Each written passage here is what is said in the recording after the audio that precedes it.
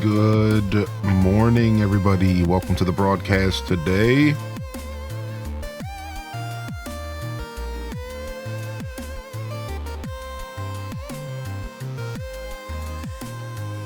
Happy Friday.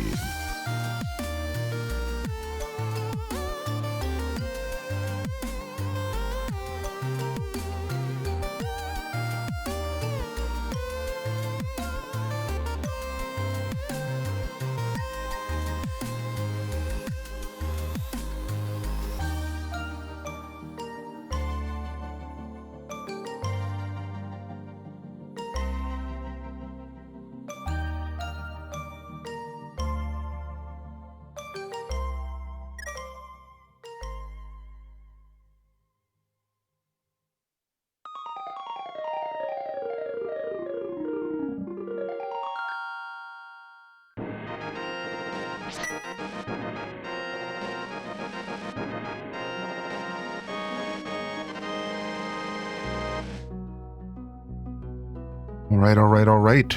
Good morning. Thank you for your patience this morning, everybody. We're slow moving today, but we're here. We made it. Happy Friday. Ready to play some Stardew Valley. Good morning, everybody.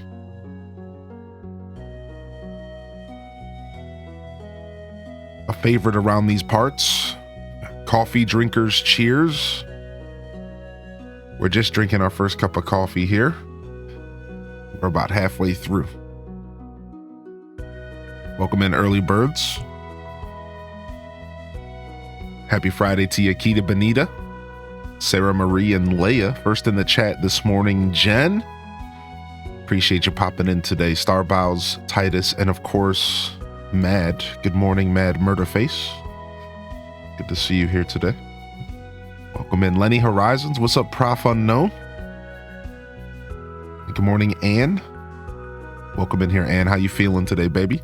Pajama Rama, Kyle Ecstasy. Enjoy those lurks, Chell and Nara. Thank you both.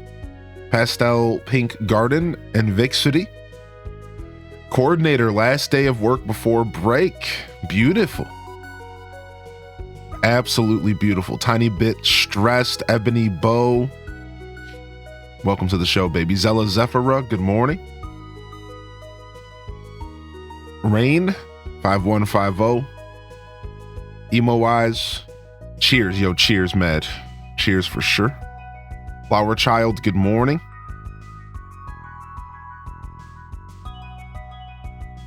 Gotta say good morning before I go back to sleep. No worries, Flower Child. Thanks for popping in, dude.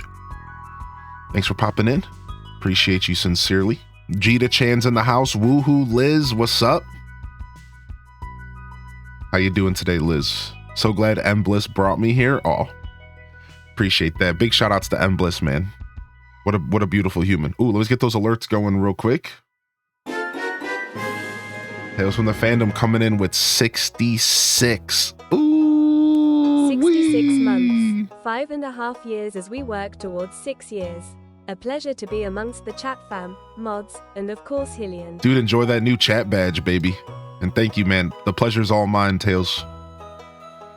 The pleasure's all mine. Keeping people like you around is always a nice reminder that I'm doing something right. Still haven't quite figured out what yet, but we're doing something right. Shamrocks, good morning. VCat. Strato, dude, how you been, man? Haven't had a chance to catch up with you too much. You just finished AQ40 and WoW, dude. Oh, that's amazing. That's such an amazing feeling, dude. I remember the first time I finished MC. Oh, dude, good stuff. Cheers, Stratocaster. I'm glad you're having a good time, man. I'm glad your journey's going well. It sounds like your gaming journey is going well, dude. Keep it up. It's good to see you in the chat. I hope life has been treating you as well as your WoW journey. Sometimes they don't always line up like that.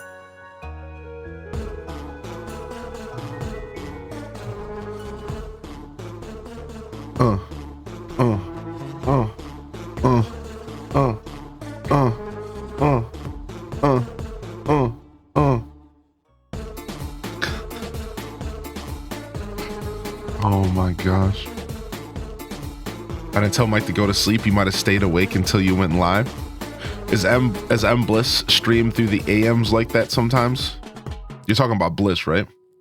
I've only ever caught him in like before bed. I didn't know he went through the AMs. What's up, Abyss? Good morning. Yo, Grandpa, chill, dude. Here we go. Now we're settling in. Now we're settling in, baby. Now we're settling in. Good morning, everybody. Yo, thanks for popping in today. Happy Friday, everybody. Happy Friday. We're going to be going lo-fi again today. Weird not asleep on my part. Super weird not asleep. I can say this is the first time in a long time that I had what I would call a nightmare last night. It was real weird. And then to make it even weirder, it involved like a slew of people from my past or just people that I don't interact with as much nowadays. So it was like, man, I swear to you, I was in a state of anxiety throughout my whole sleep last night. Like I woke up like tired.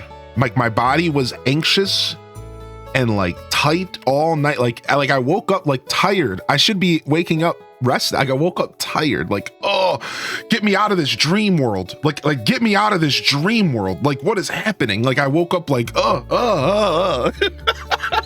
like I was being chased by monsters and stuff all night, dude. It was just like, man, what a weird night of sleep, man. Rarely do I wake up from a dream that like genuinely like affects me. Like I woke up like a ball of anxiety this morning. Like, we're gonna try that whole sleep thing again later.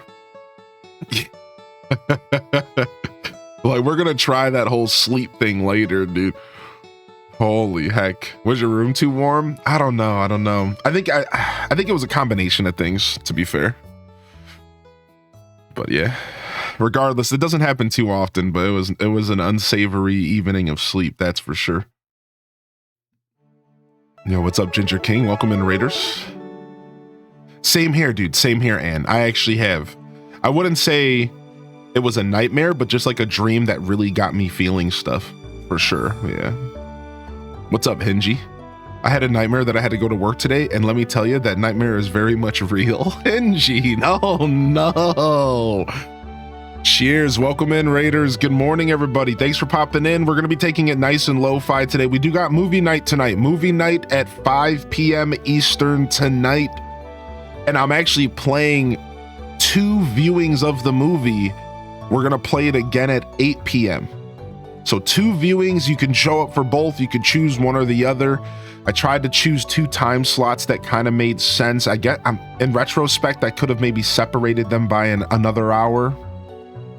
I'm learning. So 5 p.m. Eastern, 8-bit Christmas, 8 p.m. Eastern, 8-bit Christmas. And I left a little space in between for me to get up and stretch and take a break. So 2 viewings tonight. The stream here this morning will go into the afternoon. We'll take a break, and then we'll ping the movie night roll when the movie's gonna start. I'll give you about a 15-minute heads up. So if you're not in the Discord already, you can get yourself a little roll that for movie night notifications, and that'll help you make sure that you have yourself all sorted so you could sit and watch with us. If you've never done a movie night, the channel in Discord is muted. No one else can talk but me, and I don't talk outside of the beginning. Otherwise, we all use a text chat to engage with each other. It's honestly a blast. It's basically Twitch chat. It's really cool. So join us. That'll be later tonight. But before we get there, we're going to start with some Stardew. So let's sink our teeth in. I'm ready to just game today and kind of get myself to wake up here. I will say, just to kind of note this, no pocket camp this morning.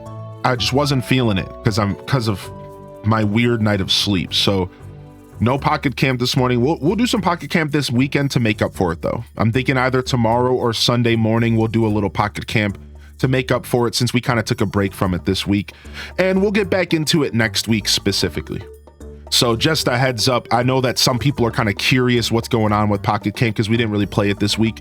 Just taking a breather, just happy to be back after 12 games of Christmas and looking to maybe dive back into some more of that next week, all right? So just kind of jumping in front of that because I assume some people are saying, hey, it's a weekday. I know that you usually start with a little bit of something from the mobile market, at least as of late, but we'll get to that. We'll get back to Pocket Camp for sure. So, oh, nice. A new Gyrodite event. Very nice. I haven't actually logged into Pocket Camp in a couple days. I just took a breather from all the mobile stuff. Just a little bit of TCG Pocket and that's it. Speaking of, do I have packs waiting? Let me make sure.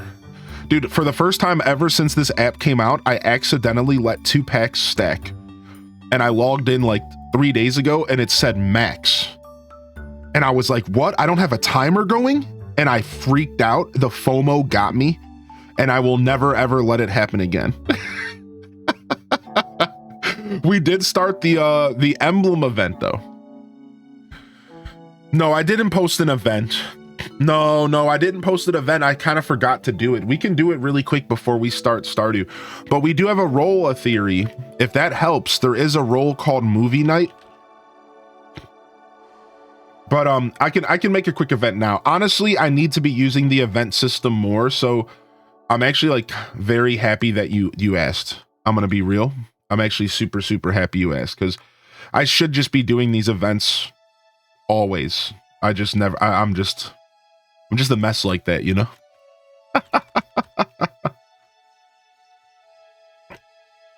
But yeah, we do have a role you can get if you join the Discord. There is a role and you can get pinged. And I think that's like the best way to keep up with Movie Night, but everybody has their Discord set up differently. So I respect that if you don't get notifications, well, then that role doesn't help you much now, does it?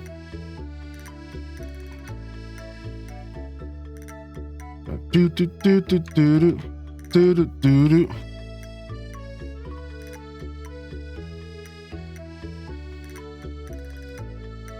All right, cool. I made a quick one for the 5 p.m. viewing, and then let me make a quick one for the 8 p.m. viewing, and I got it all set. So hopefully that helps.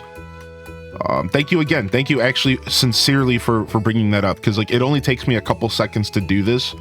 And like sometimes I just turn a little molehill into a mountain with this kind of stuff. Anybody else do that, dude? I just literally turn it into a mountain for no reason. Like it's literally taking me 3 seconds, but like I avoided doing this all week.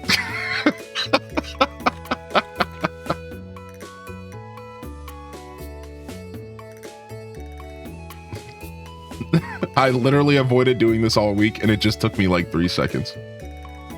This is why I need to actually consider co-op streams. Like I need to actually consider co-working streams, because I would work so much better if I had Twitch chat in the background. I think I would, because like in a co-working environment, I'd probably get so much done. Yo, I didn't even ping the Discord that we're live today. So let's do that real quick as well. Look at us, we're a mess, dude. What a morning.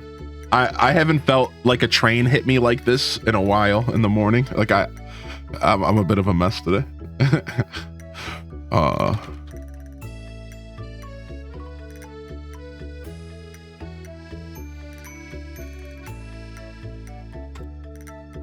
All right, sick. We're posted and we're ghosted and we're ready to get roasted. Those fishies. Ready to roast those fishies. Not that kind of roast, chat, all right? It's too early. It's too early, chat. Chill. I mean, you guys could do whatever you want. A little wake and bake never hurt anybody. You know what I'm saying? You know what I'm saying, dude? Okay, I'm sorry. All right, dude, it's Hyrule Farm, day 24 of winter. We are almost into year 2. We are almost into year 2, dude. We wrapped up a little early on Monday. We never made it to year 2. We're almost there. Winter, day 24 of winter, year 1. We have more cash than we can spend. To be fair, like we really have more cash than we can spend right now. We can't really find a ton of things to spend cash on because like there's other things holding us back, like stone and wood. Now we could buy the stone and wood, and we're thinking about picking up a full stock of it before the end of year 1, because apparently it all goes up in price year 2. But aside from like that, we're really doing pretty well for this fishing challenge. I'm actually having a lot of fun with it. To just lay the challenge out real quick, we can only make money off of fish and fish byproducts. We cannot and have not made a single dollar off of anything that wasn't fish or fish products. So it's been a pretty cool challenge, and the fish smokers and the roe from the fish ponds completely blow this whole challenge wide open. This whole challenge gets blown wide open because of fish ponds roe, legendary fish roe, and smoked fish are just too powerful. Like sincerely too powerful. So that's the vibe here, and it's working out pretty well. Will you include the technique where you chug a diamond from fishing into a crystallarium? I don't think I will be doing that technique, but I think that is a super interesting technique. Like, and the person who prompted that idea even took it a step further. This is what they actually presented me. They said that technically, through fishing, you can collect oh, there they are. It's Deadly, son. Yeah. There you are. Welcome back in here, Deadly. What's up, dude? I didn't see you there. So Deadly prompted that technically, every single item you would need to make a crystallarium can be collected by fishing. Therefore, if you collected all the materials fishing for a crystallarium and then got a diamond out of a treasure chest and then put it in the crystallarium, you could mass produce diamonds and it would all technically be a fishing byproduct. Which is such an interesting thought to really take a challenge like this to the next level. Yeah, because batteries can come from fish ponds. I don't know what type of fish it is, but batteries can come from fish ponds. So the game is set up in such an insane way that if you really wanted to, you could like big brain this, dude. My brain, I was not ready for that suggestion when we got that on Monday, dude. Like, holy heck, dude. Like, what an interesting idea. Yo, good morning, Pokemon fan. Good morning, Minty Mont. How are you today? Let's see if there's crab cakes for sale or something. Something interesting here. Yo, what's up, Rachel? I got this crystallarium from fishing is a cool thing to say. We might do it for fun in year 2, but I won't be turning it here. So let me rephrase my answer to Seraphin. Good morning, Seraphin. I'm not going to do like a huge crystallarium farm, but I might give it a try. I might like make at least one crystallarium from fishing just to say that I did it. I was thinking about doing that. And we'll probably do some of that fun stuff in year 2 coming up because we're going to have some more free time. The one thing about this playthrough that's super interesting is like, I really do have like a bunch of like free time in this playthrough, more than I usually have in a Stardew playthrough. So where's my letters at? I don't remember who my secret Santa is. Sam. So we're just going to give him a Joja Cola. How close are you to Ginger Island for a stingray? We're honestly closer than... We're not far off. So we have to grow crops in year 2. This is our biggest wall right here. We're gonna have to grow like what? Like 50 of each to get the 5? I don't know what the ratio is, maybe like 30 of each. We just built our coop. And we're about to build a barn, and we can get this stuff going here. We somehow missed a yam. Did we really miss a yam this year? Or is it in my refrigerator in the house and I just never put it to the... Okay, it's just in my refrigerator in the house. So, nice save. Nice save. All right, and then let's see the next real quick. Fish tank is missing sunfish and shad, which I gotta look up and see what season those are. You would think my fish tank was done, but I haven't done a ton of like fishing outside of the ocean. We haven't fished in the desert, but we have the desert unlocked, so that's easy. And I don't know how I've missed the red snapper. I might have just cooked all my red snappers and sold them without thinking. But we got to look up and see what season red snappers. I think it might be spring, so we might be good.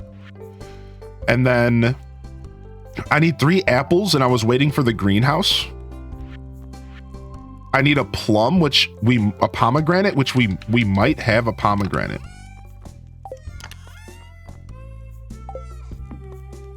Yo, what? Don't sit down, dude. We might have a pomegranate from the ground, right? So we might need to grow a tree for a pom as well. So that's another greenhouse problem, right? We need a nautilus shell. I guess that would have been winter. So we might have this laying around. Hopefully we got that, because that sucks. I need a sunflower, a red cabbage, and a duck feather. So the red cabbage, we haven't been paying attention to the traveling merchant, but it doesn't matter because year 2 is red cabbage. So we can get that, and we can get a duck ASAP. I guess we have to keep upgrading our coop. We could also get a duck feather from the traveling merchant, I think. And then here, it looks like we need truffles, fried eggs, maki roll, and poppy, which I think poppy might be spring. I think maybe summer. So we're not doing too bad. Yeah. I'd say community center by like mid year 2 if I'm not too lazy about it. So we're getting close to that stingray. Yeah, we can do the maki roll and egg right now. Exactly. So some of that stuff's not terrible. Summer rainy day for red snapper. All right, let me catch up on the chat real quick. I know I missed some stuff here. Good morning, Sammy Doc. Good morning, Rageless Stream. Hi, Sam. For this Christmas, I got you a Joja Cola I fished out of the sea. Oh, and 1.6, it shows you who your...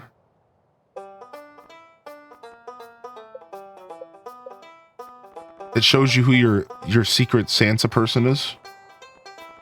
What's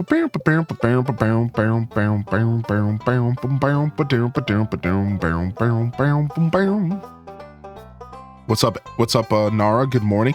Anuka Zan, good morning.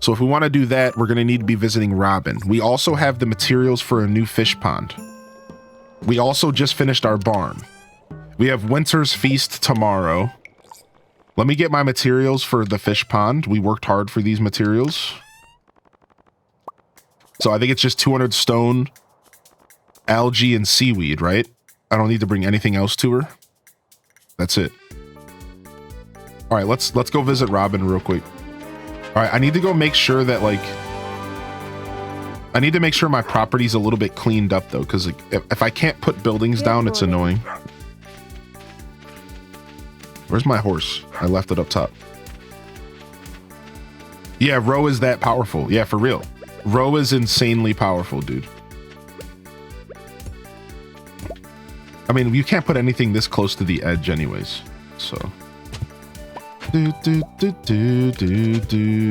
I want to organize properly, I need to get all this stuff away. What is that emote? Is that a shiny fish? Yo, Horde Sack, thanks for 3, man. What's up, dude? So Deadly Sun says, how does special request work? If they ask for stuff that's not fishing, are you allowed to take it? No. So bulletin board special request, if it's not fishing related, I don't plan to do it. And then same thing with the big bulletin board, Robin's board. My logic so far for those have been no bueno unless it's fishing related. Now, again, we could get big brain about it. And like if somebody asked for a battery pack, technically I could give them a battery pack.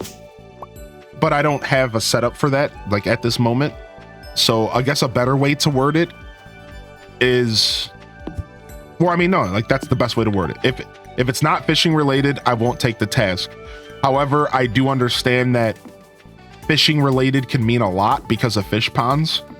So just know that as of right now, my mindset is just, if it's not directly related to fish, I'm not doing it. As in, please catch me a carp. Okay, sure. Otherwise, I'm not bothering with special request. I am letting myself do like these quests though. The quest and the quest log are the only exception because they're just, it's literally like 200 gold. Doesn't really matter. Yo, good morning, Duvor Dwarf. How to turn one of these hoverboards that people ride on into a green goblin rider for a cosplay I'm working on. A green goblin rider. That's sick. All right, where's my horse? All right, let's go up to Robin's and let's see if we can do a little bit of reorganization. We're gonna have to visit Robin more than once to do this because we're gonna have to move stuff out of the way, then put down paths and stuff, and then come back and move stuff back to where I want it. So I really should just go around cutting all the grass, and I should get a silo here before the end of the year. But whatever.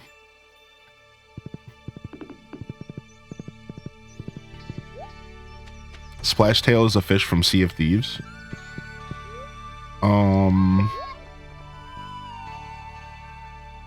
Do I need anything else out of here? Could use another fridge, I guess.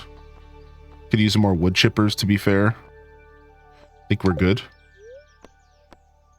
Construct and move buildings. All right, let's spend a little bit of time messing around here. This would be a situation where I would love to have an actual mouse doing this. What about Spring Evelyn's special request? No, I'm not going to do anything if it's not fishing related. So I'm going to miss out on some features in the game, but that's the whole point of the challenge. So I'm not, like I said at the beginning, like this is not a playthrough I'm going to be able to 100% because I won't be able to do all the Robin's bulletin board request. Therefore, I won't be able to get all the recipes and items. Therefore, this will never be 100% playthrough unless I wanted to sit there and do mega big brain stuff and try to take advantage of every single fish from every single fish pond. Then maybe I'd get closer. But I'm fairly certain that even with all the big brain moves, I wouldn't be able to 100% this save file unless I broke the rules of the challenge. So I don't really care either way. I'm just kind of vibing. I'm not too stressed about 100%ing another Stardew save file. Not really something I intend to do anytime soon. It's a lot of work and I'm good. I've done it twice and twice is enough. Thank you, Giggities, for the gifted to M Credible. Good morning, M, and enjoy a gifted sub on the house. What's up, introvert Latina?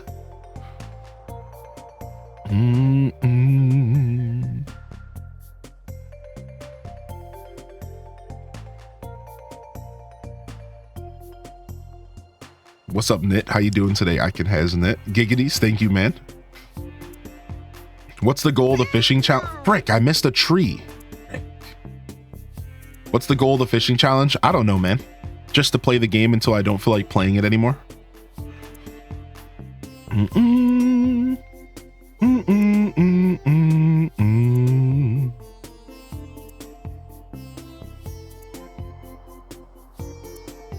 All right, what do I want to do with this barn and coop?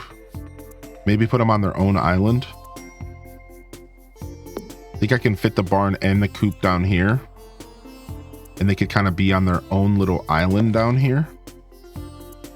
That would actually be pretty nice. And then I literally just have to put a gate in front of the fence and then we're done there. So this will be the barn and the coop. Because I don't plan to have a lot of animals.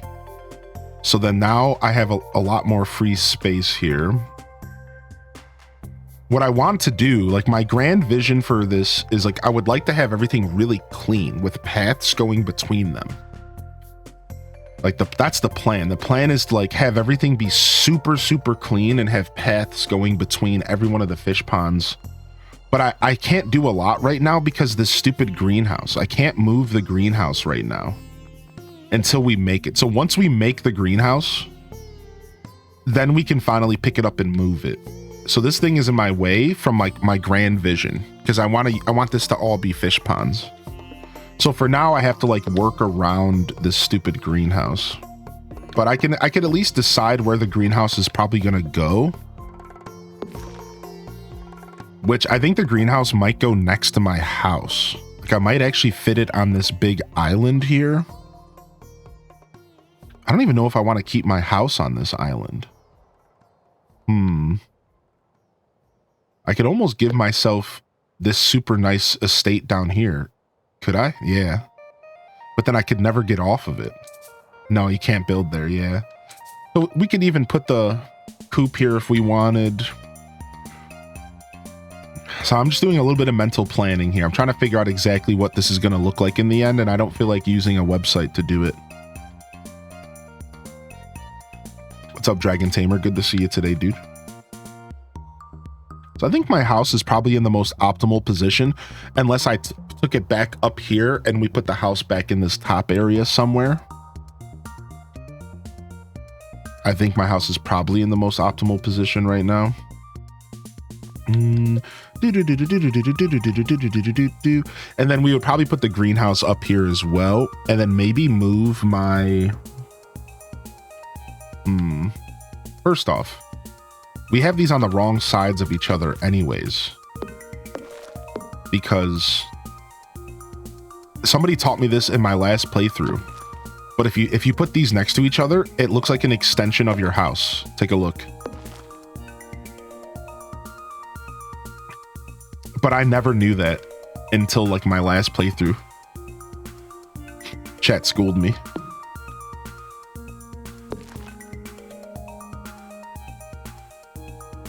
It's super sick. Chat schooled me big time on that. Then we just have this random space behind here. Empanada, where's your mama? In pajamas, Rollerama.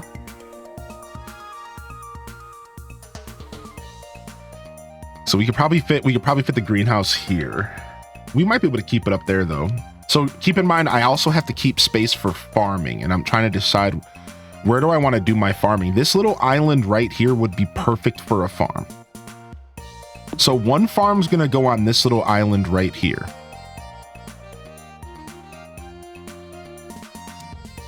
And some other farmland can go over here. So my farms are going to be here and over here, I think. I think my farms are going to be these two islands, and we're going to try to make them look really nice, which leaves us the rest of the real estate for fish ponds. I think that's how I want to do this. Honestly, this area over here is pretty funky as well. And we could probably do farms on this little island as well, because this island's just so funky.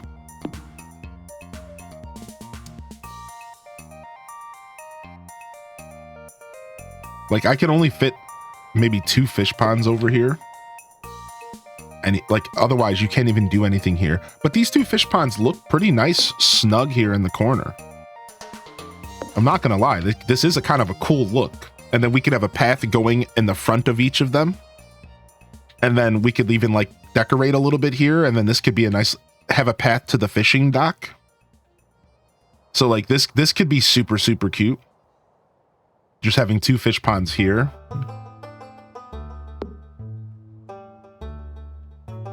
And then maybe we'll just put both the sturgeon ponds there.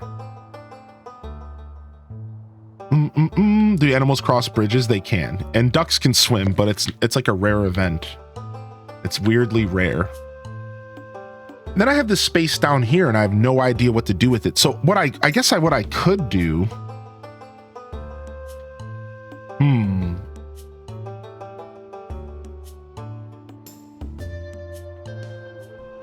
This could be barn and this could be coop over here.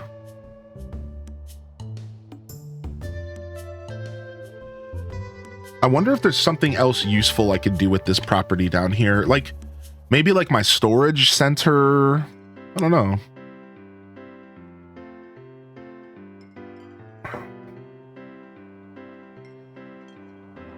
Hope you're doing well today, little moonbeam. Good morning. Happy Friday, everybody just rolling in. Happy Friday. Let me see how the coop fits over here.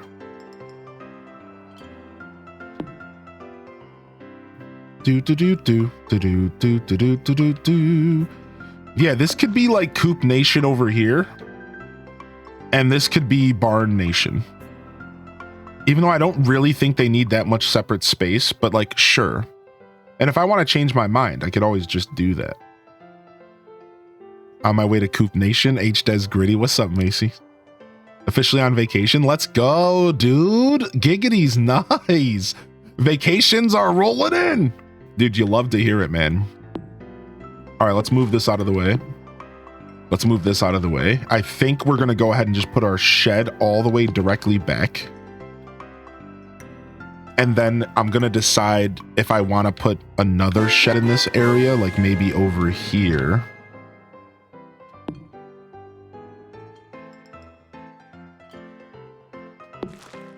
Put that there. That's cool. Sure. All right. And then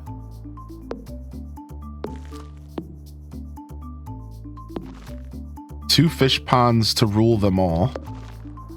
Two fish ponds here with a path in between, a triple path in between.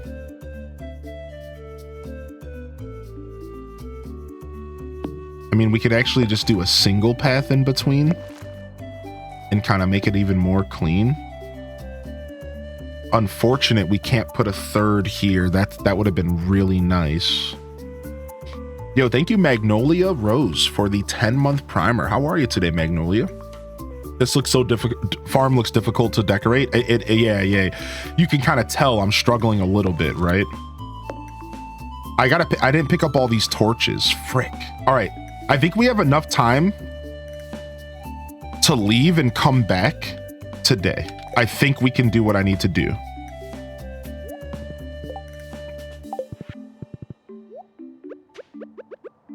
We just need to pick up a couple torches. Again, this is going to be a process I'm going to do over like the next 5 days in game.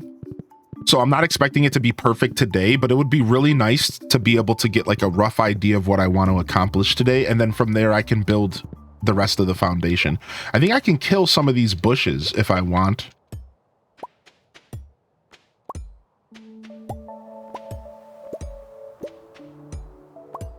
I'm pretty sure you can kill those bushes if you want. Some of those bushes are actually killable, but once you kill them, they never come back. Boom. So like, there. See, now I have like way more space, right?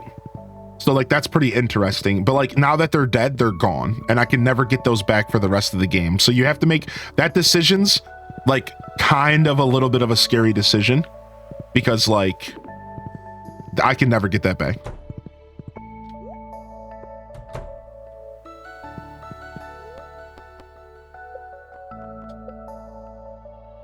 Dipping out of work, dipping out for work. We'll see you later, Calico. Have a wonderful day. And thank you. Yeah, I should be around for lunchtime. We'll see. I'm going to take it easy today for sure before the movie night. You're doing a wedding anniversary this week, so lots of goodies. 14 years together? Dude, holy bananas, gorilla. 14 years, dude. I always found those types of things to be like goals. Like, that's so cool to me. That's super cool to me, dude. Congratulations. Hope you all celebrated as hard as you could. Where's my fourth legendary fish at? Here he is. The crimson fish, right? So those are 4 legendary fish, and we have a 5th coming in spring. So that feels real good. All right, let me move this over here temporarily. Boom. And then this has got to go. And then these bushes down here got to go. But for now, again, as long as I can get a foundation. So the only problem with putting a fish pond right here is I can't walk below it. Like, that's not really a big deal. And this is all going to be fish ponds. Like, everything you see right here is going to be moved. This is all going to be fish ponds right here. With one space between, and I'm going to path the space between with crystal paths. And I think it's going to look gorgeous because I think the crystal paths will look better than stone alongside the pattern of the fish ponds. So that is the end game goal here, is to just have this whole piece of land, nothing but fish ponds with crystal paths running between them. And having it be somewhat organized.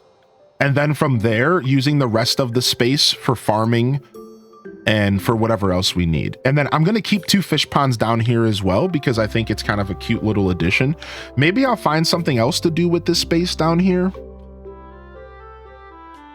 I think I can only fit like 1 shed down there. So this little island here almost should just be a cosmetic decoration. Like, I almost want to turn this space down here and just like to a cute little fishing spot. And like just make it be like a cute thing. Can you place the ponds on the pathing, or is that not possible? You might be able to place them on the pathing. I'm not sure. We'll definitely test. That's a good question. Here, we can test right now. It looks like I can. It looks like I can. So you're right. I could put the path down first. I could just put a whole layer of path down if I wanted. That's cool. I didn't actually know that. I thought paths would stop me from placing down. I didn't think about that. Yeah, right by the dock. Yeah, I think that's just going to be a decoration zone. I do want to have more than 1 shed. And I'm just trying to decide like exactly how I'm going to do that. No matter what, the sheds are going to be like, no matter what, I can only fit like 1 shed in this little corner. I almost wonder if I just bring my house back and stop trying to be different here. And then I do all the sheds in the middle. Even though I love the idea of my house being in the middle of the farm. I think it's so neat.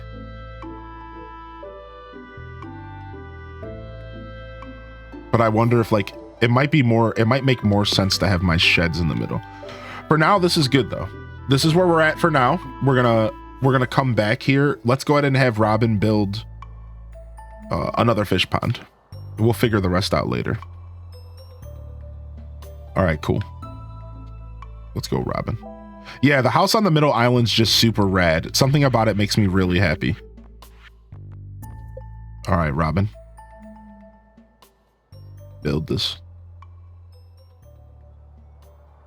We'll just build it over here for now, so we can move it. Okay, so.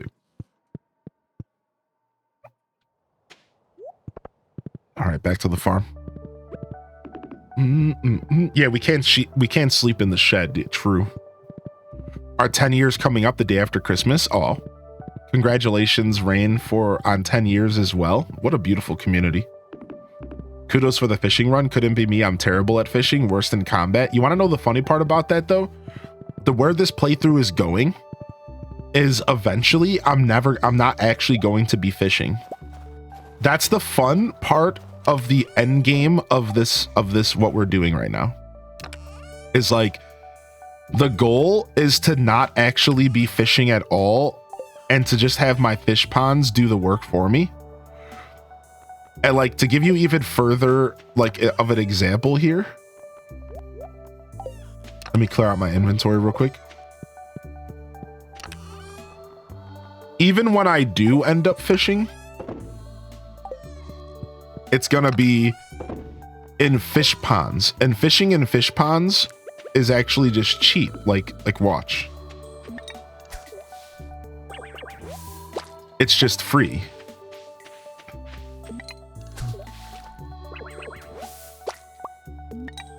So like eventually like this is gonna be the game. Like this is gonna be how I fish on this save file.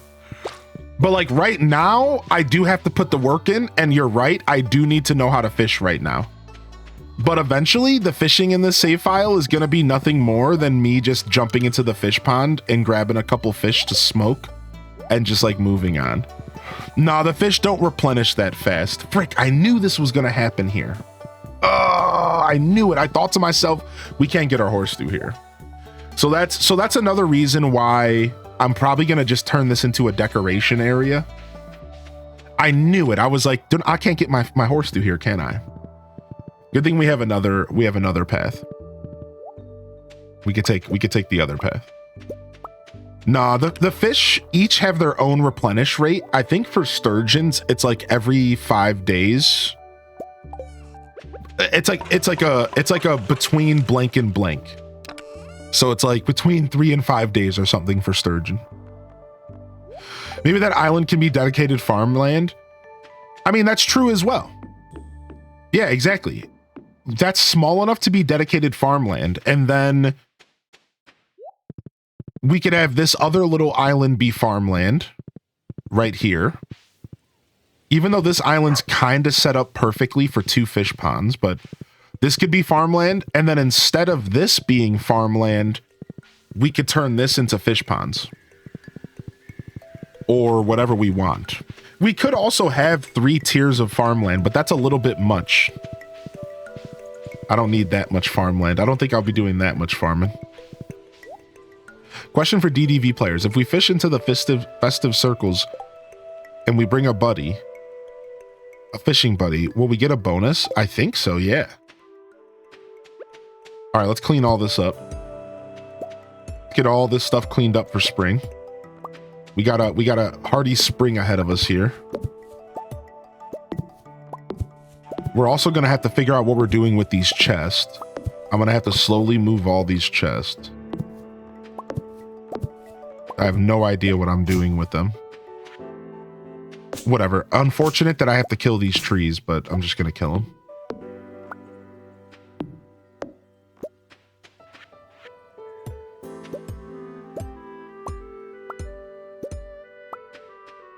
What's up, Belle? All right, and then the cool thing is that we can just push these back, and I think this is actually fine.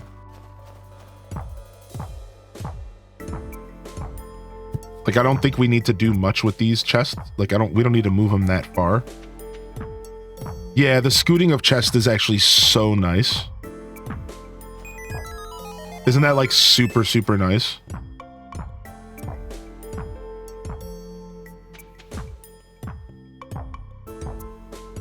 What's up, Amir? How you doing, man? Is that the Amir? Or just some other Amir? I'm just kidding. I'm kidding. That was rude.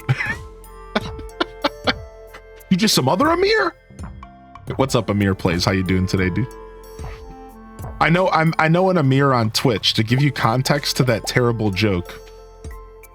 So I was like, is that the Amir that I met a couple years ago? I don't think it is. Good morning, Amir. Welcome in. I know another streamer named Amir.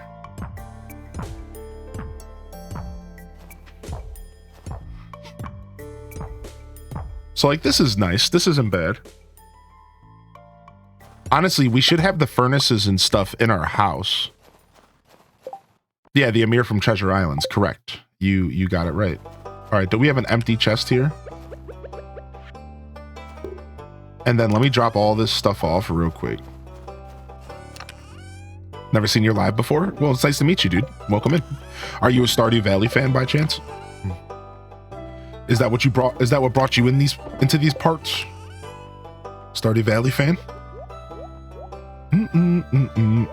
Yeah, you're good. You're good, dude. Usually I'm pretty okay about reading between the lines.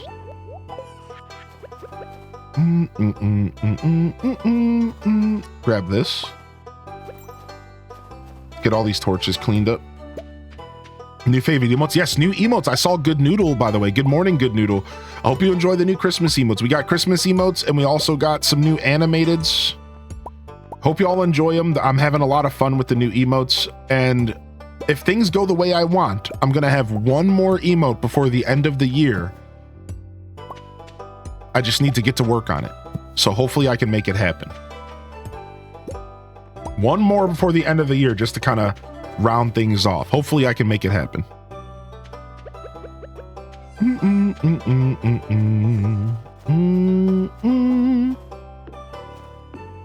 Nice. 3 worm bins is perfect here. We'll put the fish thing there. All right, just dropping all this stuff off. Trying to, like I said, we're trying to get stuff cleaned up here. So this is all pretty nice. This all feels really good. Let's clean up the rest of these bushes, I guess.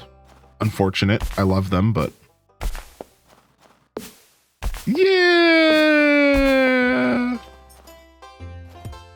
Again, we could leave the torches around the edge of the lake, but we'll just get rid of them.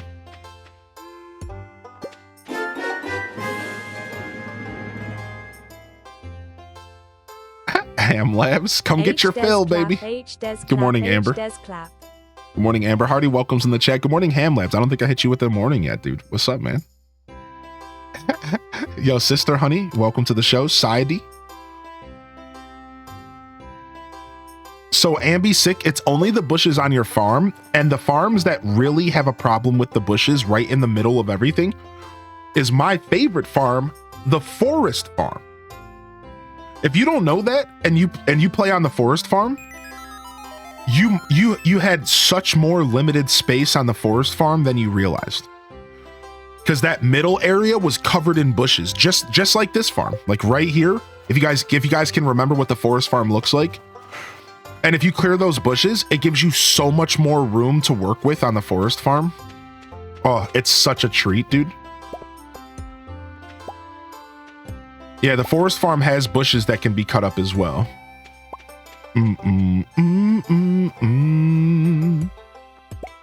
Oh, you know, it's funny. How did we not get a pomegranate out of here? Boom.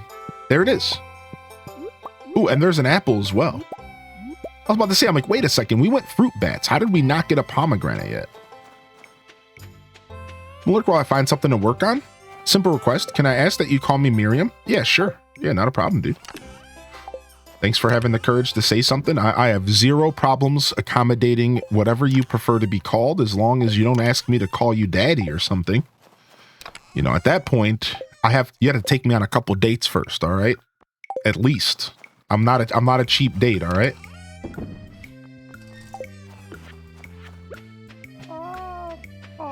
How do you clear bushes with an axe? Yes, that's right, Quilty.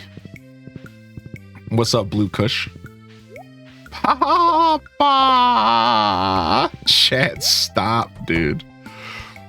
I mean,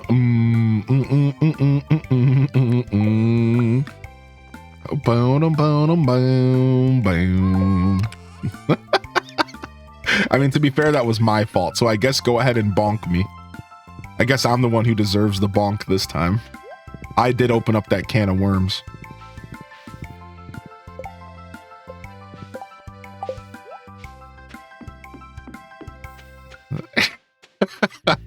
No comment, Magnolia. No comment. This chat's rambunctious today. I love it. You rambunctious bunch. All right, this stuff can go to the community center. Think we can take it there and get back in time for bed? Where's my horse? Okay, if my horse was right here, I would have tried. We'll try tomorrow, though. All right, things are looking nice and clean. Let's go to sleep, wake up, and we can do more tomorrow in game. We have the Feast of Winter Star. Let me get all this stuff out of the chest. Wait, that's not gonna work. All right, let me dump some of this stuff in here. I'm trying to take this stuff to my house. I think I want this chest at my house.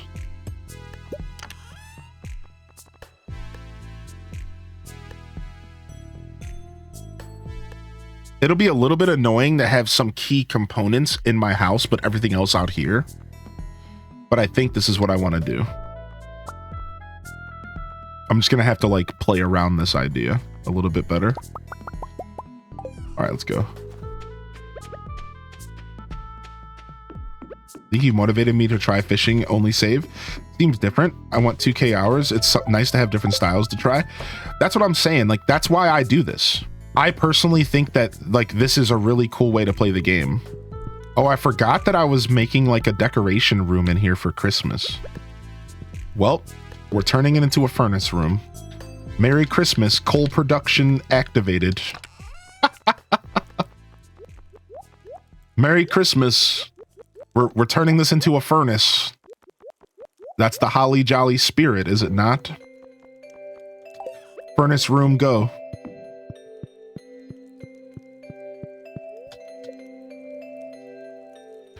So the fishing challenge that I'm doing, I created myself, and the idea is I can only make money off of Christmas. I can only make money off of, sorry, I said Christmas, off of fishing. So the whole idea of this playthrough is pretty simple, but it gets more complicated. I'm sure if you play Stardew, you understand. But the basic premise is I can only make money off of fish and fishing products. So fish ponds, smoked fish, I could cook sashimi, like, and you can start to get real creative. One of our viewers here has gotten really creative with some of the stuff that I could be doing. To give you an example, technically we could craft a crystallarium because you get all the components from fish ponds. And technically we could mass produce diamonds because diamonds can come from treasure chests while fishing. So it gets like pretty deep, but the basic premise is just we can only make money off of fish and fish products. From there, if you guys want to take the challenge, you can tweak it and manipulate it per your own interest. I encourage you all to pick up interesting ways to play this game, from mining to fishing, and you can manipulate the challenge per yourself. It's like a Nuzlocke. Every person who does a Nuzlocke uses their own set of rules, right? It's like we're talking about a Pokemon challenge called Nuzlocke. But a lot of times it's all separate rules. It depends on the player and the person. So I do encourage you to kind of create your own set of rules around this. I left it vague and open on purpose because I wasn't sure how limited I wanted the game to be, because I do want to enjoy all the little things, you know, like I didn't want to be stuck playing the game in a way where I couldn't do like mining or I couldn't go and cook. So I tried to create this challenge to get me to play the game differently, but also to let me play the game freely and not have to question every single move I made. Because some challenges out there are pretty intense like that, whereas this one's a little bit more casual. Right. What's up, KCB? Yo, thank you for 7. Sending lots of positive vibes. Yo, what's up, Bookie Proud Mama? I'm sorry to hear about the flu. Oh, that's terrible. That's terrible. Not a good time for the flu to hit you, but I mean, when really is a good time for the flu to hit you, right? I mean, it is what it is. What's up, Tweediculous? Good morning, Mandy Cat and Tweed. Yeah, we're having a lot of fun with it for sure. I can only make money off of Christmas. Welcome to corporate holidays. Welcome to Living Off the Land. We're back again with another tip for y'all now. Listen up. Ever had the urge to dig around in your neighbor's trash? Ew. Hey, if that's your thing, just don't do it when anyone's around. If they notice you, they'll be seriously grossed out. And it'll harm your friendship. Well, unless they're into the same thing. Oh, sick.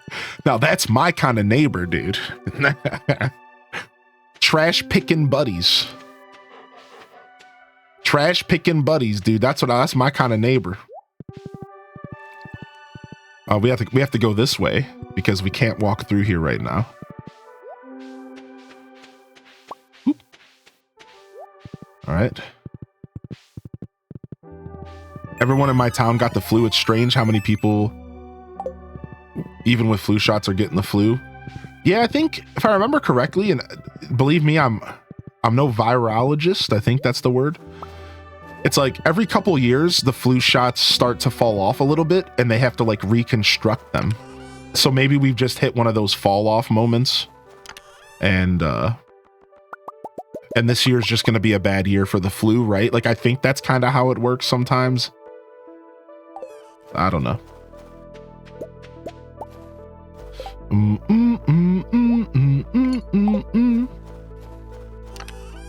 All right. Where's my wood chippers at? We do want to get our wood chippers down again. And then we just have to figure out where we want those wood chippers to be. I think I'm going to put the other shed like right here. I think I'm just going to have the sheds back to back with a little space in between. So if that's the case, then I guess my wood chippers for now can just go here and we'll move them later. All right. And then anything else need to come out of here? I don't think so. Not for now. All right. Let me go dump this stuff at the house.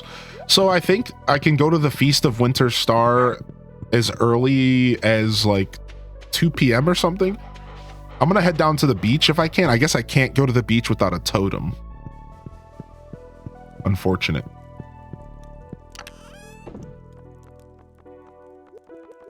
So no beach today, which is fine. Where's my jade at? Get that going for staircases in the future. All right. And then we need to bring a stack of coal and all of our ores back in here. We need to bring a stack of coal and all of our ore back in here. Because I had it all outside, but we don't want it out there anymore.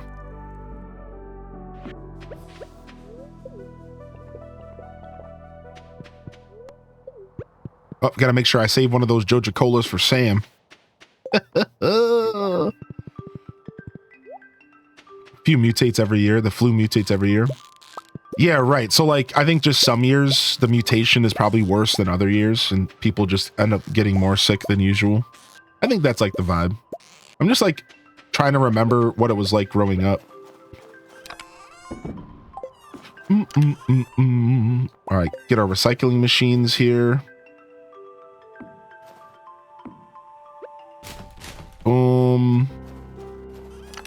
And we're gonna have to do like a split. We're gonna have to keep like half of our ores out here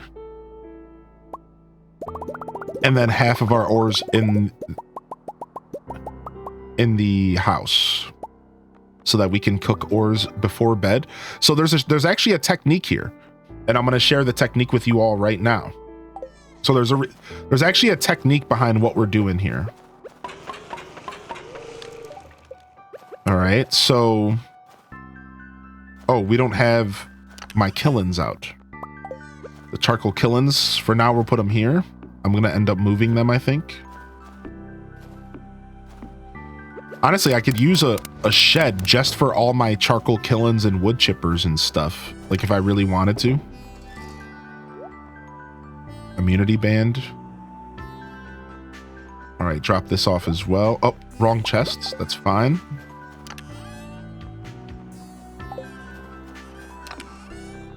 So I guess For now, I'll put it here, but we're going to have to reorganize our chest as well, is what I'm realizing. And then what am I doing with like this? This can go in here and this. All right. So the reason I'm doing this is because this was something that was taught to me way early in my Stardew stream career. But when you start to cook anything around iron and up, but gold is more egregious here, it takes a while. So one of the techniques that people recommend, and I recommend this as well, is what you do is you put your furnaces in your bed. This way, you can load up ores before you go to sleep, and then right when you wake up, and you're getting like double the ores. So like instead of sitting there and like cooking ores and like waiting for them to be finished and whatever, what we learned here is that before you go to bed, you fill these up, you sleep, you wake up, and they're all instantly done. Even iridium is pretty much instantly done at this point. You grab all the iridium, you put it in a chest, you reload it, and then you leave for the day. You come back, the ores are finished, you reload it, you go to sleep, you wake up, they're instantly done, you put them in a chest, and you just repeat that process every day. And you're guaranteed to be cooking ores every day. So this is like a technique that we learned, and because you're gonna go to your house to go to sleep in most scenarios anyways, it just works perfectly. Just hop in here, drop them off. It's just a super straightforward thing.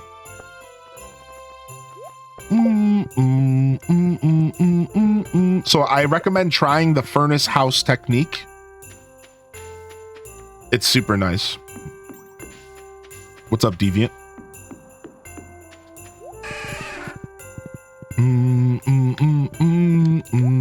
I think I eventually try to move the stuff as well. It does make sense to like eventually move it because, you know, especially if you want to decorate your house, if you're a decorator, that does make the most sense. All right, let's go quickly drop off some row here. We got that row money, that make them throw money. I don't know. I'm just making up. I'm trying to pretend like I'm Aesop Rock.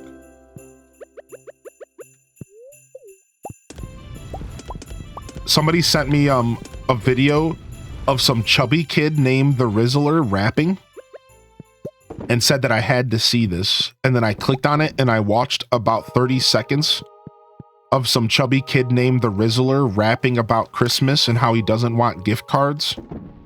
And then I found out that it was actually all some company that makes toys. And it was all a marketing campaign. Some company that makes toys got some kid named the Rizzler to rap about how they don't want gift cards, but how they want toys. So to make things even worse, it was actually just an ad for a company named like MIG or something. So to like make it even worse, it was literally just an ad. It was just a massive ad for this company to sell toys. It was like a nightmare. Like it was like, I don't even know how to begin to express my feelings about the Rizzler. Like, I don't know what to say. I really don't know what I could say to like really express my feelings. I kind of just probably shouldn't say anything at all.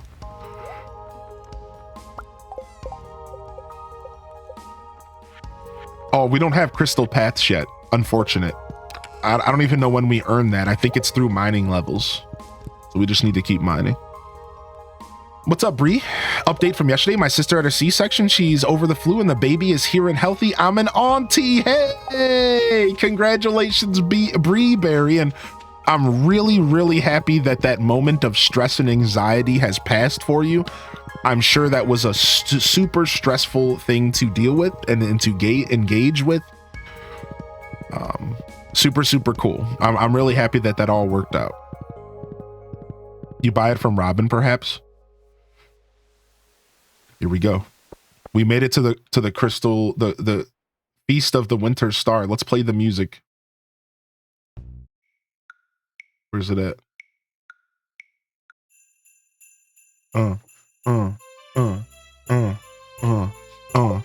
We're here. Woo! Yes, yes.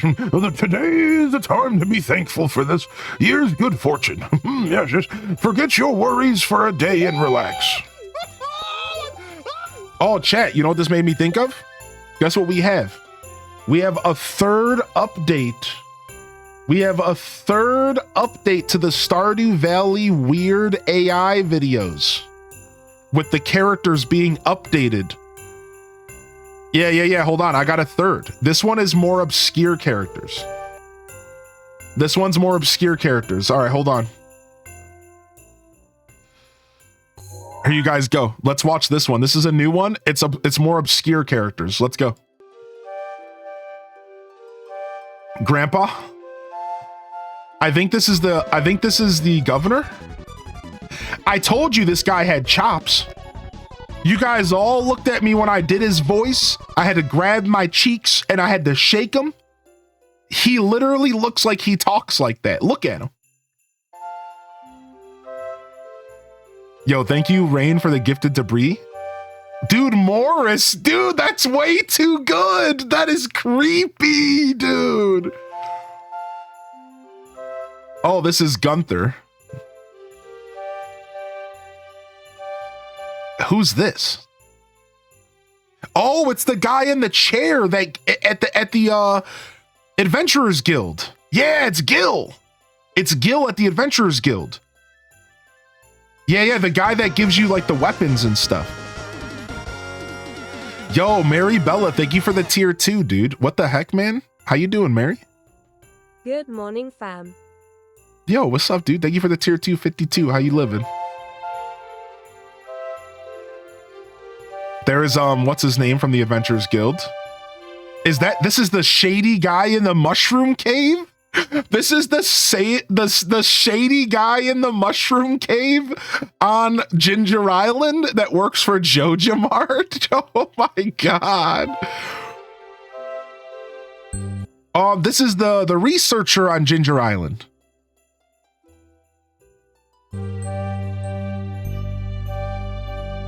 Oh, nasty. It's the guy at the swamp.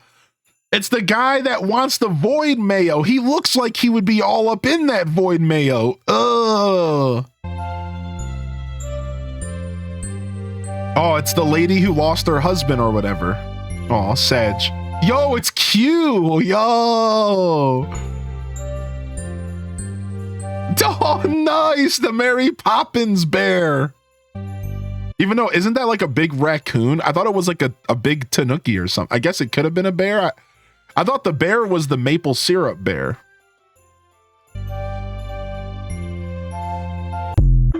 That's so goofy, dude. That's so goofy. Oh, yeah. That's so goofy, dude. That was fun.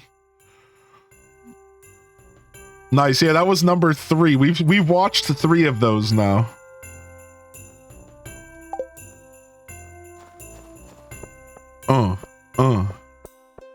Boom, boom, boom, boom, boom, boom, boom. Triple shot espresso.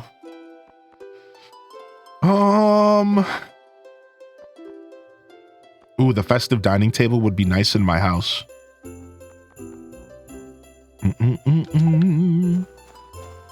All right, let's talk to everybody because we get friendship points.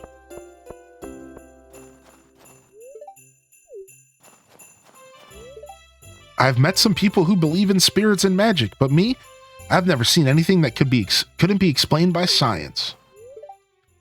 Okay, buddy. Mr. Scientist Shane. Those were good. Yeah. What's up, farmer? I agree. Oh, I didn't read what Emily said. Oops. I'm thankful there were no medical emergencies this year. I hope there's a new camera for me under the spirit tree. It's not a good time of the year for the diet. True. Humbug. They actually made him say humbug. Oh, Grandpa. Home from work a little early. The snow and ice made it terribly slow, but no complaints here. Sometimes you got to take those slow days in stride, you know? Hey, good afternoon. Do you want to start the Legend of the Star? You want to hear the Legend of the Star? Nah, G. You keep that nonsense to yourself.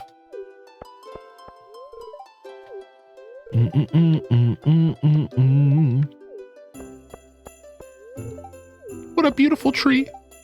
I'm still upset I didn't win the ice fishing competition. Get over it, Pam. Oh, Pam. It's a guy thing, Pam. Any good mythical island decks? Yeah, dude. So Celebi is taking over and Mewtwo's even stronger. So Mewtwo got the addition of 2 mythical slabs and one Mew EX, and the deck is like perfect. 1 Mew EX and 2 mythical slabs. You run maybe one of the explorers that let you take Mew back off the field. And the deck is just super overpowered. It's like somehow Mewtwo's even better now. And then Celebi and Superior is breaking down walls. It's super broken. And you even throw a Mew in that. You honestly, at this point, can throw a single Mew in every deck, almost. Almost every deck benefits from a single Mew EX because its attack is 3 colorless energies, and you could just copy the attack from the opponent across from you. So a lot of people are literally throwing Mew in like every deck that isn't like Pikachu. Because why? Because Pikachu requires electric Pokemon on the bench. So Pikachu's like the exception, right? So is like Celebi to some extent because I think it only doubles... No, never mind. Celebi, it works because it doubles the grass energy, not grass Pokemon. But Celebi runs Erika's, and Erika couldn't be used on Mew, so maybe you would avoid that. But the point is that people are just throwing Mew into like every deck. It's so good. It's actually pretty crazy. Yeah, there's some good decks running around. There's some really good decks running around. There's already a list of like the top 5 decks like already, and like people are... It's some of the same stuff that we've seen in the past. Like I said, Mewtwo, Celebi. But it's not fleshed out enough yet. Like there's already been like maybe 100 tournaments since Mythic Legends. Tournaments in Pocket TCG are really, really popular. So there's already been like a butt ton of these tournaments. And people are just flying through these new cards. Like, actually, let's just go take a super, super quick look at the tournament list. It'll take me just a second. Disable my ad block? Sure.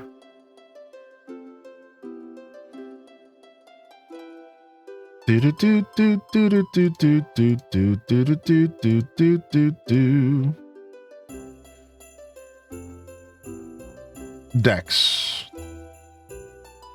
Oh, that sucks. This website broke. Wow. This website was doing so good for itself, and then it added itself into the ground, and now the website doesn't even run properly. Wow, what a terrible decision. Oh, yo, here's this great website to help people play the game. Oh, let's put so many ads on it that it literally doesn't load. Oh, okay.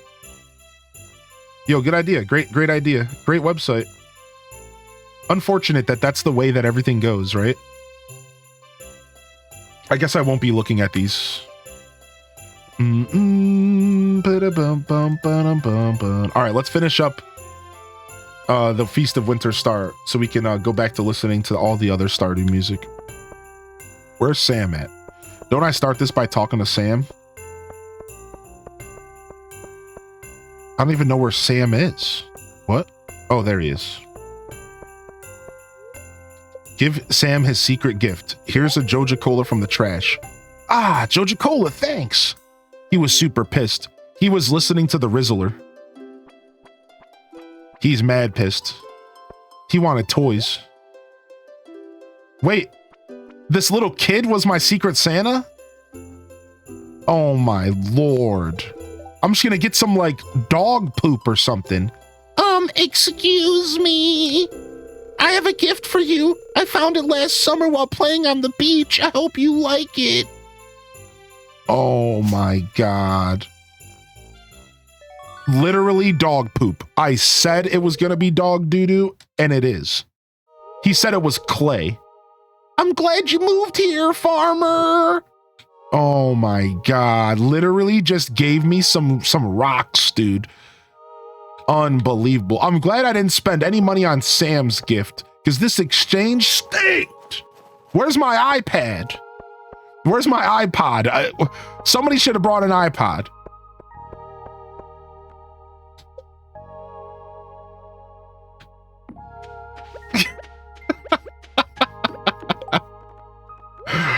Unbelievable.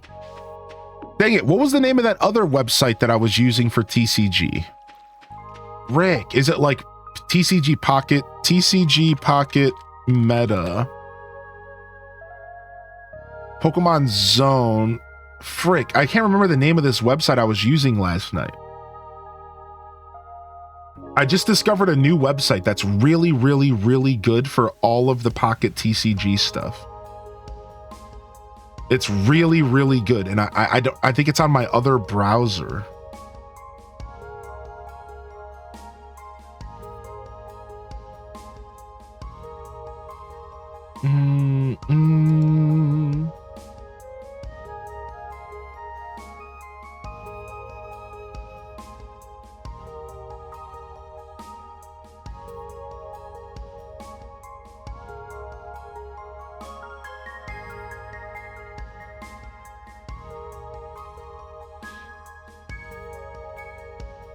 That's why I love recipe websites that start with jump to the recipe button. True, actually.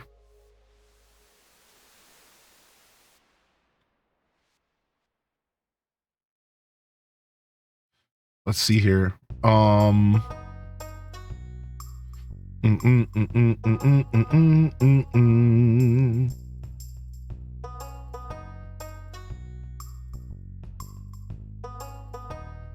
I know I was watching this leak video talking about all the future events, which was pretty cool. Pretty excited about some of the stuff. There's some promo cards coming that look really, really good. There's some promo cards coming that look really, really, really good, dude. Yeah, unfortunate. Really unfortunate that website just completely is poop now because they put too many ads. Like, that sucks, dude. That mega sucks. I was using that website for a lot of information. It's just not loading for me. I'm so disappointed in that. Where was that video I watched with that website with all the leaks? Hold on, let me go to my YouTube history real quick.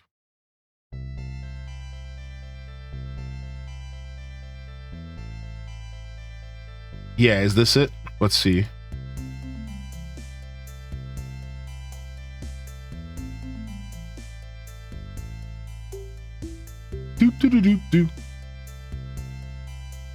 So apparently there was an outcry. There was an outcry for more content in the game, and the Pokemon Company actually replied.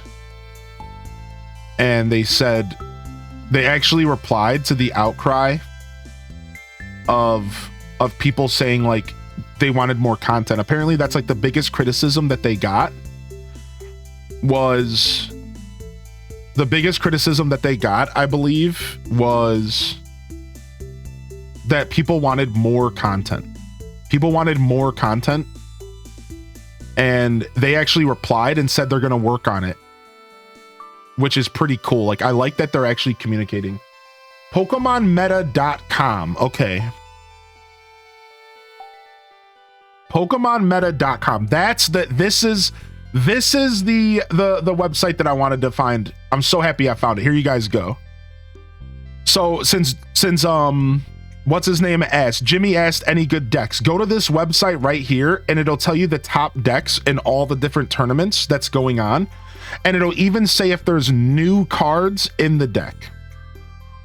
Right? So you can say like last 7 days, and then you can say only new. So like only decks that are using new cards, and you can see all the different variations on old decks as well as new decks. Like, for example, Starmie EX got top 16 out of 216 players, and it's using Vaporeon. So it's Vaporeon, Starmie, and Articuno. So like so everything's evolving. Even this little tiny pack has made the whole meta evolve, and it's pretty cool. It's pretty sick that like all it took was like a single pack, like a single 60 card pack. And like, and the whole meta's evolved. Like Mewtwo is taking over. I think Mewtwo has the most wins right now. But maybe not. I mean, here's a first place out of 216 players with Pikachu, and the only difference is they added Deden. Strange Pikachu, though. I don't think people are still running Electrode. That's an interesting... Maybe that's because of the meta shift. I don't run Electrode. Here's a top 4 win using the new Raichu to that deck that bench kills. Here's Charizard. Got second place December 19th out of 180 players. Charizard, and it's just the same Charizard. No new cards at all. I guess they added Leaf. So this is it. This website is really, really nice. Just click around here and you can see all like what people are playing, what's winning, and you can even go down as far as like sorting by specific tournaments, right? Like these are all tournaments right here since the 20. These are all tournaments that have happened literally today. And you can see everything here, and you could say, okay, what happened in the top 4 of this tournament? Celebi made it to top 4, right? And then you can go down, you could see the decks, you could say, okay, I want to build that. I don't shy away from copying decks to start, and then you can copy a deck, see why it works well, and then build your own decks. That's what I do. So I take the time to look at this stuff, and I say, okay, what are people building? And then I build my own decks based off of how people are building their decks. So just looking at these decks is super special because you can see the general structure of decks and why and how they're successful, right? So I think that's like the real important part of this website. I recommend people build their own decks and just have fun and don't be meta slaves. But like at the same time, I think it's pretty important to like respect these types of decks. Like when somebody gets top 8 out of 216 players, it's kind of hard to deny that this isn't a useful tool to be like, okay, this deck got top 8. This is a good place to start. Then I can build my deck from there, you know? So that's why I use tools like this just to get this to see. Did y'all hear the Greninja and Lumineon deck? Greninja and Lumineon, because they're all bench kill. Lumineon hits your bench for 50 damage for 2 energies. It can attack your bench for 50 damage. And then people are playing Greninja and Lumineon. And Greninja sits in the back pinging everything for 20. And Lumineon pings things for 50. And then here's the kicker. They run Pokeflute and force stuff back on your bench and then kill it. Oh, what happened to that basic that I killed earlier? Pokeflute. Kill it with Lumineon. Dude, it's so dumb, dude. I've been hearing about this Greninja deck. I don't know how well it's doing. It doesn't look like it's people are building it here in this little area, right? But you can see here's all the different first place decks. So you can actually sort by first place and you can see everything that got first place. That's actually super nice. And you can say, okay, these are all the decks that got first place. Pikachu, Arcanine, Mewtwo, Koga, Celebi, Charizard, Celebi, Mewtwo, Pikachu, Celebi, Pikachu. So you can kind of get an idea of like what's running the meta right now. But there's some goofy stuff in here. There's like a Wigglytuff, there's a Marowak. So I like this meta because even though the meta is very heavy Mewtwo and Pikachu and Celebi, there's still like a good amount of stuff that's like diversifying the wins. Like it's really cool to see Marowak, Starmie, Venusaur all getting wins across tournaments. Like that's pretty rad to me. It goes to show you like there's a lot of room to breathe in this meta and like you can have a lot of fun with it for sure. What about the new Aerodactyl? I don't think new Aerodactyl's doing too well personally. Not that I've seen. Doesn't seem like anybody's running it. It seems like Marshadow is a little bit more of the star of the show when it comes to fighting right now. Marshadow's just like super broken. Yeah, I don't see anything. You would have to search. Aerodactyl. Yeah, people aren't running Aerodactyl at all, it seems. So It looks like somebody got top 8 with Aerodactyl and Executor out of 128 people.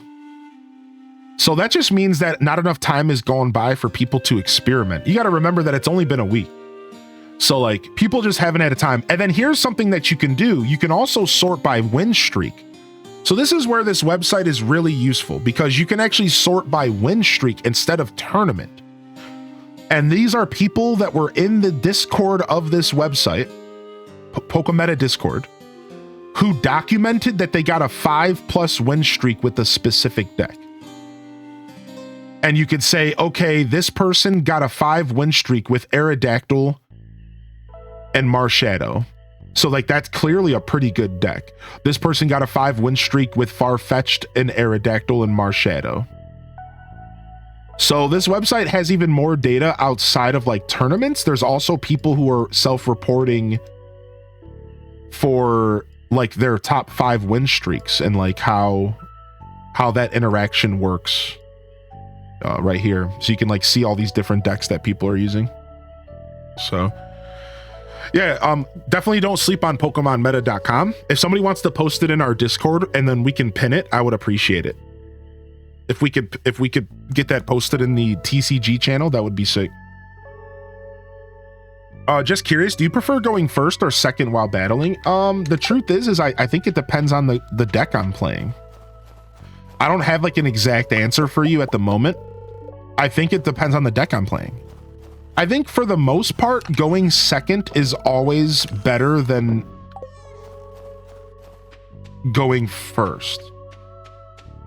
I think that's the rule of thumb, that going second is always better than going first, but that's not completely true. Because think about it like this. If you're running red card and you go first, you could red card their first hand and drop them down to 3 cards. That is one of the most brutal things that can happen to you on turn 1. Oh, you drew 5 cards? Yeah, how about actually you only start with 3 and then you draw 1 for 4? If you like really think about that, that is a really brutal start for any deck to lose 2 cards right out the gate. So I do believe that there are situations where you would want to go first. There are decks that would benefit from getting on the field first. And you know, another example of that is like, let's say you're trying to evolve first, right? Like, let's say that you want to evolve first, but you don't care about attacking first. Going first would actually be the best thing in that situation, right?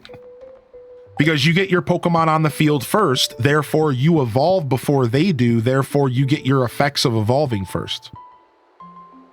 So again, like I've thought pretty hard about this, and I think there are certain decks and combos that do want to consider going first as their better option. But overall, I think the answer to your question, for me personally, I almost always prefer to go second because I want to attack first. Being able to attack first feels like the biggest advantage you can get. I'm not 100% sure about that, but it feels like that's the biggest advantage you can get, right? So pretty interesting question though, because I've thought a lot about it. It always feels bad when you don't go first or when you don't go second, but again, I think depending on the deck, that's not actually always the case. Let me start blasting, yeah.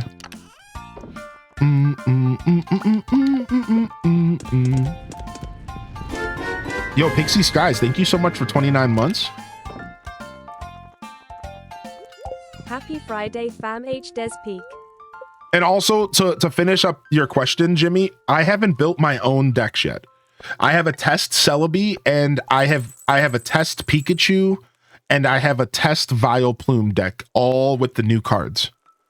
I'm thinking that Vileplume plus Superior could be cool, or I'm thinking Vileplume plus Celebi, because here's the thing, right? And I'm so happy you asked, because I clearly love talking about Pokemon TCG Pocket. When I was building my Vileplume deck, I saw a massive problem with grass. All right? I saw a massive problem with the grass. Grass did not have a single basic Pokemon that was good enough at all. Grass does not and did not at the time have a good basic Pokemon.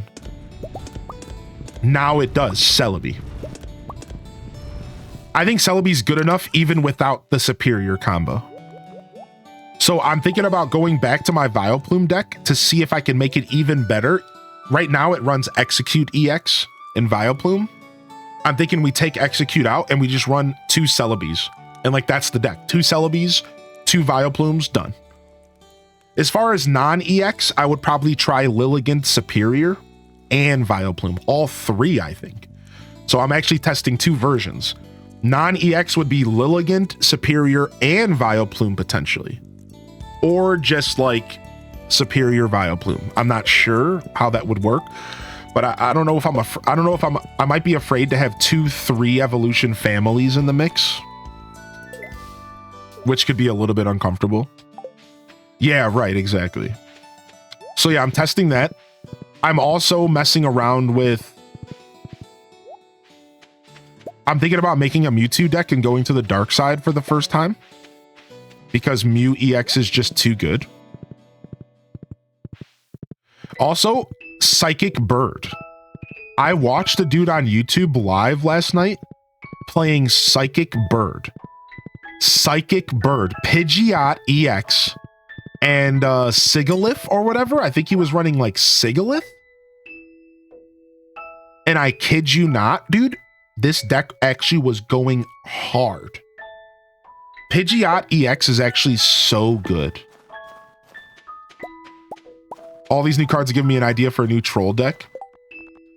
I think there's a lot of potential for new troll stuff for sure. All right. And it'd be so nice if we can get that greenhouse, but we have to wait till spring, unfortunately. Dark types seem to struggle against Mew and Mewtwo now. Yeah, which isn't how that's supposed to be, right? They really shook stuff up with Mew. Mew is like kind of dummy good, it seems. Like, I'm afraid to run Raichu now, because Raichu in front of Mew could be a problem. Like, I'm thinking about switching my Pikachu deck for the first time since I've started the game. I've always ran Raichu, but I'm afraid now, because if Mew comes out, he's gonna steal my attack, dude. He's gonna steal my attack. It's gonna hurt. 140 damage, dude. I can't handle that. Like, I'm thinking about dropping Raichu. I think I have to.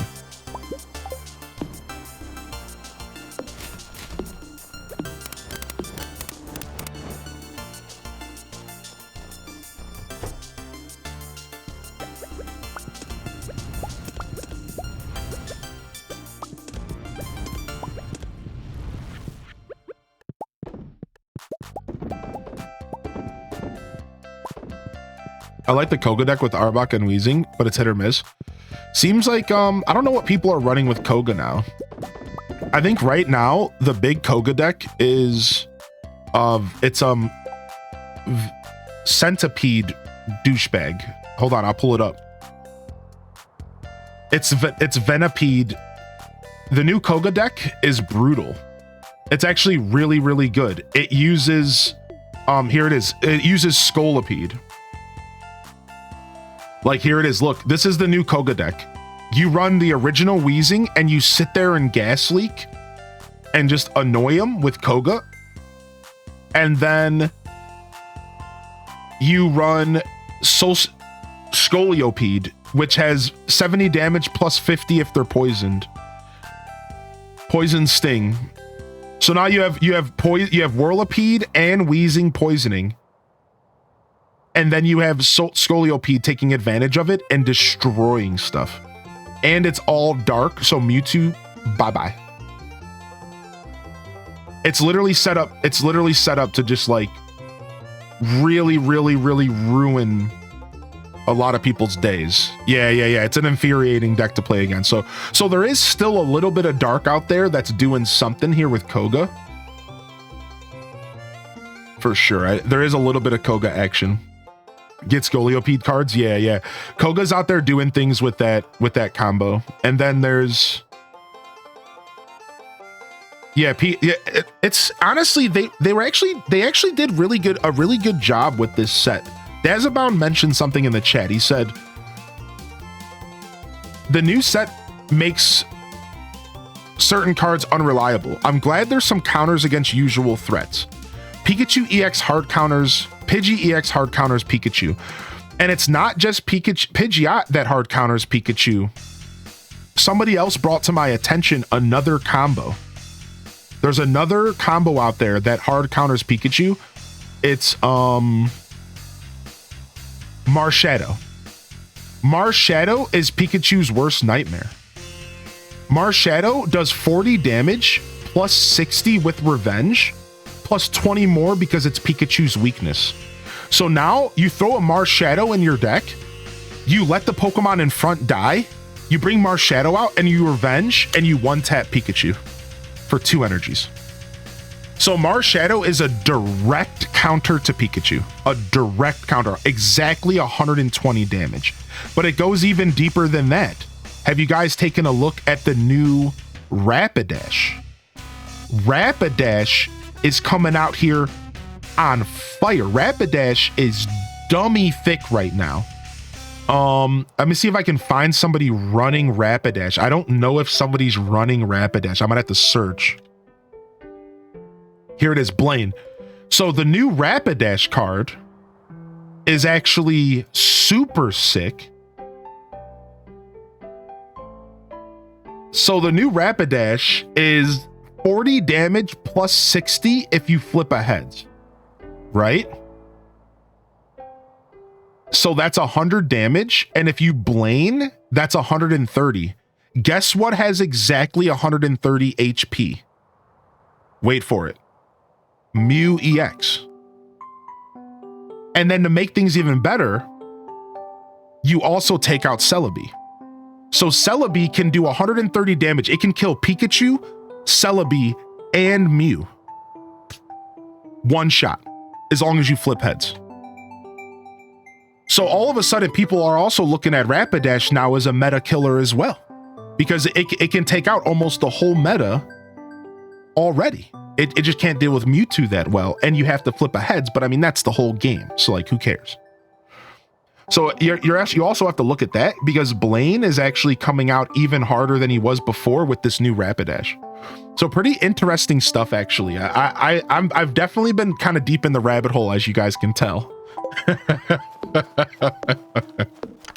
But I haven't been making any decks myself. That's the one thing I haven't been doing, is I haven't made any decks yet. Yo, what's up? How you doing today, Saito? What's up, Saito? So no, this is a shed. So in 1.6, you can actually move your house. And a lot of people don't know this, but it's a really cool thing that you can do, is you can now move your house. So let me go ahead and show you, Saito. Let me go ahead and show you real quick, dude. Good to see you in the chat. Let me go ahead and show you here where my house actually is here.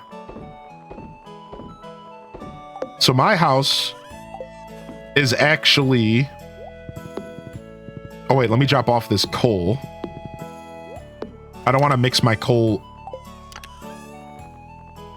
with my house coal. Yeah, now you can actually move your house to any location. So what you saw was my shed. This is actually my house. And I moved my house to the middle of the map because I'm cool like that. HD's nice. Yeah, isn't that cool? Yo, welcome in here. Welcome in here. Good to see you here today. Thanks for the follows coming in. What's up, an off day? How you doing today, boss? Sam's electronic beat and the aerobics class music are my favorite tunes in Stardew besides the world music. That's cool. I always like to hear what people's favorite little bits of Stardew music is outside of the main themes. I think my favorite bit of Stardew music outside of the main themes is the Wizards music. I'm big obsessed with the Wizards music. I think the music of the Wizards hut is some of my favorite stuff in this game. All right. I mean, we could put paths down for now, or we could just wait to unlock the crystal paths. Everything is looking really clean, though. I think we can stop decorating for now. We have to wait for Robin to get back to her office tomorrow. And then we can move these fish ponds back so that we can actually walk through here. Otherwise, it's almost time for us to start the new season, and I think we can wrap it up by doing a little bit of mining, just in the local mines, trying to farm up some experience. We could also just head over to the Skull Caverns, just for a casual Skull Caverns run. Let's go ahead and do that. I'm gonna eat through a lot of my food, but like, who cares? Let's grab some field snacks. We'll grab some coffee to go with our Joja Cola. And I don't want to eat those crab cakes because this is a pretty casual run. I don't have any farm totems and I don't have a tent crafted to come home easier. So we're going to want to take it easy. Let's take a super meal with us. We'll keep our bombs here. All right, let's cruise.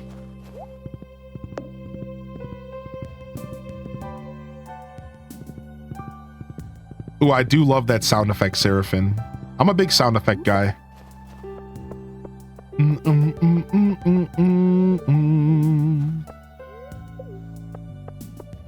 Ooh, the volcano mine music is so good. Oh. Yo, it's funny that you mentioned the new Tauros, because I haven't even got a single new Tauros yet. But I can't help but feel like Tauros is gonna fit in almost every deck. Oh wow, I just realized there's a lot of trees here for me to cut down. Ooh, I'm almost tempted to just stop and cut these trees now. But let's do what we came here for.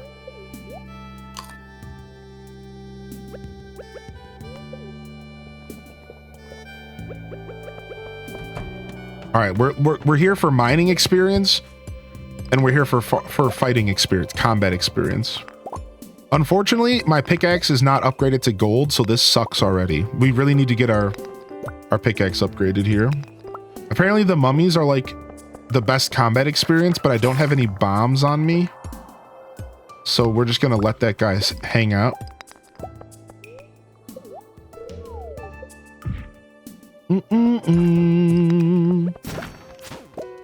Now that I have my galaxy sword, I feel a lot more confident in here. Pre-galaxy sword Skull Caverns is so brutal, dude.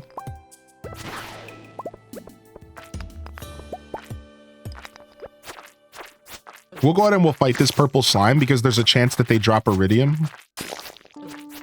So purple slimes are always worth fighting early game because there's a chance they drop iridium, and I think it's like the only chance from slimes. So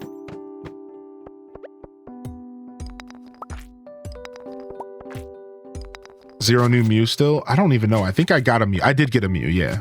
I do have a Mew. It's tough in the trenches. What are the minerals to make a farm totem again? It's not bad. It's honey. Farm totem is honey, fiber, and wood, I think. It's something easy. The honey is the thing I don't have. The honey's the thing I don't have, which is I just got my first bee house set up. So I could start getting honey in spring. Just basic honey. Any honey will do. Honey, fiber, and hardwood.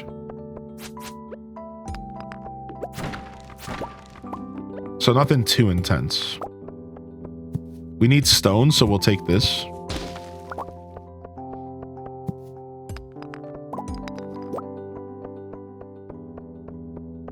There were 2 missions. I've only collected 1 Mew from the Wonder Pick. Oh yeah, there's those missions. Same as the Mewtwo and Gardevoir ones, right? Yeah, I'm excited. I like the meta shakeup. I think it's rich, and I can't help. It's been pretty much confirmed that we have a whole full set coming at the end of January. So I was watching some video about it, and some guy was breaking it down. And he was like, you really need to decide now, like, what your goal is. if you want to try to actually finish Mythic Legends without spending any money, you're actually going to struggle because you only get about 40 days until the release of the next set. And the next set is going to be massive. It's going to be another Genetic Apex similar size set. So you're looking at, I'm thinking anywhere between 200 and 250 cards.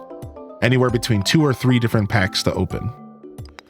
So this guy was breaking it down and he was like, in all reality, this little mini set, you need to decide, are you going to try to get as much of the mini set as possible? Or should you already start saving up your hourglasses for the next set?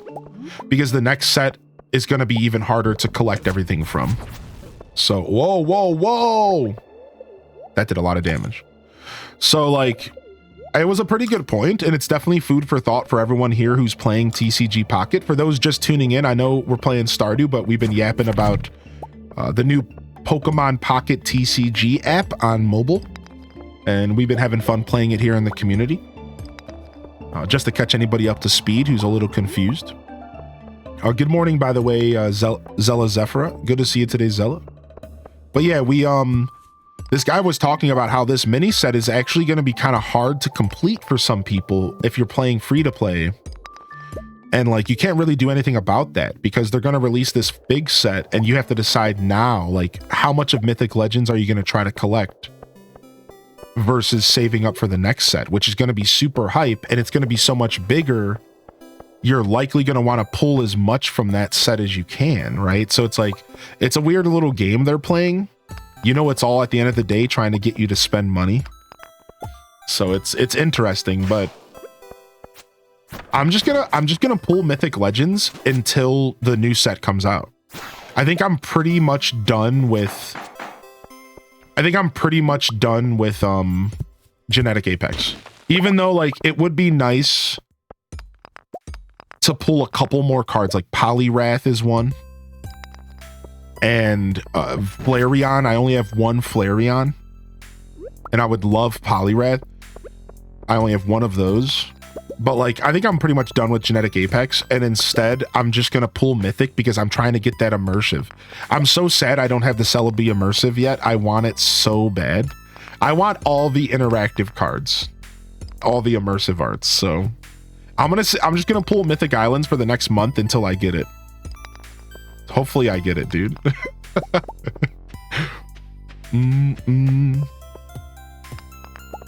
Yo, what's up, Wimu? Yo, how's Path of Exile going, dude? Path of Exile has been a blast. I think I'm at the end of Act 3. It seems like I'm at the end of Act 3 for the first time. I just had to like save this lady Ava. I had to fight this massive sun god. This fight was super intense with this sun god. Then I traveled through time and had to fight this Viper lady who was kicking my behind. She was so tough. But I won after like 10 attempts. And then now I'm like, I think I'm like heading towards the end of the game, of the story rather. I think I'm heading towards the end of the story. Playing Stardew for the first time, and I just have a dark sword. Skull Caverns are rough. So yeah, Saito, your goal is to get that prismatic shard as soon as possible. Because without the Galaxy Sword, the Skull Caverns are rough, dude, for sure.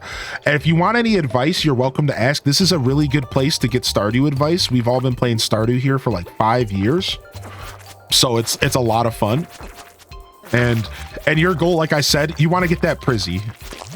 You want to get that Prizzy. That prismatic shard is going to save you a lot of grief. Because if you don't know, the prismatic shard can be turned into a sword. The best sword in the game. Well, close enough.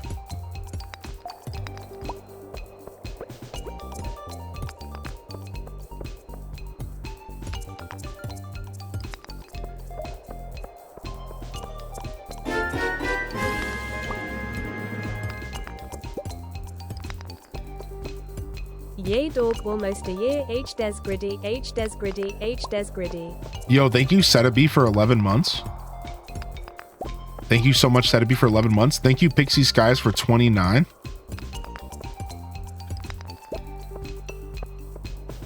Appreciate you, bud. Oh, nice. We found that staircase. We're not trying to progress down. We're not trying to go south here, but 1 second, chat room. I gotta ask my roommate a question real quick.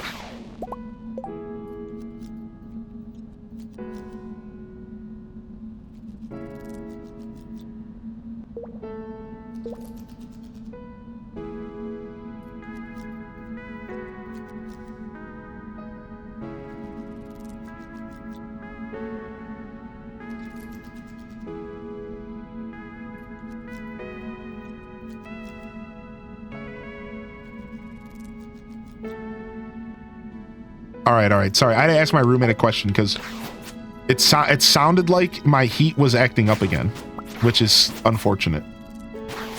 I don't know if it is. It could have just been the setting it was on. I read his lips and he asked his roommate, "Why is chat so cool? It's wild to me how cool these peeps are."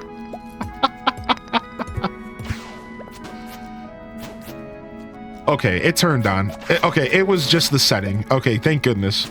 I'm pretty sure we fixed our heat. We fixed our problem, but for a second there, I thought it came back and I was about to be so sad because we actually fixed it already and I was like, no! Okay, we're good. We're good. We're good.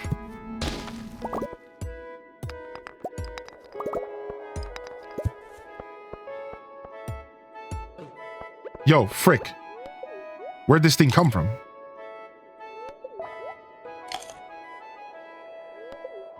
Do you have a forced air furnace or electric heating? I think forced air, but I have no clue, dude.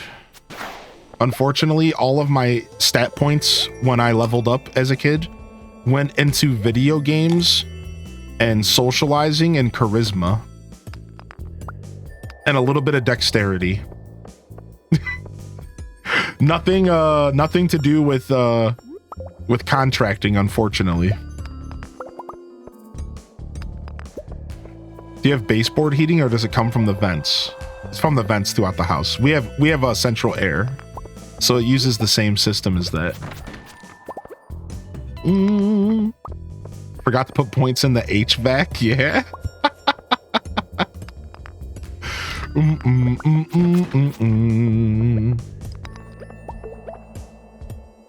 What's up, American Buttercream? How you living, baby? You H-Des risen over there? I rotated some of the tier 2s and tier 3s arounds for the new emotes we got. If you guys haven't checked, you have a whole bunch of new emotes to use. Enjoy them. Dang, I was hoping for at least one level up in the mines today, but we're not getting any levels. I don't think we leveled up once. There's some iridium ore.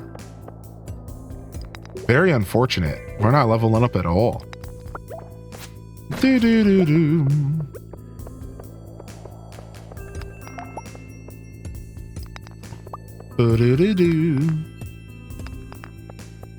Not leveling up even a little bit. Thanks for the follows today and thanks for hanging out, everybody.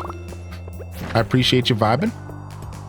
This is my fishing challenge playthrough and we're currently trying to level up our mining and combat. It's our weakest links right now in our skill tree. And the faster we level up all these skills, the faster we get to the mastery trees. If you don't know, the mastery trees can be accessed once you get to level 10 of every skill in the game. And they are phenomenal. The mastery trees allow you to master every skill one by one, unlocking super over the top features and skills, abilities that go along with each skill. So, for example, combat gets access to the trinket system. Trinkets can really help you out in combat as well as in other ways. Some of them are cosmetic. If you get to farming and you get the farming mastery, you have the ability to harvest with your scythe. And you never have to harvest manually ever again while you play Stardew Valley. So these are like beautiful skills and abilities that you unlock after you get to level 10 of each of your base skills. And it's very much worth it to pursue these skills. So I cheated the skull cavern using stairs. I mean, that's the best way to go about it. What I recommend is not only should you cheat the skull cavern with staircases to get to floor 100 to get your special reward, You should also cheat the Skull Caverns to get to floor 50 to farm Iridium. Because here's a little bit of knowledge for anybody who needs it. Iridium appears after floor 50 the most. Once you get to floor 50 is when you truly start to see Iridium ore spawn in the mines. Therefore, what you want to do is anytime you're going into the Skull Caverns to farm Iridium, you should just take 50 staircases with you right away. Start at floor 50. Because anything before floor 50, you're not really even seeing Iridium anyways. So what's the point? You're wasting half of your day farming on floors 1 to 50 to get to floor 50 to actually have a chance to get Iridium. No. Just show up at the Skull Caverns, plop 50 staircases down, then start your Skull Cavern journey, and you'll actually come home with a substantial amount of Iridium, especially if you bring bombs and use luck food and do all the little things that like really help a Skull Cavern run, right? So yeah, keep Jade duplicating, keep farming staircases until you have enough Iridium that you don't need to worry about it anymore. There is a point in time where you don't need to worry about Iridium anymore, and then this conversation goes moot and you can just live your life doing whatever you want. But if you're playing this game, you probably understand when I say there's totally a point in this game early on where Iridium feels like the hardest thing to collect. Right? You hit a point where it feels like Iridium is so hard to come by. That's because it's all below floor 50 in the Skull Caverns. That's why you're not seeing a lot of Iridium. You can't just spend a casual half day in the Skull Caverns and expect to bring anything home. That's not how the Skull Caverns work. You gotta start at floor 50 and then go from there. Honestly, anything past floor 50, it gets better and better. The deeper you go, the more Iridium spawns. So you could even cheese it further. You could sit there and do 100 staircases, whatever's your flavor. But I recommend a minimum of 50 staircases if you're trying to farm Iridium, because you're just really not going to come home with much. And I think that is a wall that a lot of people hit in these games. I've been around the Stardew community for a long time, and I think one of the biggest questions and one of the biggest walls that I see people hit is the Iridium wall. They don't like the Skull Caverns, they're not a fan of combat, or they just are getting wrecked. And they're like, what do? I can't really farm Iridium up, and you kind of hit a little bit of a wall in the game. Well, that wall is solved by climbing over it with staircases. That's how you defeat that wall, by climbing over it with staircases. That is the metaphor for that today. So I do encourage you to consider that if you are somebody who kind of feels like you're hitting that wall. Now I'm going to take this little mini knowledge drop even one step further. That's right, I got more to school you on. Listen to this. If you didn't know, one of the best ways to get a prismatic shard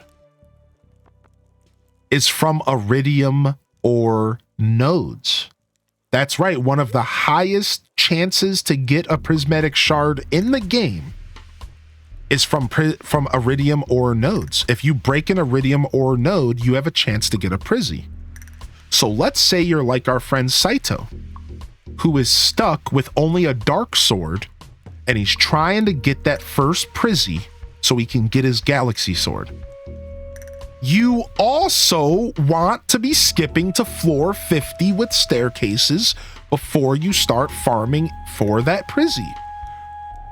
Because the more Iridium nodes that are appearing, the more chances you have to get that Prizzy. So early game, I can't stress enough that floor 50 is where all your Skull Cavern runs should begin. Because you want that Prizzy and you want that Iridium. Like, that is just the rule of thumb for Stardew Valley. In most cases, you want to start that run at floor 50. You'll see I'm not doing it right now because most of my Skull Cavern runs right now are just casual.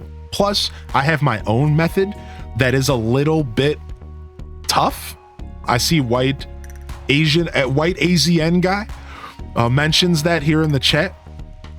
I agree with you. There is a couple approaches that aren't casual, and my main approach is also not casual.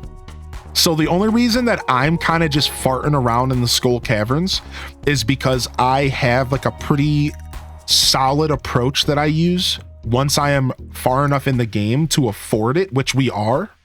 And into year 2, we're going to be doing some pretty intense Skull Cavern runs because I have all the equipment that I need.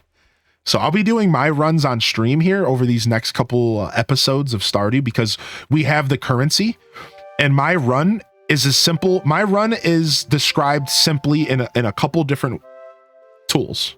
Couple different tools for my run. You need crab cakes or lucky lunches or spicy eels. I prefer lucky lunch. You also need coffee. I prefer espresso. From there, you need bombs, bombs, bombs, and bombs. And here's the kicker: explosive ammo or your slingshot. And my run is a combination of high octane, high speed, darting through the Skull Caverns and dropping bombs and exploding everything around you. And just rushing through the Skull Caverns, doing your best to find staircases and shafts. I think my record right now is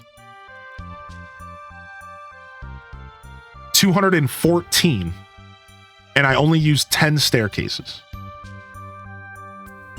That was 1.5 though, I think. I don't think that was 1.6. We have new tools now. But yeah, so we will be doing some Skull Cavern runs. We will be cooking a little bit here in this playthrough sooner than later. We're not quite there yet, but I think year 2 we should be ready to go. I'm just gonna have to spend a bunch of money, but we have all this extra money to spend, so it kind of works out pretty well, right?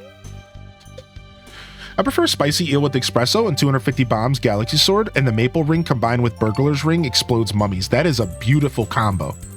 For me, I usually would just do 2 iridium bands combined with like 2 luck rings.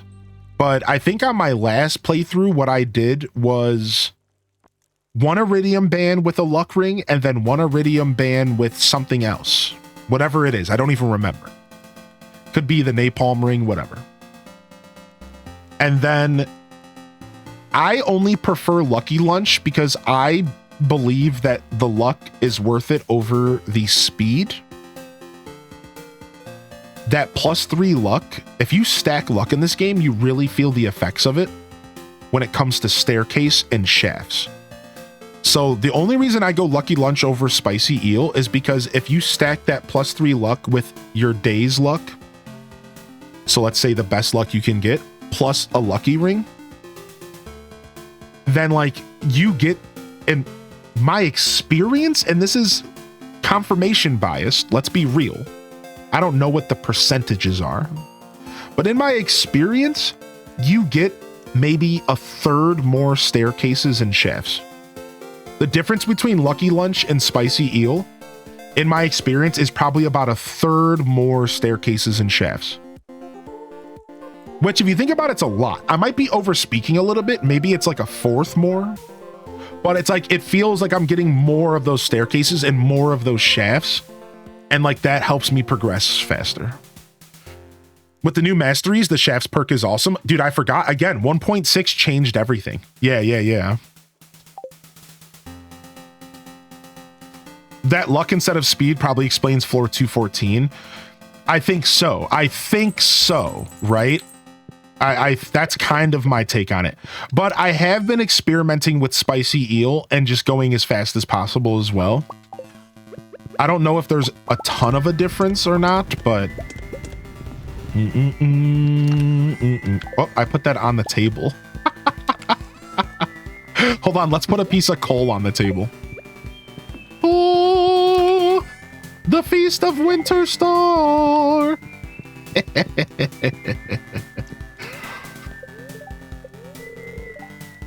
I was always doped up on rock candy. Dude, you introduced me to the rock candy play. Can you believe that I never even used rock candy all the way up until 1.6 PC playthrough back in April? I'm saying it again. I never ever used rock candy in this game until 1.6 in April this year. And I was watching Daz. I watched pretty much your whole playthrough. I was a VOD frog. And dude, you taught me so much about the game that I was just sleeping on because I'm just kind of casual. I'm such a casual Stardew player. I say that so loosely. I think you all know that I'm not that casual. But compared to a mind like Dazabounds, I'm a pretty casual Stardew Valleyer. Like, let's be real. I'm chilling. Like, I'm not playing the game that efficiently. I'm pretty casual. I know I could go a lot more hard if I wanted to.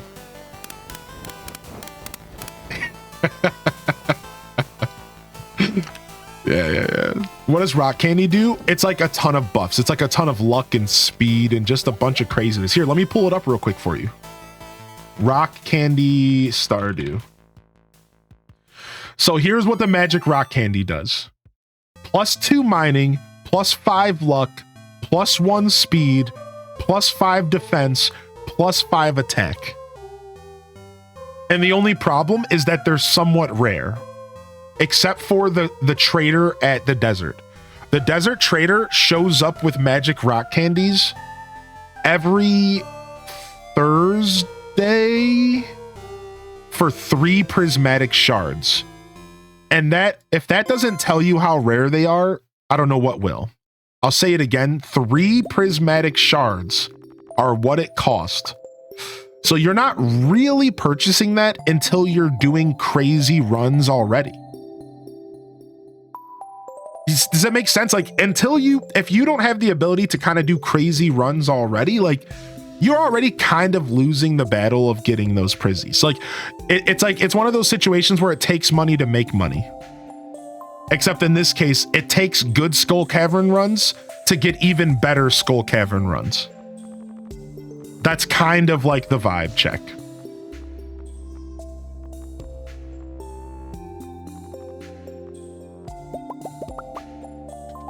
And the dwarf sells them as well. Yes, the dwarf sells them as well. For how much?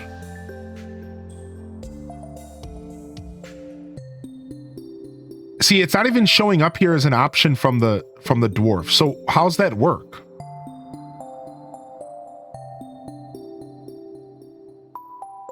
Is it like only a one-time purchase or something? It's the raccoon family. Oh, the dwarf sells miner's treat. That's what it is. And the miner's treat's a little bit different, but it's still really good. The miner's treat is +3 mining and +32 magnetism, which is nice, right? But not quite the same. Yeah. The raccoons do sell it. The raccoons are like my favorite part of this game's update. I'm so sad we don't have Bobo yet in this playthrough. Don't worry, Bobo, I'm coming. I love you bad, Bobo. Don't worry, Bobo, I'm coming. Bobo's the best, yeah.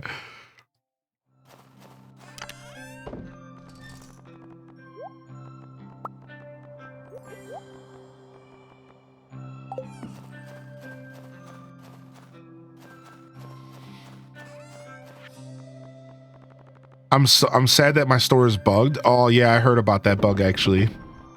I'm imagining it'll get fixed ASAP.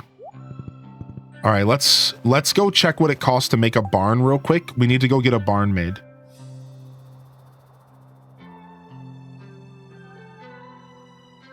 I know it's just a bunch of wood, I think. That's all that matters.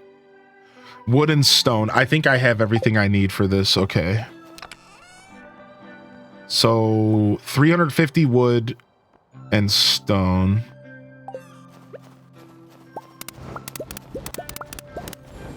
All right, perfect.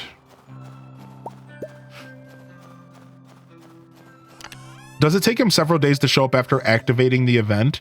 I think so, yeah. Once you unlock the greenhouse, from there, it takes a little bit more time for him to actually show up, but I don't know the exact details. But like once you do that, he's like out there and he's ready to go, and then he should be showing up at some point. I think that's how it works. Oh, for sure, dude. Like Hordsack, when I first picked up Stardew, way back in 2019, I was looking for something to pivot from Animal Crossing, right? Really early in my stream journey, I realized that like I didn't want to just be a one game guy, and that sadly Animal Crossing just didn't have enough content to be a one game kind of game, a game stream. Now, this was before New Horizons. New Horizons has kind of changed that, and to be fair, New Leaf also kind of has a lot of content, but at the time I just felt like I needed something to go along with Stardew, because I felt like there wasn't a big enough audience of AC on Twitch. And at the time, dude, there wasn't. There was literally 10 streamers that ever even did Animal Crossing, and New Horizons wasn't even on the map yet. This was before we even got the announcement for New Horizons. So in this like very moment in time, nobody was like really waiting for New Horizons. I think we might have heard about it, but we didn't know when it was coming. And we were all just like, the Animal Crossing community on Twitch was tiny. I can't express this enough. It was a little cozy nook of the internet. And in that era, I was looking for something to like maybe pivot to. And I decided that Stardew would be a pretty good pickup. And it's so funny how it all started, dude. I love this story. So I decided one night that to stream Stardew as a part of an old segment I used to do called, I had an old segment that was called Indie Showcase. All right. And the Indie Showcase was a segment that I ran where I would play random obscure indie games. And one Monday night, I decided, you know what? I'm going to play Stardew Valley, and I'm going to showcase this beautiful game to my Twitch community. All right, I don't think anything of it. I'm like, all right, sure, let's go do that. That's a great idea. So that night I played Stardew, and I loved it so much that it started tossing around in my brain as a possible game for my morning show, which was my main show. Nighttime was always been kind of a side thing. And that's when I decided that Stardew would be the perfect pivot that I was looking for. So I went from doing Animal Crossing every morning to doing 2 days of Animal Crossing and 2 days of Stardew, and then I was doing 2 days of Zelda. And that was how my journey began. The 222. This was about a month into stream, maybe 2 months into streaming. AC, Stardew, Zelda. And I found like the perfect pivot, because for 4 days a week, I was playing 2 of the most chill games in existence. And then for 2 days, I was doing me playing some Zelda. And I couldn't agree more with you, man. Stardew is just the game, man. It's so good. And ever since I stepped into the Stardew community on Twitch, it's always kind of felt like home. It just works so well for me as a creator and what I'm trying to accomplish, and my vibe, which is a pretty big deal as well. So pretty cool stuff. I really like reminiscing on it, and I couldn't agree with you more, man. And from there, I never looked back. I started doing really fun creative stuff and making it even more interesting than just like a normal, like an average Stardew playthrough. That's when we created Rob Boss the Villain. Rob Boss the Villain came out of that era. All right, I'm gonna move this. Yeah, super cool stuff. But I still look back and I can't help but be proud of myself for making one of the best decisions I ever made. I couldn't help, but I made the best decision. One of the best decisions I ever made as a streamer was playing Stardew and just like really leaning into this community.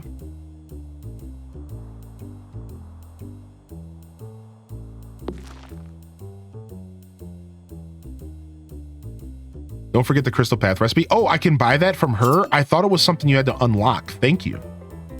Thank you, thank you, thank you.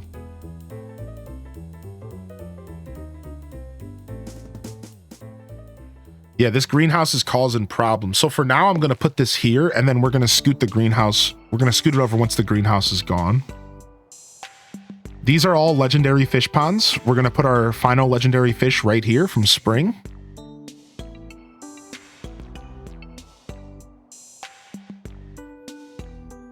Oh, no, I mean, we probably are thinking of different ones, but sure. Either way, thanks for telling me. We'll see here in a minute.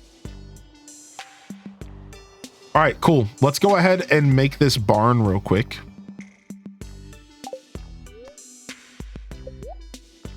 Yeah, we might be talking about the same. We'll see. No, this is the one that I was talking about. But honestly, the stone walkway might work as well. So I'm going to take the stone walkway and the stone. All three of those could work. We'll grab the iron lamp post. We'll grab stepping stone as well. We'll grab this and this for 5,000.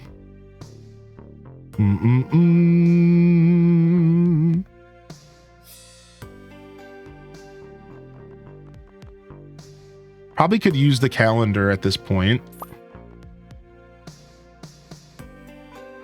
And again, we have to decide, like, do we want to buy this stuff before it goes up in price? I'm going to buy a little bit. You might do the same challenge in Palia. Nice. Stardew's how I found you in this amazing community.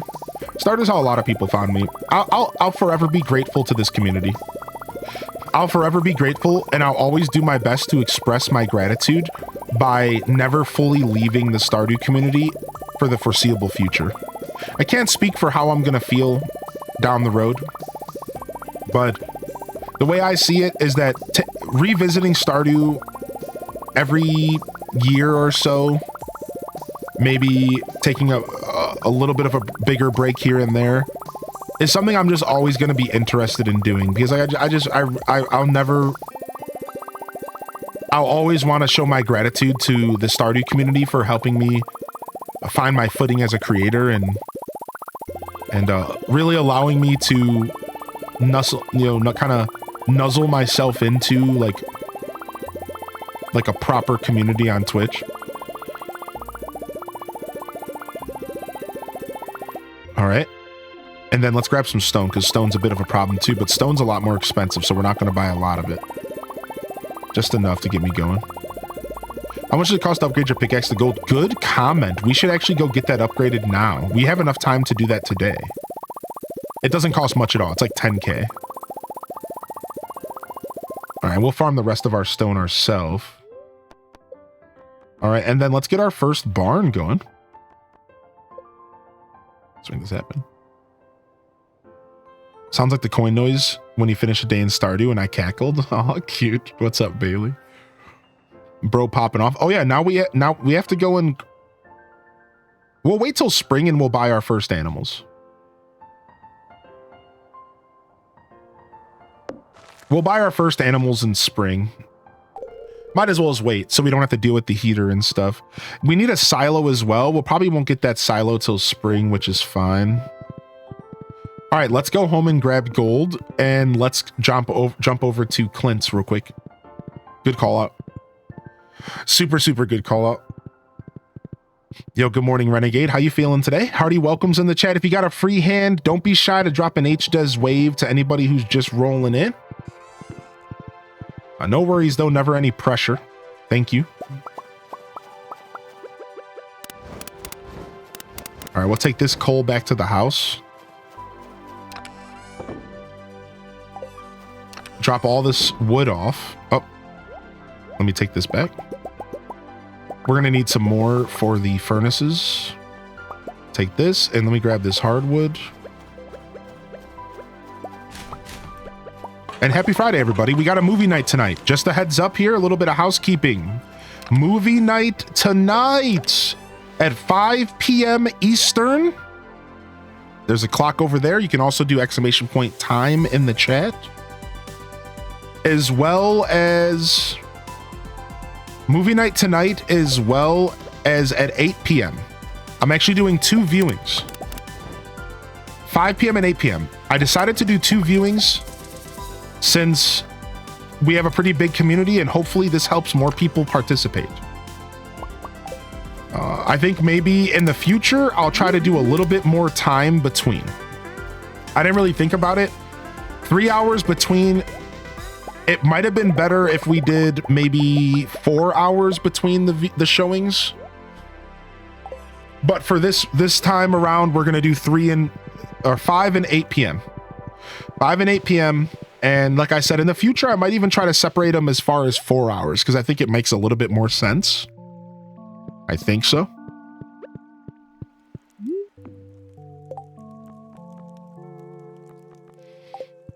But we'll see. We'll see what happens. All right. So 5 p.m. and 8 p.m. Show up to whatever one you want. If nobody shows up for one of them, I don't really care. I'm just going to be hanging out and playing the movie. So no issues at all. Honestly, the 5 p.m. was to consider my overseas viewers. The 5 p.m. was supposed to be for the overseas viewers. That's 10 p.m. for UK. That's 11 p.m. for Central European. I think for a Friday night, that's pretty accessible. So I'm trying to think of y'all. It's hard. I can't make everyone happy, but I was trying real hard to consider my overseas fam with this one.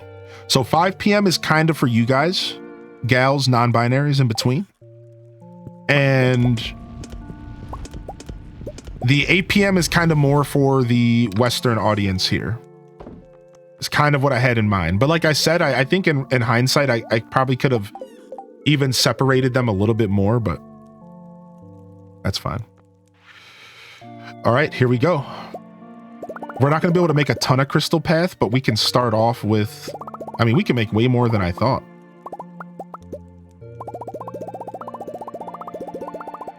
All right, that's good for now. 400 is a ton. Oh my God, maybe I made too much. Whoop.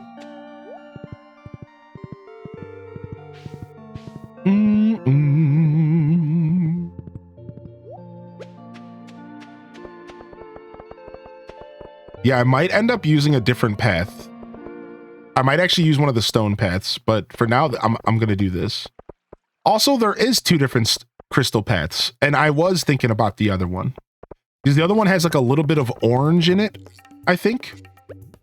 And I think I was thinking about the one with a little bit of orange in it. But this is nice for now. It also, you know what it is? It's because of winter. I think it might be because of winter as well. I think winter changes these up a little bit. Oh, Clint. We forgot about Clint. Freaking Clint. All right, thanks. We should be able to make it. We have minecarts unlocked. This one just looks different in Wint. Yep.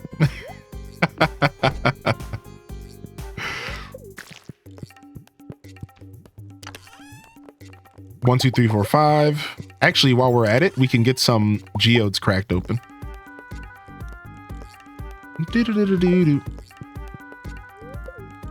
He's probably staring at Emily as we speak. That's so messed up. Stop. Happy Winter Solstice Eve. Today, chat, is the longest day, the shortest day of the year. For those that don't know what that means, at least for me in my world, is that after today, we only get longer. After today, the days only get longer from here. Today, this is the final countdown. Finally, the days will start to get minutes longer, just slowly but surely. That is indeed what she said. Thank God, yeah.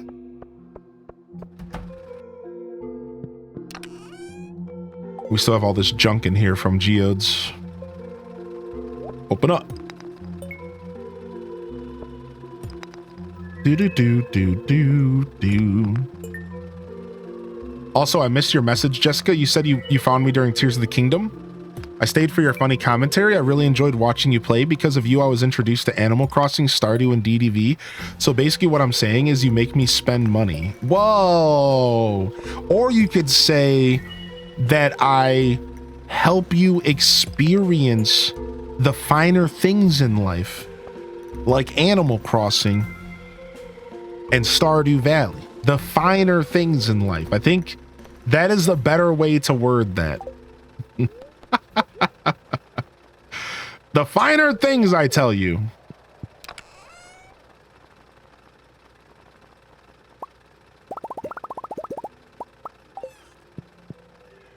I don't think any of this stuff has to go to Gunther.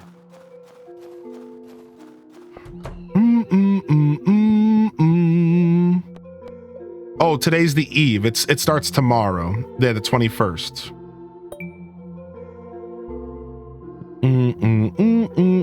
I know. I thought somebody told me that it was today, this morning. Somebody might have told me it was today. They might have said tomorrow. I might have misheard them. I was only paying so much attention this morning. I was pretty tired. Still am. We need a Hylian end of the year recap. You have spent X amount of money on games because Hylian played them and you are now equally obsessed.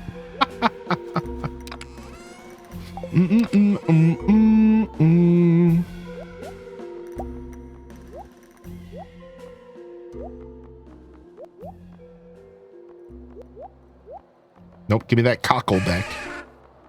Give it back, dude. Give it back. All right, drop all this junk off. All these minerals. Cool.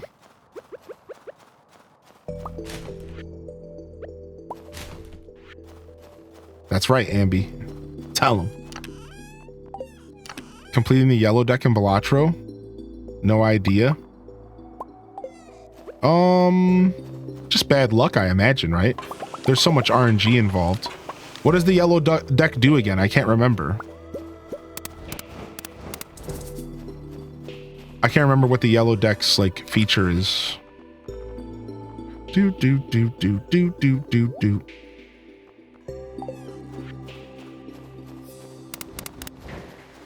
You just get an extra $10.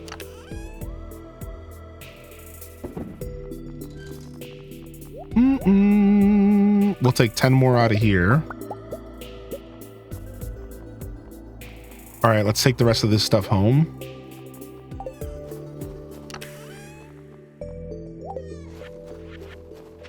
And let's keep putting our paths down. I don't think I'm gonna do a path here. But we'll see. I could do a path here. Okay. I will be running a path here once I get that greenhouse.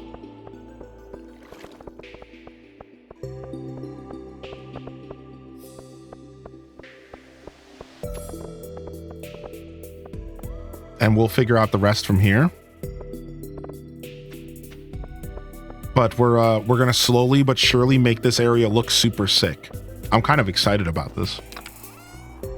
I'm pretty excited. The extra discards in the hand to where it's at. Oh, I'm all about it, yeah. Dude, an extra hand around is like the difference between winning and losing sometimes. Definitely a very powerful attribute. Same thing with discarding. Because like if you get extra discards in that game, then it allows you to kind of be a little bit frivolous. Right? And like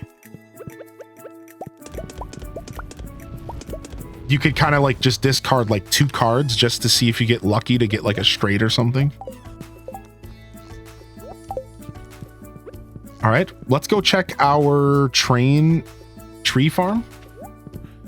See if there's any wood up there for us, and let's go check the quarry. And that should be on to the last day of winter. Bum bum ba-da-dum ba-dum bum bum. Hylian maybe want to get Garden Galaxy. Garden Galaxy is so good. That game is beautiful. Oh, mystery boxes. All right. We don't have our pickaxe. We do have some coal here, though. So we'll be back. Let's go check and see if...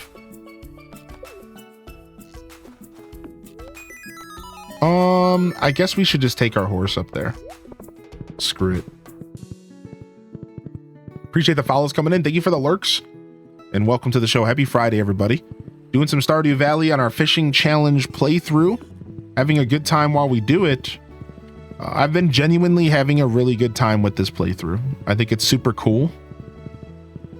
And it's been more successful than I originally planned it to be as far as making money in the game. So I'm kind of excited to see where Endgame goes, because I think Endgame is going to be even cooler. I think it really is going to be a pretty interesting Endgame for the fishing farm. All right, we need to bring some tree fertilizer up here. We got to remember tree fertilizer. We need that tree fert. Thanks for the follows. Following is a free way to support the show, and it goes a super long way for my channel. So thank you for hitting the follow button. And of course, following is the best way to keep up with the content. We're here doing all sorts of stuff on Twitch about 5 or 6 days a week. Having a good time. Having a good time. Always having a good time. Unless someone brings up something distasteful like that nasty green ogre. He who shall not be named. Get him out of here, man. Since you're only making money off of fishing, are you allowed to sell the things you find on the beach? To an extent, yeah. So, at first, I wasn't sure about that.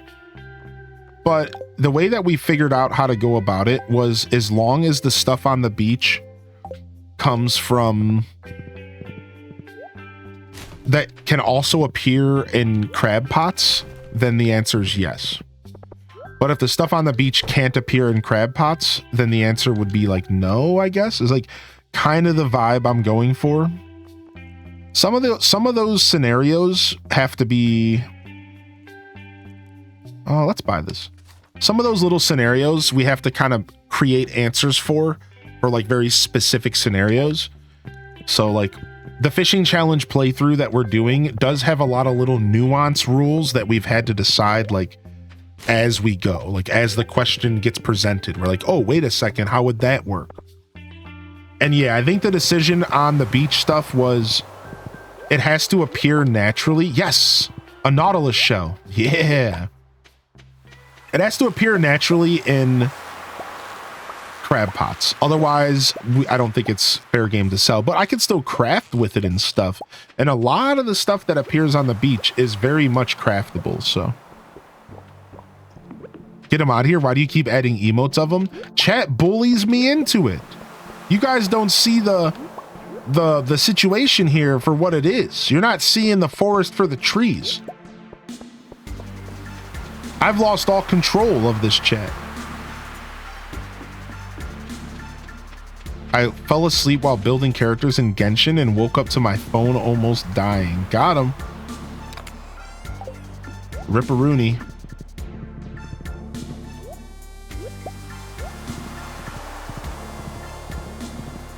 When did you have control over the chat in the first place? Yo, what's up, random reject? Dude, people are popping off about the Sonic 3 movie. Is it actually good? Have you seen it yet? Seems like people really like it.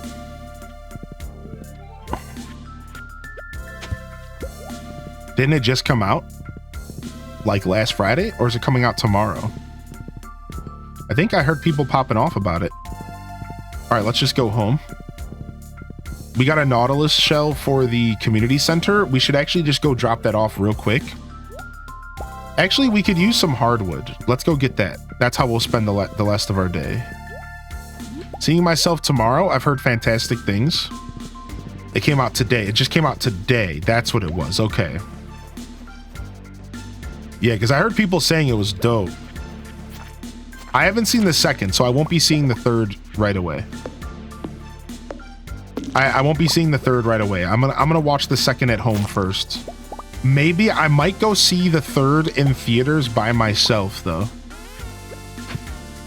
I'm thinking about it. I'm thinking about going to a theater like maybe like next week and just going to see it by myself for fun, for like a nice little personal theater trip, which is always a good time. I'm highly considering doing that. But I would just have to watch the second real quick at home, like on my own or with the lady.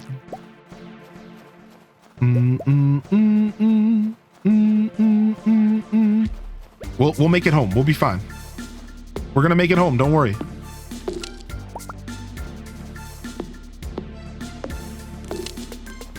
We'll be fine.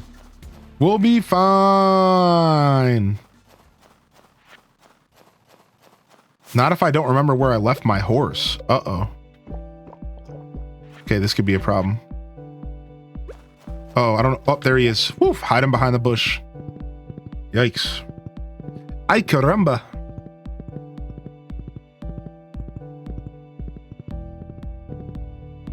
Do do do do do do do do do do do. Nice. We still had some time left too. All right, I'm gonna take a quick tinkle. I'll be right back, chat room. I'll be back super quick. I just gotta take a super quick tinkle. Lots of supers here. Maybe grab a little bit of coffee. All right, give me just a sec. I'll be right back. Super.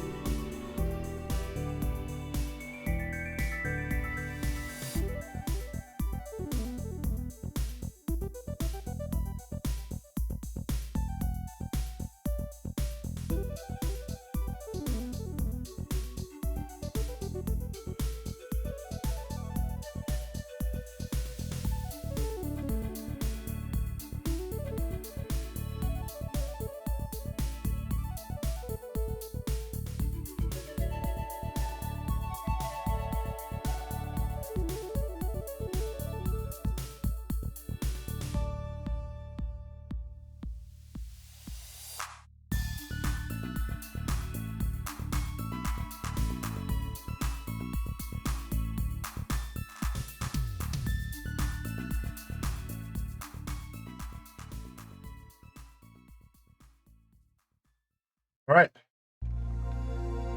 We're back. Big stretch. Oh.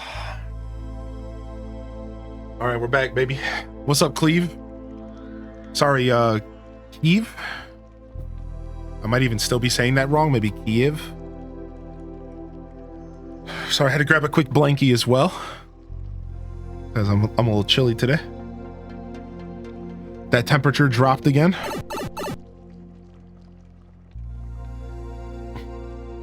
That temperature dropped again. Welcome in, welcome in. Hands washed. Yes, I got the best hand soap right now. It's super nice. I can't remember the brand.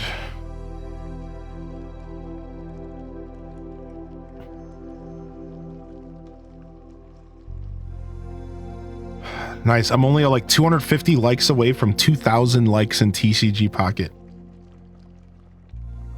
We're almost at 2,000 likes.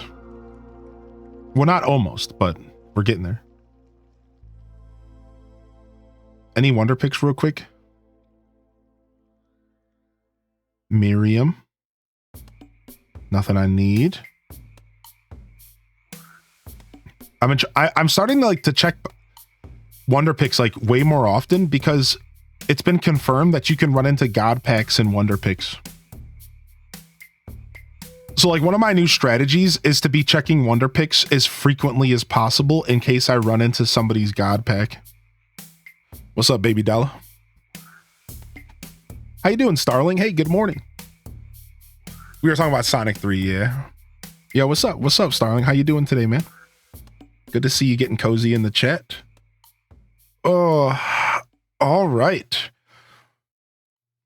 I spilled half of Mr. Renegade's iced coffee once I got into the car.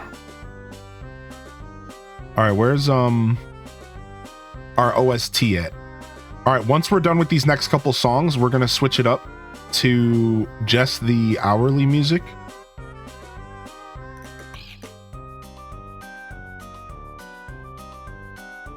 All right, sick. Thank you for letting me take a break, everybody. I really appreciate you guys being patient. It means a lot to me to be able to take little breathers on Twitch, get up and stretch and be a healthy streamer. It's not always as easy as you would think to make those decisions. And the further along in the streaming journey that I go, the more I really do prioritize my health over everything else, but I think it's still worth it to say thanks sometimes. And sometimes my favorite way to do that now is to give some subs. This is epic. Yeah.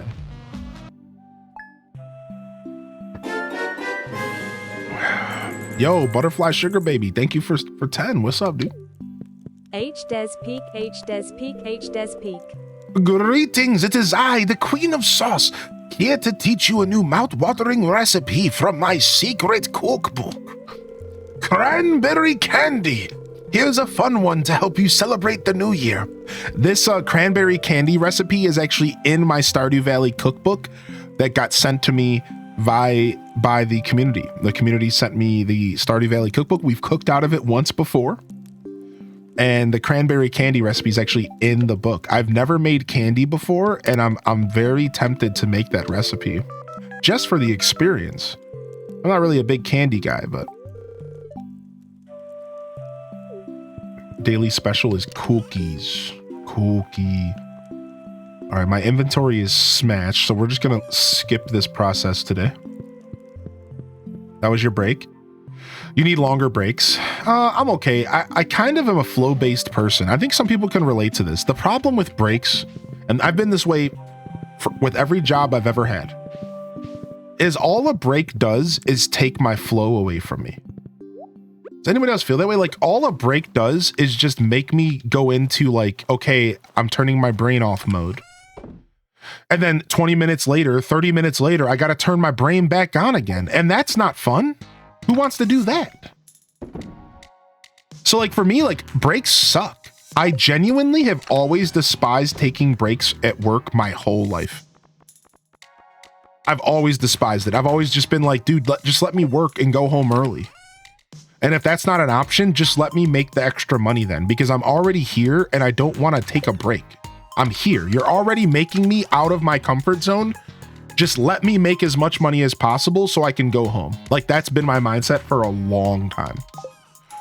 So I've never been a break guy. I've worked 15-hour shifts for a ton of my life, just like 10, 12, 15-hour shifts straight. That's why like when I started streaming, I did that as a streamer and people were always like complimenting me and stuff like, wow, dude, you have a lot of drive. You're dedicated.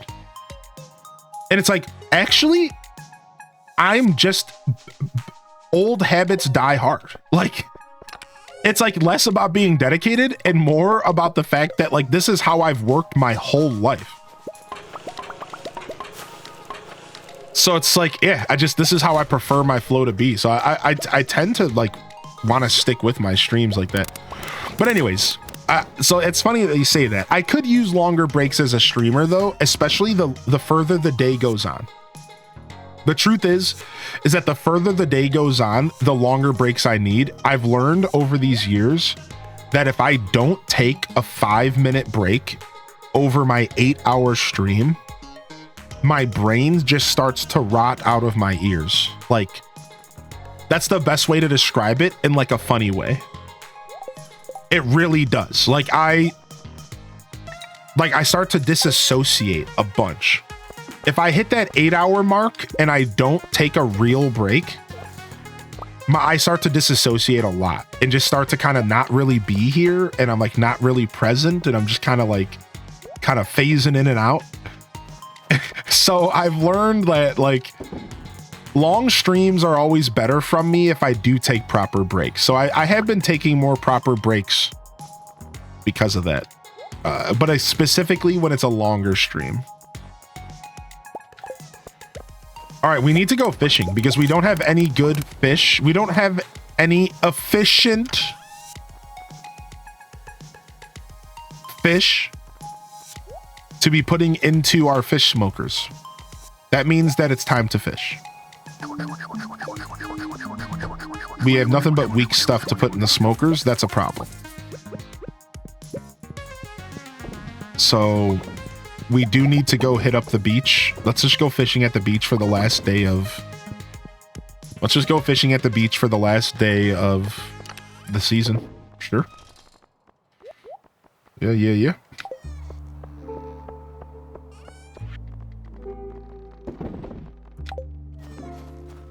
Let's roll. Anything winter exclusive that you need? Probably, but the shad or the tiger trout, are those winter exclusive? Shad or sunfish?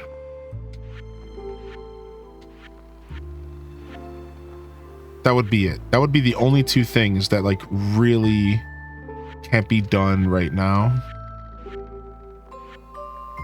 The Nautilus shell, which we already collected. It's in my chest somewhere. Let's go drop that off right now.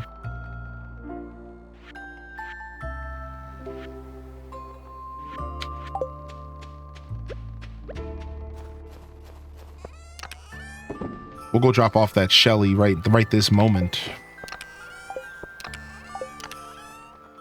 Where did it go? It must have gone into another chest. Oops.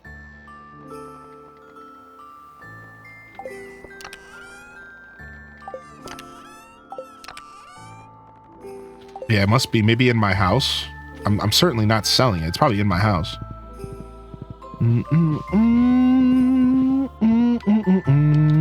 I do love the night market music. What's up, Ruin? Absolutely love it. Yeah, where did I put that Nautilus shell? What am I doing? We're losing it. We're losing it. Let me go check my chest again. I probably just look. It's probably in the very first chest to the left. To the left, everything I own in a box to the left. I'm about to move my bed to the left side because I have to walk through it to get to my oven room, and it's annoying. Yo, what's our plans for the weekend, chat? Let's go ahead and get our sound off here going today. If you haven't been here for a sound off before, once a day or so, I like to do a Twitch sound off, and it's me requesting for you to put an emote in the chat that best represents your mood today. An emote in the chat that best represents your mood. Share away. Also, this is an opportunity for you to get a good morning from me. If you haven't gotten a good morning from me today, maybe I missed you. Maybe your message slipped through the cracks. It happens. Pretty big show here sometimes. Some days our chat can move a little bit smooth, a little bit erratically, but smooth. I couldn't find the words I wanted there. Let's try that again. Sometimes our chat can move by nice and swiftly, and I will miss a message or two. My brain really didn't want to speak English there. I had like 12 of these shells. I know. I didn't want to say out loud, but yeah, I did. Sophia, good morning. Good to see you, Sophia. Terps. Beady Baby. Dark Half, good to see you, bud. Feeling a little bit feisty today. Is that a Teenage Mutant Ninja Turtles? What? A pizza time emote? Pizza time. Dude, that's sick. Dude, that baby. What's up, Love Chloe Bear? I hope you feel better. Now, Ooh, a recycling this machine. is epic. Yo, Old Slayer coming in here with the 5-pack in the chat. Don't blink 182 182. Dope Twitch name, actually. Thank you, man. Bringing them in, badging them up and bringing them in. Road tripping to visit your fam this weekend. Nice. Hope you have a good trip. Be safe. Safe travels for the holiday, everybody. Safe travels. Good morning, Old Slayer, and thanks for popping in today, my dude. Love Chloe. Good to see you. Amelia. Good vibes to all. Good to see you as well. Thank you, Nisi, for the 100 biddies, and thanks for being so kind and considerate, Nisi. You really are a very considerate person. Thank you. Crystal Kamu, I hope you feel a little bit better soon. Dazza says, got an email saying that my payslip for December is ready. I checked it and it said €0. So thanks, payroll department at my useless workplace. That's really unfortunate. Enchanted Ascari, Patry Payton. Good morning, Great Bambi again. Resident Sleeper today, Ruin. I feel that's my emote of the day. Resident Sleeper, big time. Thank you, MS Word Expert, for the gifted over to Kamu. Just got done with my semester, Amelia says.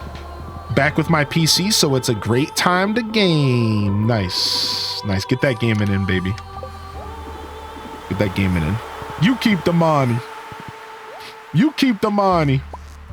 Wishing we could all have a pizza party. I think one day we will. You know, since my first year of streaming, there has been talks of a Hyrule Gaming Group con. And there's been talks of like us meeting each other and doing get-togethers somewhere, either the West Coast or the East Coast. It's a conversation that I really enjoy and like that I would really like that stuff to happen one day. I know it's gonna take me doing it, and that's the hard part. I'm not naturally a social person at all.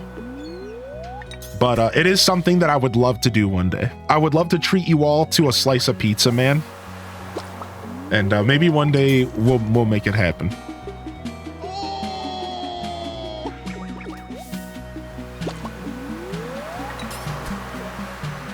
Me either, my guy. Me either. That would be so cool, dude. Thank you, Cozy, for the gifted to Onz Twitch. You don't have to do that, Cozy. Holy heck, Dolore.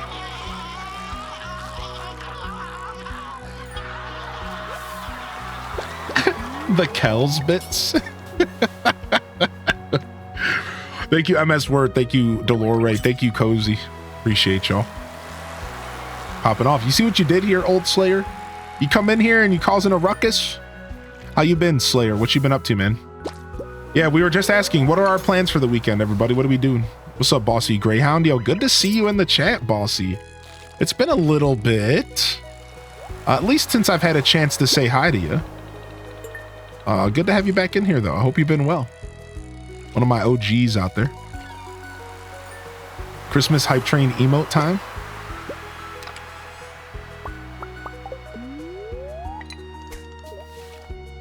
I'm giving my daughter a Switch for Christmas and absolutely thrilled to play ACNH with her. Got it super cheap because someone put a game in upside down, a pair of needle nose pliers, and it's good to go. There it is, baby. That's all it takes sometimes. This is epic. Oh my gosh, Dolore with the 5-pack as well. I don't know what to say. I've been Christmas shopping like it's the 1990s. You can't see my tree. Oh my God, Slayer, you Christmas shopping? Thank you so much, Dolore, for the 5-pack. If you got a gifted sub, make sure you drop some appreciation out there. Thank you, Starling, for the gifted to Sugar Cookie. What's up, Sugar? I've been here lurking. Yeah, lurkers, you're valued, you're appreciated. Lurkers are the unsung heroes of Twitch. Thank you for that. Thank you for choosing my stream to lurk on. And it's good to see you in the chat, Bossy. Anytime you feel like chatting with us. We also have a channel point redemption called Lurk, and it's a way for you to get a good morning from me without having to type in the chat.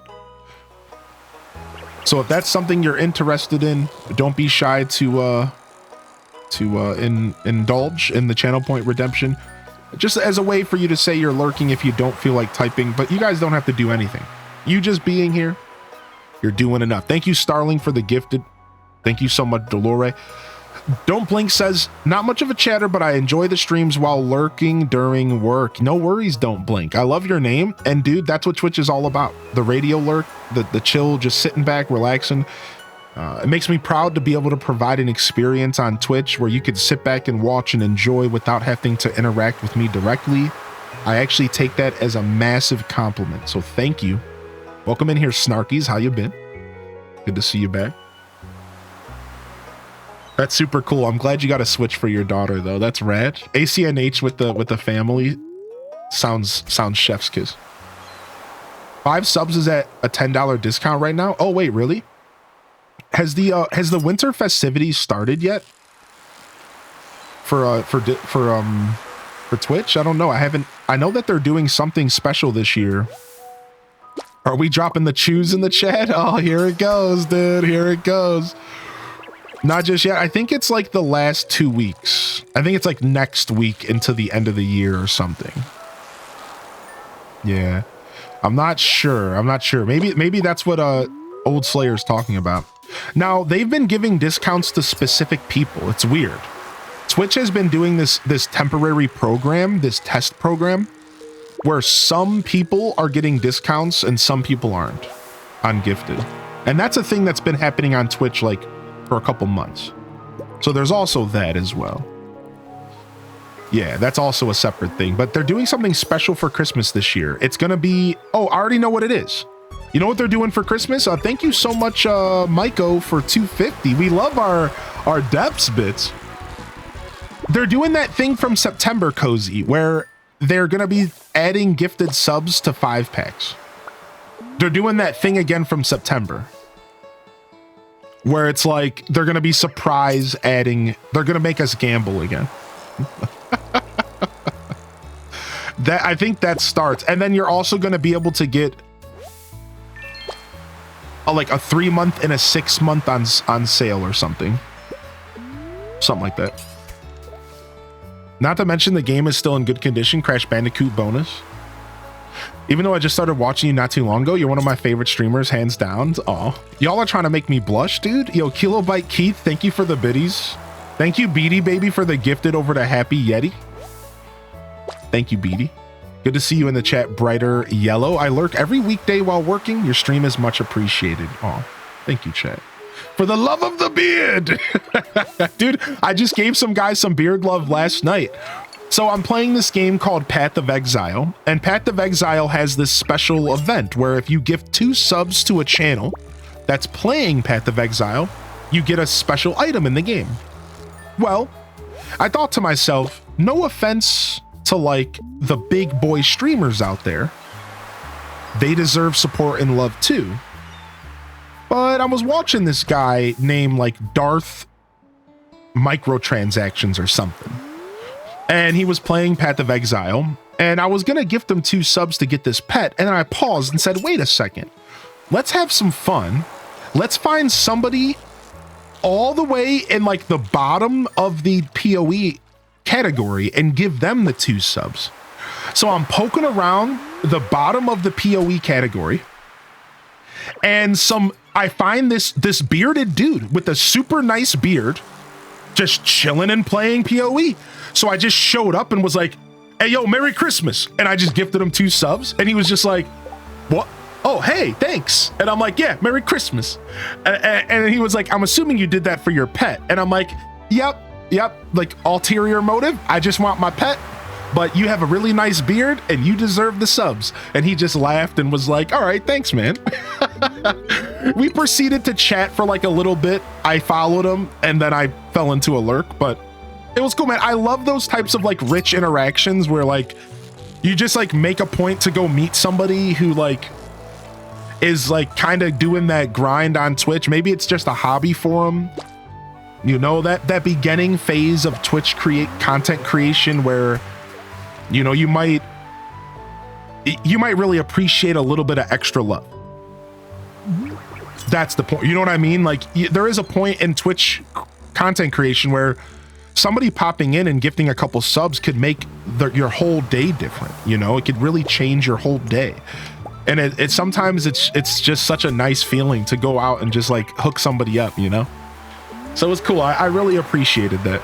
It was a cool little beard love moment. You made me think of it with your beard comment. It was a cool little beard love moment. Yo, good morning, Elliot. And thank you, Kilobyte Keith. That's how we all found you, I assume? Yeah, I think so.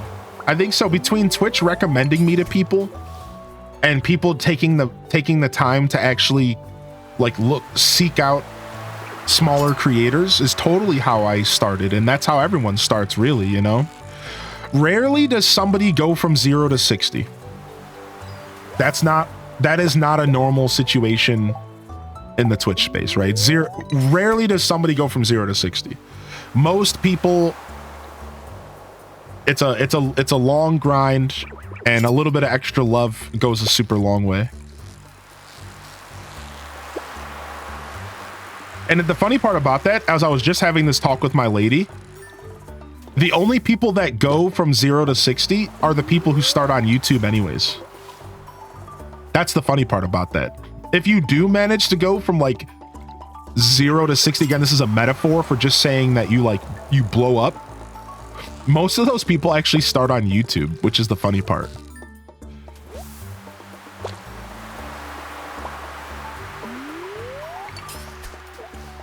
I've never played any of the new Pokemon Gen games. The last games I played were literally on the Game Boy Color and Advanced. Would you recommend Arceus? I do.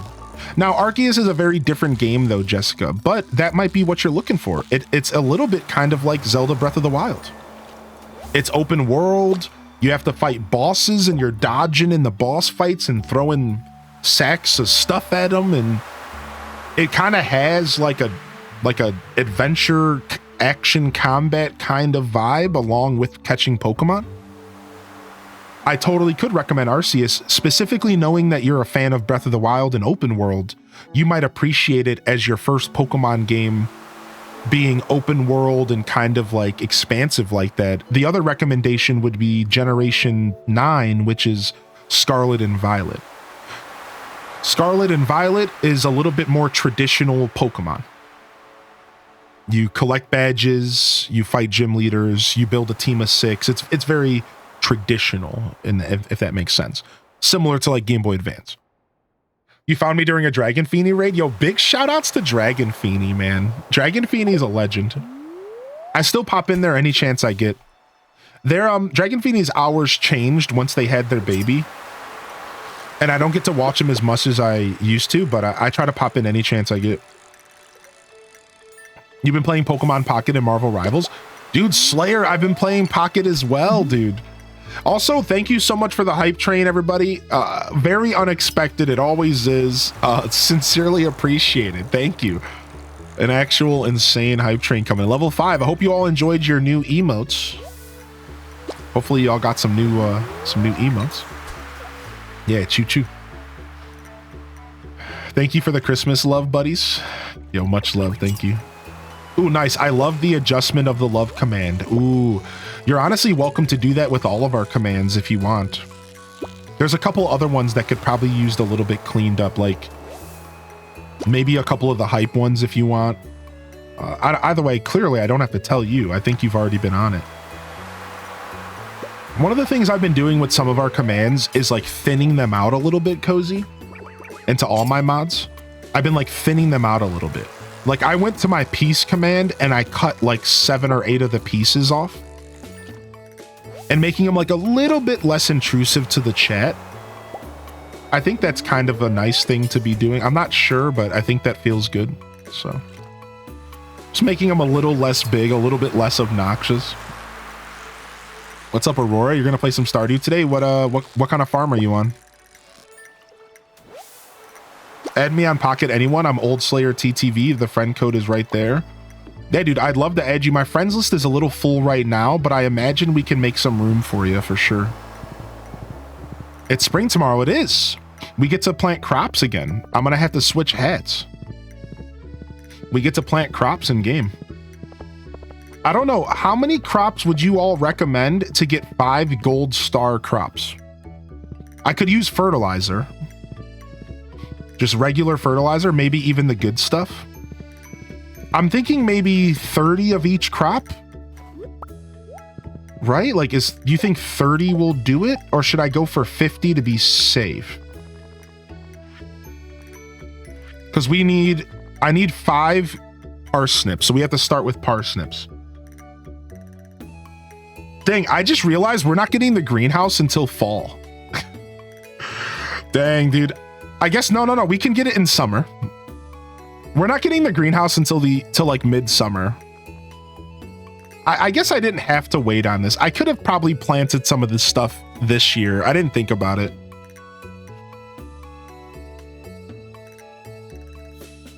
You're on the new farm layout? The new farm's great. I broke the bushes on my forest farm. Thanks for the info. Anytime, little moonbeam, of course.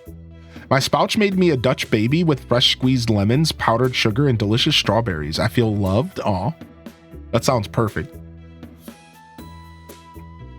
How high is your farming? Pretty low. A patch of 36 should be enough. Basics fertilizer isn't too expensive.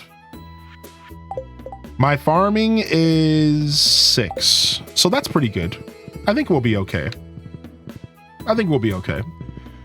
We're gonna do... We only have to do the parsnips and red cabbages if red cabbages are spring, which I don't think they are. Right, I think that's all we have to actually grow. Unless we want to grow something to cook with. Red cabbages are summer. Yeah, unless we want to grow something to cook with, I think the only thing we have to do are parsnips. I don't think we have to do anything else. Yeah, I don't think so. I'm trying to think. I don't think there's any other reason for us to grow anything but parsnips right now. So, oh, and then coffee beans. There it is. We have a single coffee bean, so we're gonna have a coffee bean farm, and we're gonna have a parsnip farm. So 2 farms.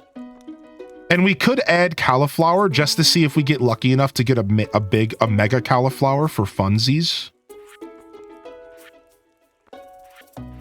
Yeah. All right. Cool. I think that's all we need. Ow. Slam my hand. You're also doing a JojaMart run? What did you just say? What? You're sick. Oh my, sick. Big boy cauliflower. Deck building stream. We can do one soon. I honestly have been itching to play TCG Pocket on stream again. Hold on, before we start this spring song, we're gonna pause it because we're about to start spring soon. So let's clear our inventory and put our character to sleep, and then we're gonna start the spring song. So we'll rotate Night Market one more time. Level of fertilizer you plan on using? I was just gonna use the basic, but I have enough fish to make the good stuff. Like, I have a ton of oysters, right? And oysters are used to make the good stuff. Oh, I can't make it yet. I might just buy the good stuff. I have the money for it, you know? Shh. This is a playthrough where money is really not a concern, which is not normal for me. It's pretty nice. I'm out here just flexing and flaunting my cash, you know? We're flexing and flaunting. We're flaunting and flexing. Let me grab this coal so I can give this fish a proper complexion. We're talking smoked so that I can be unbroke. And I can be a part of the high society folk. 'Cause I'm making that cash. And I'm making it last.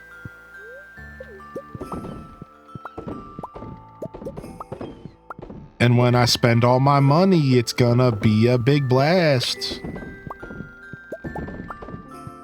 It won't be like the past. I don't know, I could keep going, but I'm over it. I'm over it. If only we could trade our in-game money for real money, I'd be loaded. Yo, good morning, diary. What's up, Oasis? How you doing, Momo? Good chance to get a gold crop with basic fertilizer for farming level 6. 39% if you use quality. Wow.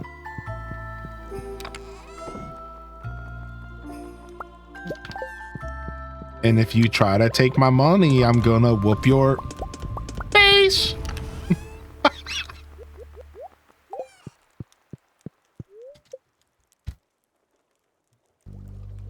Where's my chappy?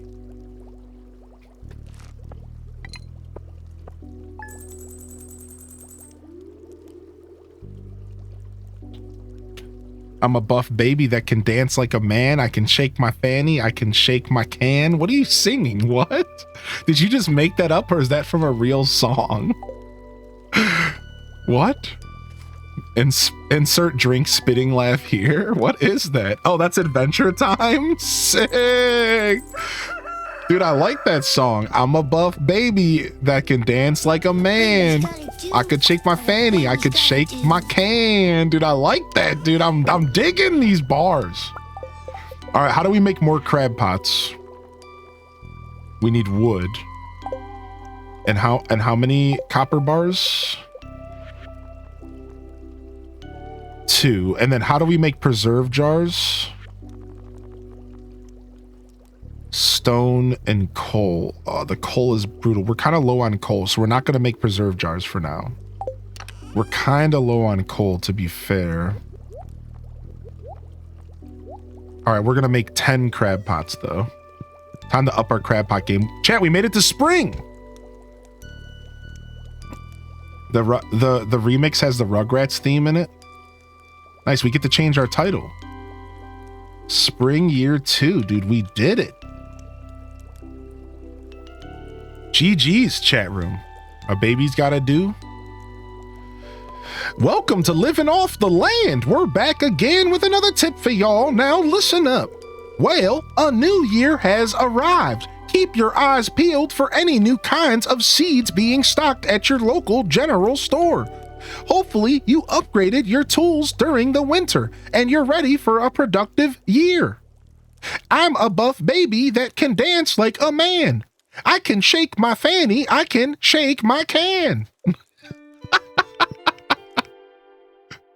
Whoa! Kent's here. Frick. Guile. Wait.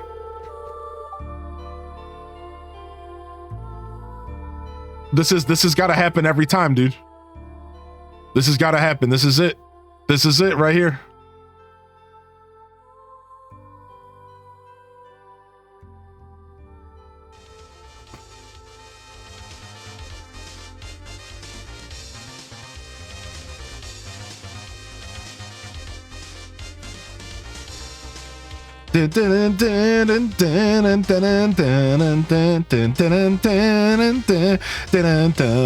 Here he comes, baby. Kent has made it back.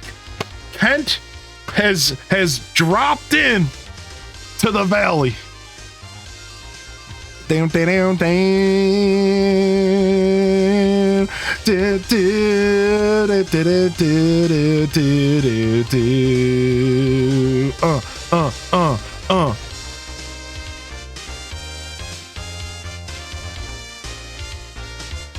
Dude, for real, this does go with everything. Couldn't this be like the theme for anything in your life? Like, real talk. I think that theme would go well with anything in your life. Like, could you imagine you're walking down the aisle?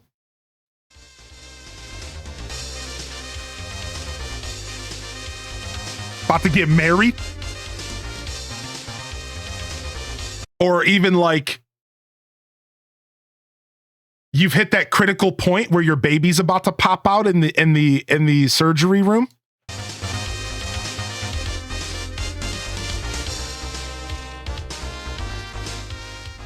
Or like you're signing off on your grandfather who passed away after living a juicy life.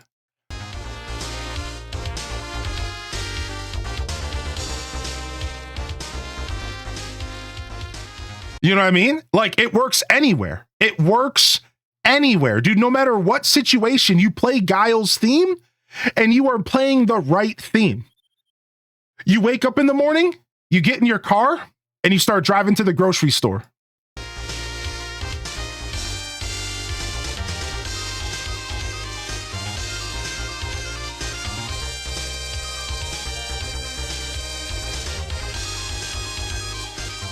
Anything. Give me any scenario that it doesn't work for. I'm telling you, any scenario. First night, and she asked to come back for a cup of coffee at 10 p.m. This starts playing in your brain.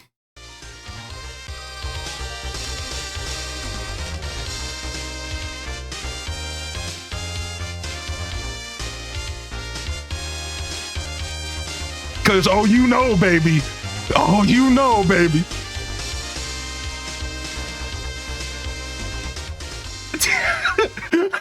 You wake up the next morning like the scene from what's that romantic comedy with what's that romantic comedy with from the girl from Elf and what's his face? And it's like one of the best romantic comedies because they don't actually get together at the end. It's I can't believe I'm blanking on both of their names. Joseph Gordon-Levitt. Yeah, 500 Days of Summer. When you have your 500 Days of Summer moment, the day after you have a sweet romantic encounter with the girl you like, or a guy, or a non-binary pal.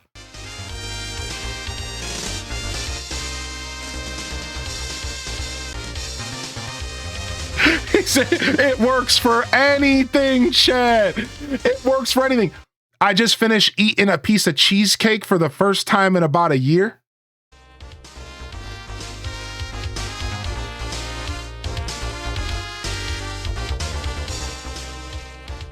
Getting your paycheck on a Friday.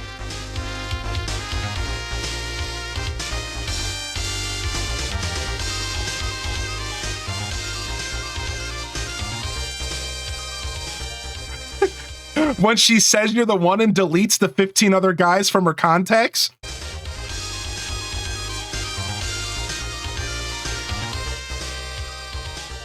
When your mom says, don't worry about showing up to the Christmas party this year, we'll send your presents to you.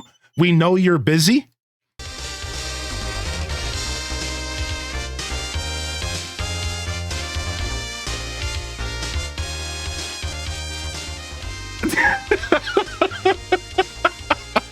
Oddly specific, but sure. Nah, we're not going to church this morning.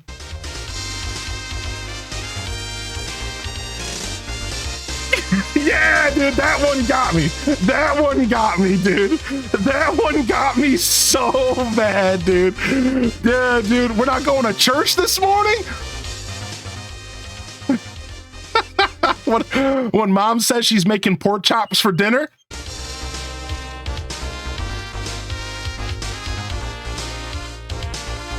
No, just kidding. I don't really like pork chops all like that. I'm gonna be real. Pork chops were like my least favorite meal, actually. All right, anyways. When you walk into the classroom and see the TV on wheels, yes, dude. Yes, dude. Yes, dude. Oh my gosh. Yeah, anyways. So as I was saying, the Guile theme really works for pretty much any encounter in life.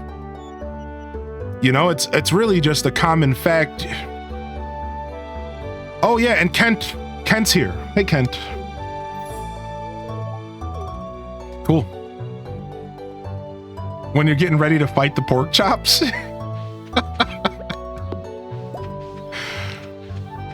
When you're going to see Sonic 3 tonight. All right, we don't have our pickaxe, and they put a rock across my brick. Look at this. I don't have my pickaxe, and look what they did to me.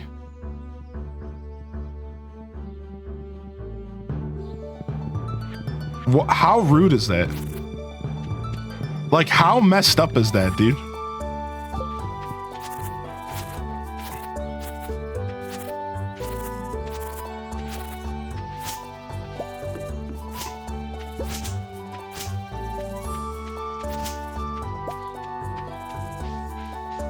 Rude.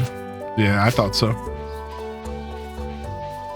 Placing that rock there is not very Guile's theme. Oh my gosh.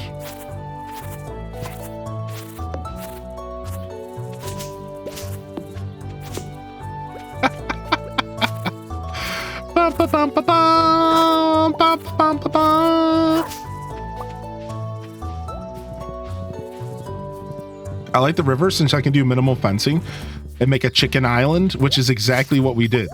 And we also, here's our barn island as well. Yep, chicken island incoming. Now everyone is offline at work, so it's time to wrap presents. Nice. You want to know what makes wrapping presents even better? Guile's theme.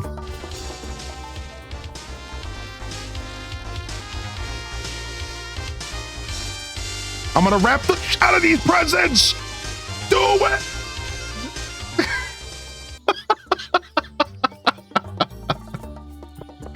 Try, give it a try. I promise you, you won't be disappointed. I can't with you today. Can this be made into an alert? Guile's theme? I mean, sure, yeah. Let me cook. I'm literally doing that right now.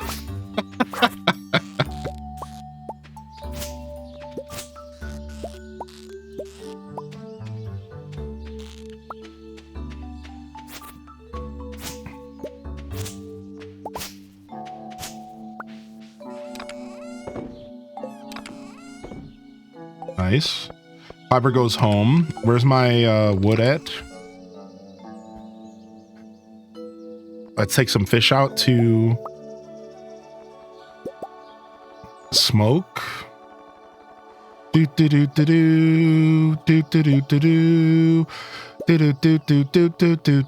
get some hardwood going as well. We definitely have to start farming up hardwood more regularly. Painting with Guile's theme. Even better, painting Bob Ross style landscapes with Guile's theme.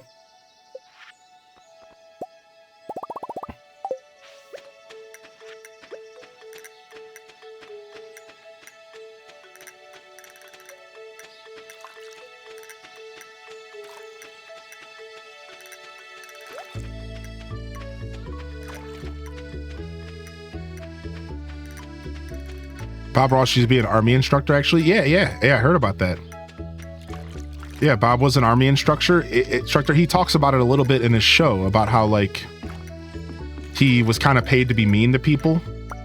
So that's like one of his inspirations for just like having such a calm demeanor for his show was because of that. He talks about it like a little bit. Yeah, it's pretty cool. I think that's a pretty cool factoid for sure. Yeah, he hated yelling at people, yeah. When I hear that theme, I picture the Mentos commercial. What?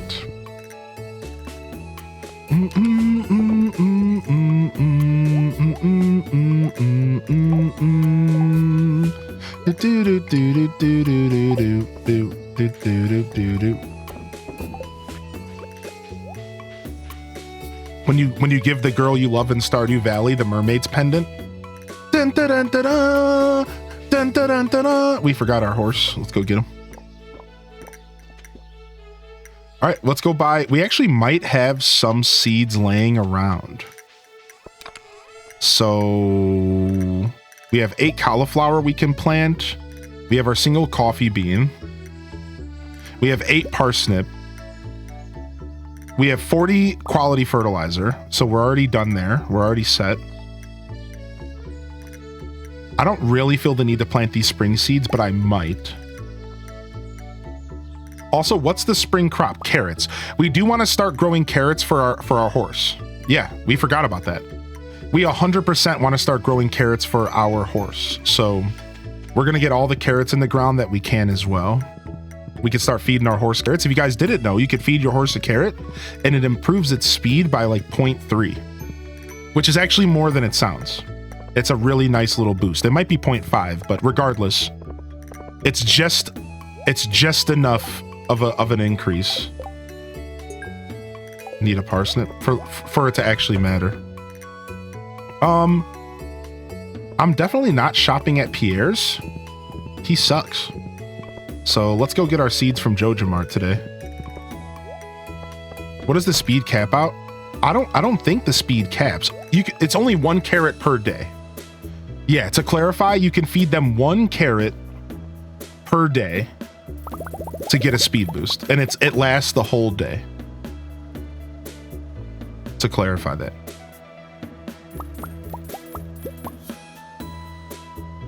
Think we have enough potatoes and stuff from last year.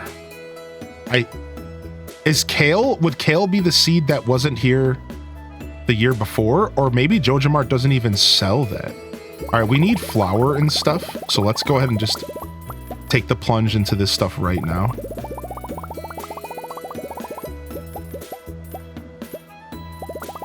Yeah, what's the spring crop that shows up in the year 2?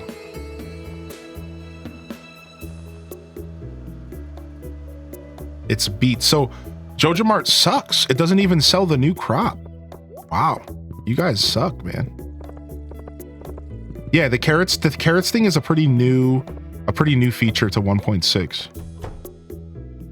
What's up, Defender? So the strawberries are available mid-season via the Spring Festival, and thank you for the reminder. Garlic. It's garlic. Oh, we could go get beets from the desert. We're gonna need beets. Oh, I didn't mean to buy 50 garlic. Oops. What? Okay. Accident. It's a lot of garlic. All right, I do need oil though. We're just wasting money here. Might as well just keep wasting. Vinegar as well.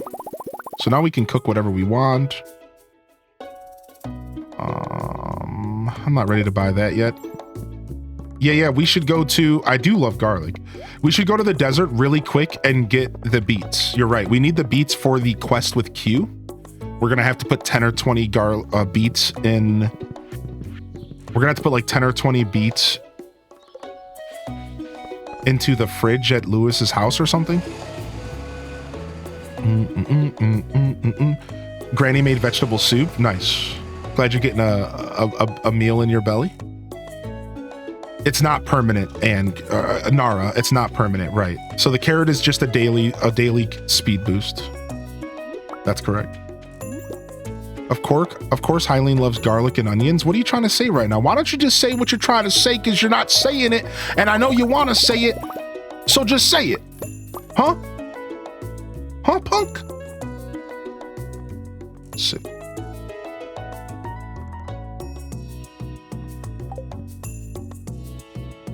There is a permanent slight increase from the books. Yes, there's 2 actually, I think. I think the horse has 2 books for permanent increases. I think it's volume 1 and volume 2, right? And then there's 2 for your base speed as well from the books. Thank you for the reminder. I will be picking up books now that I have enough cash. Thank you for that. We need to make sure we go to the bookstore. May I ask what the fishing challenge is? Yes, so the fishing challenge is I can only make money off of fish. I can't make money in any other way in the playthrough. I can only make money off of fish. So that's the challenge that we have proposed. I can't go this way. I saw Smappy updated to support the upcoming 1.6.15. Any news from Ape on what's being added? No, I do not believe Ape has commented on the next update. I do not believe.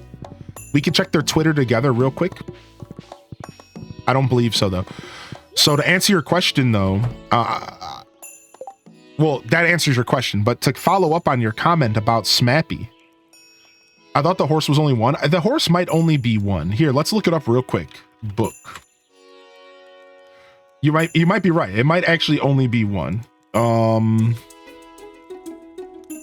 Bookseller. Let's look it up real quick. So the bookseller sells.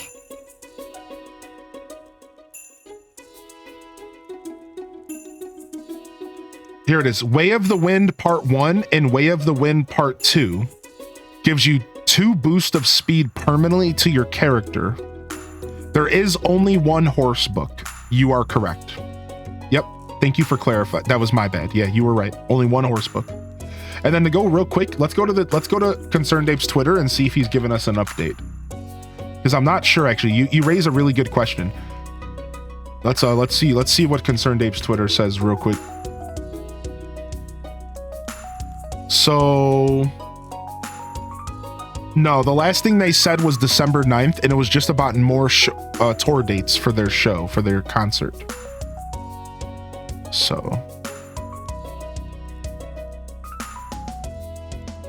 yeah. We're probably waiting for commentary on that. All right, sick. Let's drop off all this stuff real quick, and we can cook with all that stuff later. So, well, if you count running through the grass, the player gets 3. Oh yeah, because you're talking about the slither legs. What's the raccoon bug? So for the Switch specifically, I believe there's a bug where the raccoon shop doesn't update everything that it's supposed to. I believe this is only a Switch issue right now. Yeah, old slither legs. I think it's a Switch issue right now, and it's to where your raccoon shop doesn't update properly, and it doesn't sell everything that it's supposed to sell as you grow with the family.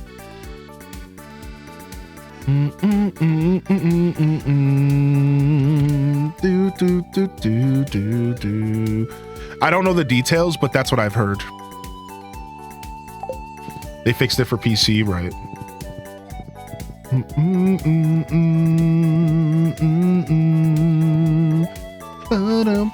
I actually think I am going to use a different pathing. After seeing it in the summer, I think we will be switching over to stone or stone walkway, and the reason is because I kind of want it to be completely covered. I don't want to see the earth under it. I don't think I want to see the earth under the patterns. I think I want to actually use something that covers up the whole ground. So we will be switching, I think, and we'll use the crystal path somewhere else on the farm.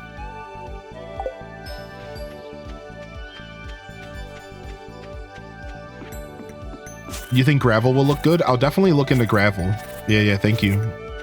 I don't mind the sound. I'll definitely look into it as an option. Yeah, something between those fish ponds, but I don't think we're going to stick with crystal. I had the vision for crystal, but now that I see it, I don't like it. All right, we can't pick up this single rock, which is frustrating, but we'll just farm around it. So I've never farmed in such an awkward space before. So I'm wondering what this is maybe going to be like. We definitely want to keep a path here.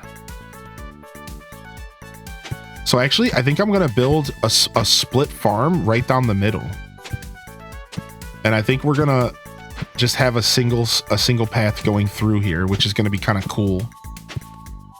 And do you think I should keep the edge clear? Like, do you think that I could lose crops if I have them too close to the edge like this? I don't think so. I think this is okay. I don't think we have to put a fence up around the edge here.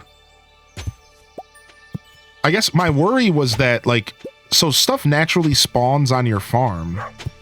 And my worry is, like, what if it doesn't have any room to spawn, like, will it spawn on top of my crops here?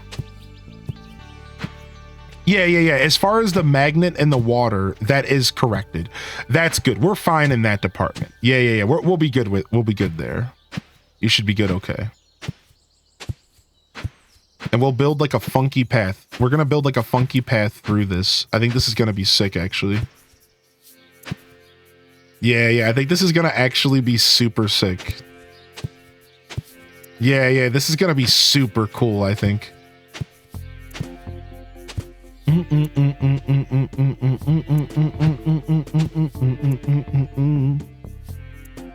think this is going to be sick. So then now we have to figure out the scarecrow situation for sure. I don't think one scarecrow will cover this whole property. I don't think so. I need to see the scarecrow. This is one of those situations where I wish I had UI info suite, but you know.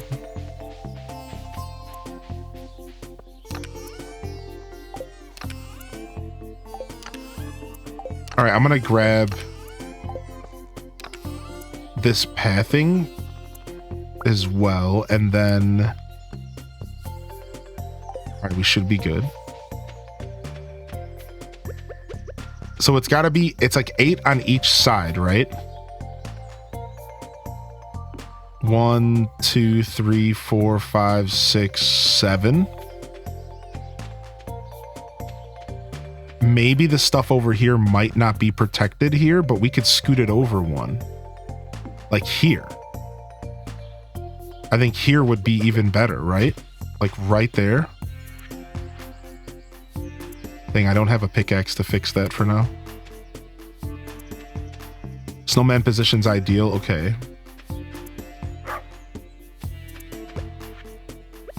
All right, and we'll figure out all the details later. For now, let's just plant this stuff. Let's get these parsnips down.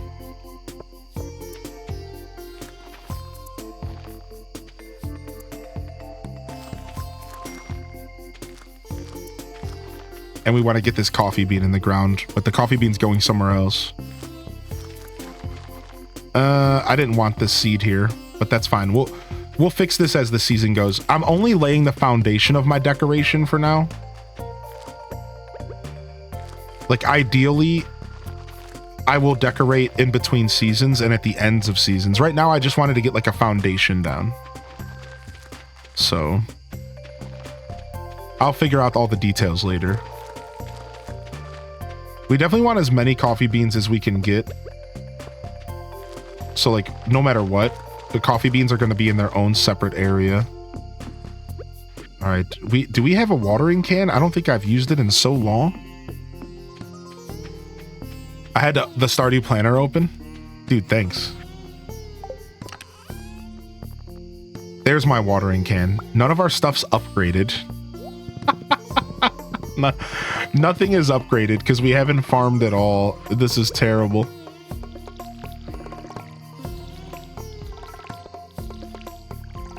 What I think what we're gonna do here eventually is we're gonna set this up. We're in a very inefficient but very decorative way.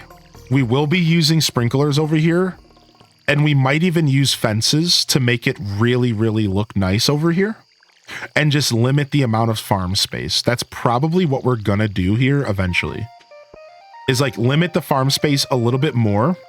Maybe add some fences or some decorations. And it'll look like super nice. But for now, it's just a little bit more function versus anything else. I just want to get this stuff in the ground. Who needs efficiency? Yeah, like normally I'm all about efficiency, but with this playthrough, I'm really gonna let myself decorate early on. Normally decoration is like a very end game treat for me. I'm gonna try to do the decorating throughout all of year 2, and we're gonna really have a gorgeous property to play on. I think like that's my goal, is like I want to actually decorate in like year 2 instead of it being some kind of end game like dollhouse kind of vibe, as in like decorating just to look at it. I'm gonna try to decorate this as we go so that we can like actually live in it and play the game in it and like enjoy it, you know? Like I realize I never really get to enjoy the decorations because of that. Empanada, who's your father? Went on Maury. Should have. I don't know. I had something, but it like. I panicked, all right? I panicked.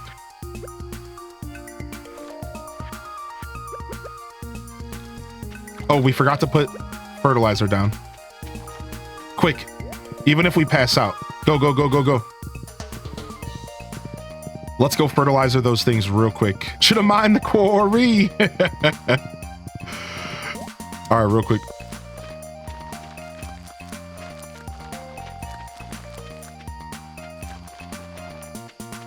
We don't need higher quality carrots. I guess I didn't have to use that fertilizer. I just like used it all up real quick. All right, we're fine. We had more time than I thought. Oh, we never planted our beets, but we can plant those tomorrow. That's fine. And the garlic. We'll fit those into the farm tomorrow.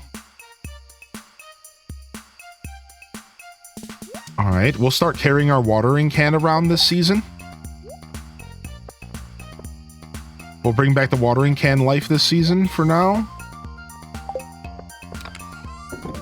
Drop all this stuff off.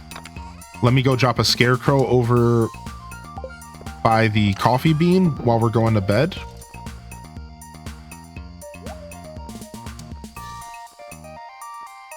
All right, let's roll. Hopefully I can get my freaking gold pickaxe tomorrow. It might be another day.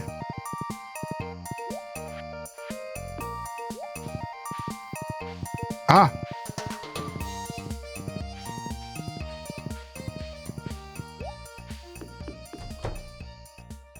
What's up, Tamper? Heavy weekend, dude.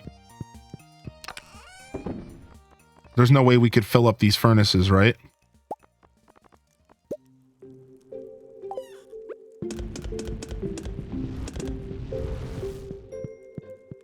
Oh! My childhood copy of Sonic Riders is mostly unplayable due to bad scratches. That's the worst. You can't really do much about that. I think there is some kind of like scratch fix stuff, but I've heard over the years that like that doesn't even really work the way you think it does. It just kind of like fills in some blanks. I don't know. We were close.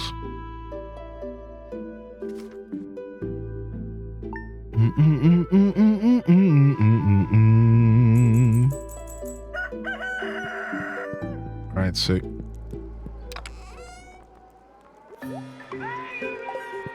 Bangarang! What's up, dude? Gingy, how you been, man? Happy Friday. All right, let's go and... All right, so we have to wait one more day without our pickaxe, which is fine. Been good yourself? I'm doing well, thank you. Thanks for asking. A little tired today. Had a super weird night of sleep, man. One of the weirdest nights of sleep I've had in a long time. I like had weird dreams. It was probably the first time I've used the word nightmare in a long time. Like I had a legitimate nightmare last night and I woke up a ball of stress and anxiety, dude. I was being chased by this monster the whole dream. And then it involved a bunch of old friends and people that I don't interact with that much anymore. And that's just a whole ball of anxiety as well. You know what I mean? Like interacting with dream versions of people you don't talk to a lot anymore. That was like weird. It was just all so weird, dude. And I just woke up like in fetal position. Like not at all okay. It wasn't that bad. It wasn't that bad. Yeah, dude. That's not something I have often ever. Like ever. I don't know, dude. That is not normal for me. Every once in a while, I'll get got by the dream world, though.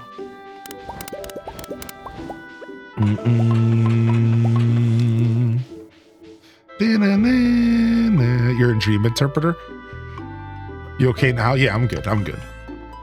It just, honestly, the thing that sucked about it is it just felt like I didn't sleep last night. That's the thing that sucked about it. I'm fine. It just felt like I didn't sleep because of that like weird anxiety. I woke up, I feel like I didn't sleep. Like I woke up tired and was like, oh, like that's really what it is. I feel like I didn't really sleep too well. I must have been tossing and turning a bunch. But like otherwise I'm fine. You know, I'm a tough guy. I'll be all right. Yo, we'll see you later, Momo. You know, I'm tough. I'm built T-U-F-F, tough. I'm Ford truck tough.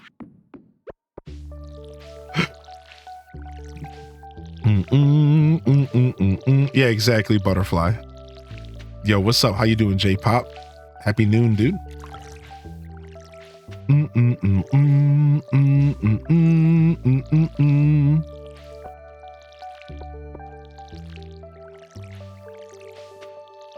My new saying at work for the laughs is I'm living the dream, but it's a nightmare.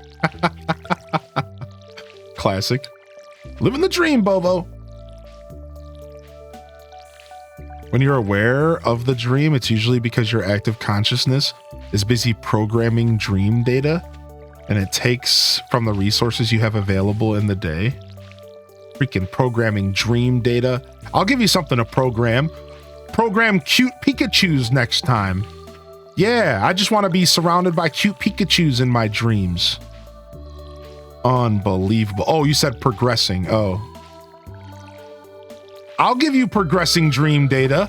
Why don't you progress some cute Squirtles into my dreams, punks?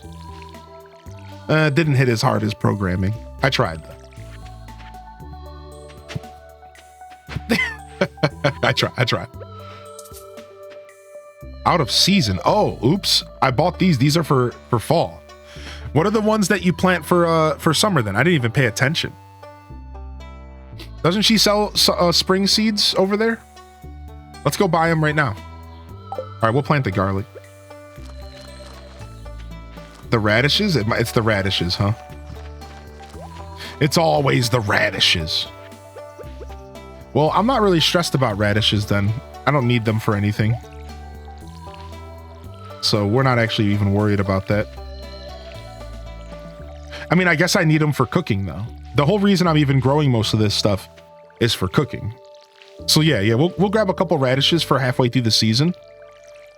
Because we'll replant some stuff halfway through the season. Not a lot, but we will do one replanting. Meanwhile, our main focus is just going to be coffee beans over on the other island. We're going to turn that whole island into a coffee bean island going into summer so that we can mass produce our coffee.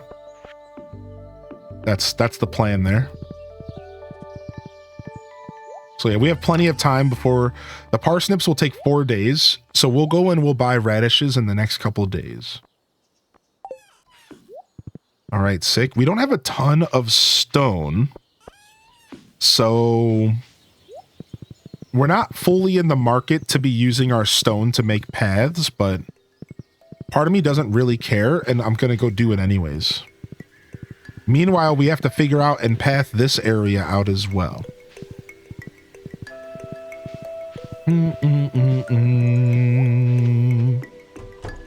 Having to walk all the way around because of that stone is infuriating.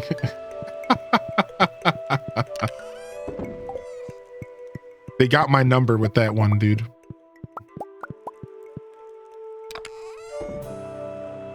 All right. Pickaxe will be done tomorrow. Grab some stone and let's make a couple different styles of path here. Somebody said maybe gravel would look good. So let's get like 10. Let's get 30 gravel and we'll see what that looks like. And then let's go for my original idea, which is... Oh, nice. I got an achievement. Let's do 30 stone walkways and 30 stone floor. And let's experiment a little and see which ones we like the most here. At some point, we're going to have to do some fishing, but we don't have to do that today. Oh, wait, we can go get the spring fish. Oh, we can finally get the last legendary.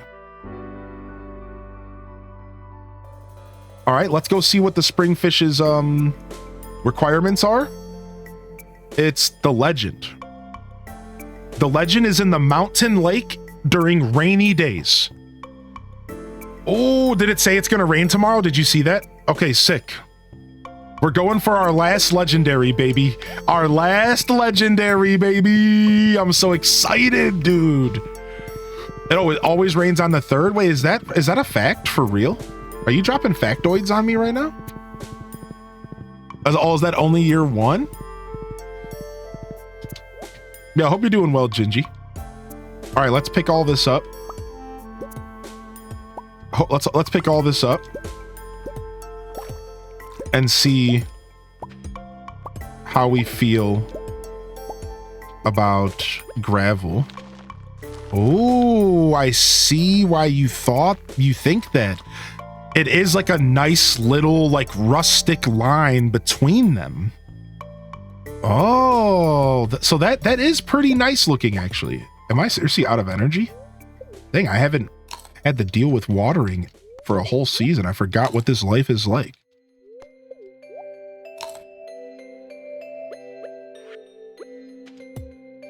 All right, and then let's try this one. Ooh, now, if we wanted to do this one, we would want to put the paths under the fish ponds and have the fish ponds sit over the whole path. That's what we actually want to do here. We want to have the fish pond sitting on the whole path. We don't want it to just be between. Same thing with this one. Okay, I think I know what I want, but we're going to have to move the fish ponds and then move them back, unfortunately. So we got to wait till maybe Thursday when we're not busy.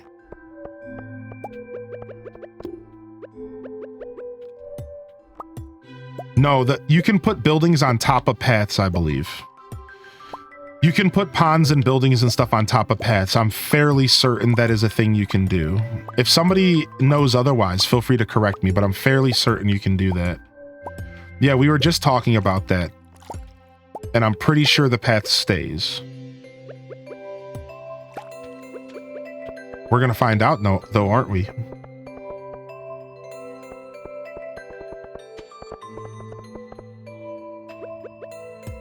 We're going to find out. We're gonna find out.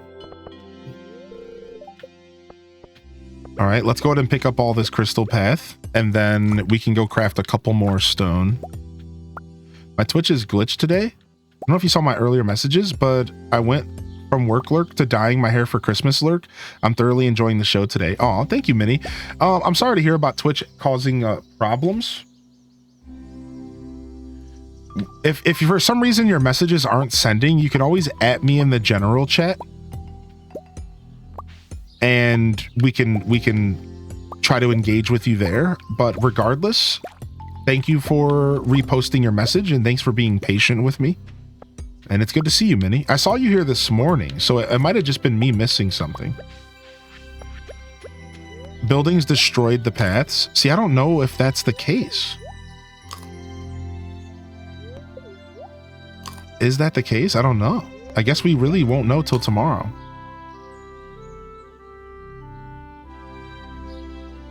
Do they just disappear then?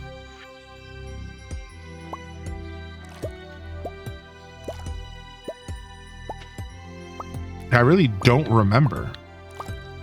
I believe you. I have no reason not to believe you, to be fair. So maybe we might end up using gravel. If that is the case, I think we might end up using gravel then. Last batch of cookies for today. Nice. Don't know if I like that. I do like the idea of this path heading here. Oh, is Marnie work on Tuesdays? Oh, it's 6 p.m. It doesn't matter.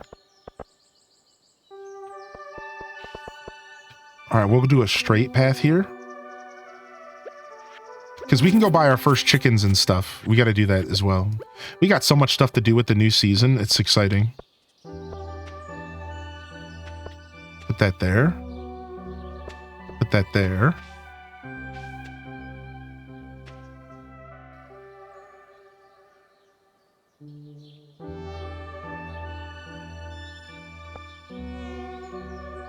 I think this is what we're doing.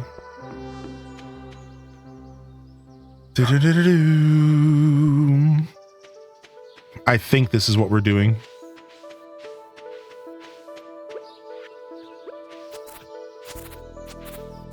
We'll stop at Robin's tomorrow morning.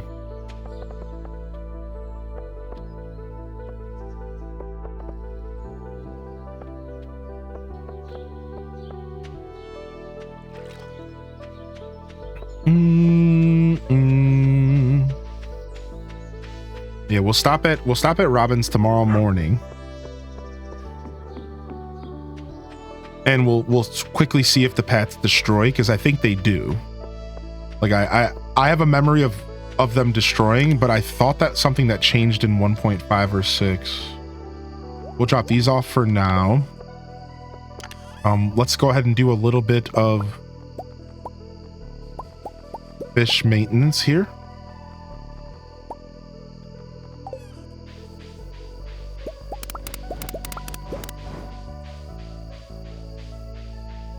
Oh, I am going to be picking up books. Yeah. Next bookseller day, I will be picking up books. I could have bought books in winter, actually, but I forgot. Yeah, we will be investing in books. That's something I had mentioned at the start of spring. A year or two. Yeah, we will definitely be investing in books. If I would have noticed, I think we could have probably afforded it in the winter bookseller, but I guess I wasn't paying attention.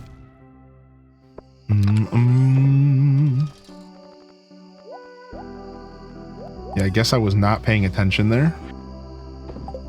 Smoked herring. Speaking of, it's 8:50. Our horse can't go up through here, which is funny. Let's go to the train station and check for wood.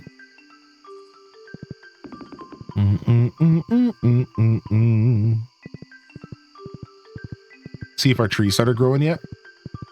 And then tomorrow we have to go and pick up our pickaxe. We have to go fishing if it rains. And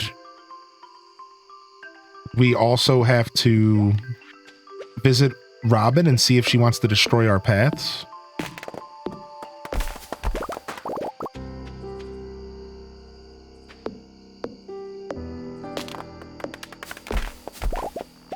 I move my coop and barn every year and replant the grass under the fence. The paths will disappear from the buildings. I can't vouch for fish ponds.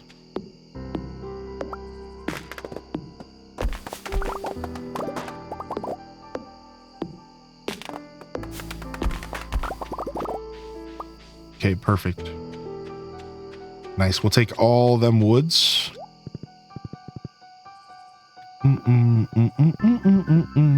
We can't do anything in the quarry without our pickaxe. All right, let's go back to the house and sleep.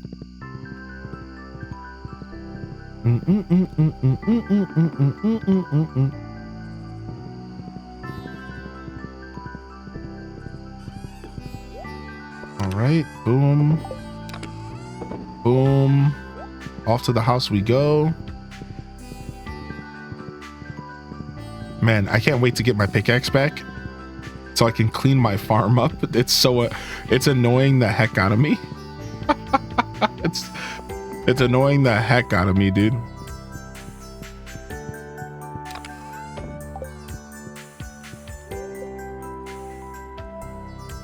I am lucky to be in the UK and have it at my fingertips unless my friends cancel.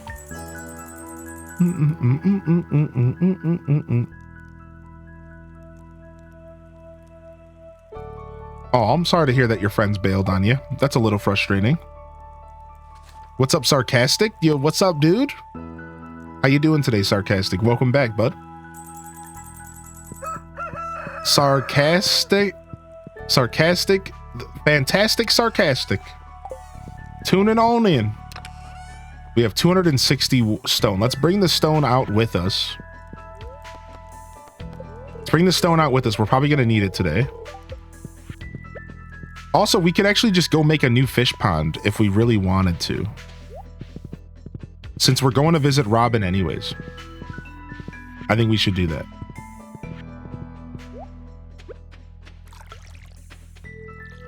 Oh yeah, we can get the animal catalog.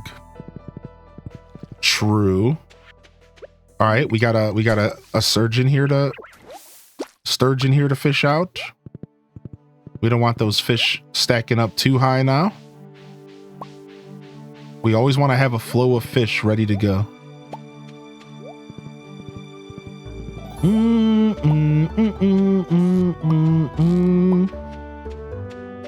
All cozy with my Cocoa Puffs. Dude, I haven't had Cocoa Puffs in so long. I'm excellent today. How are you? I'm doing well, man. Thank you. A little tired, but we're fine. Excited for movie night tonight. Call me Taz if it's easier. Taz works for me. Whatever you prefer, bud.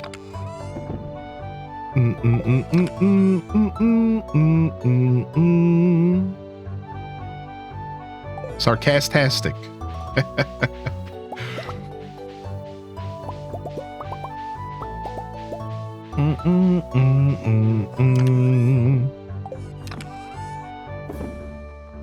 All right, let's get some trash. Let's go check on the fishies again. Getting all these fish smoked up. Grab these lobsters, sure.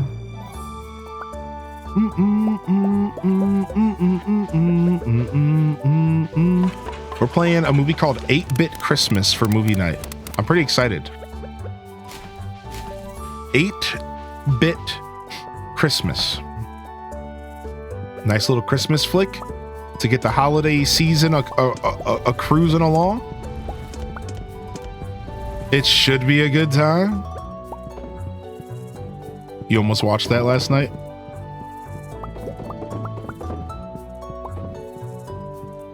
All right, not bad. Some days I can get away with going in there twice. So the thing about the fish farm that I've noticed, it reminds me of like playing Graveyard Keeper.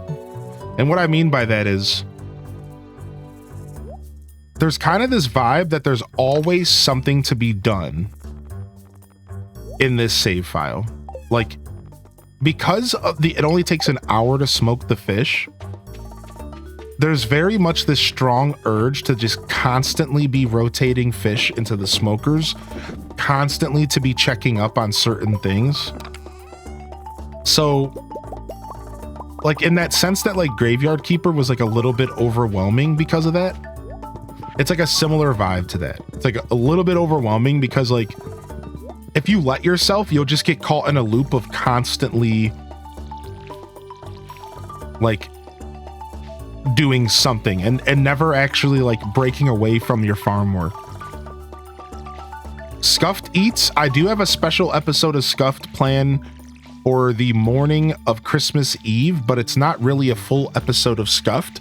I'm just making waffles with the Shrek waffle iron that a viewer purchased for me in the past, and they kept asking me if I was ever going to use it, so I said that I would finally use it because I know they would never let me live it down if I didn't.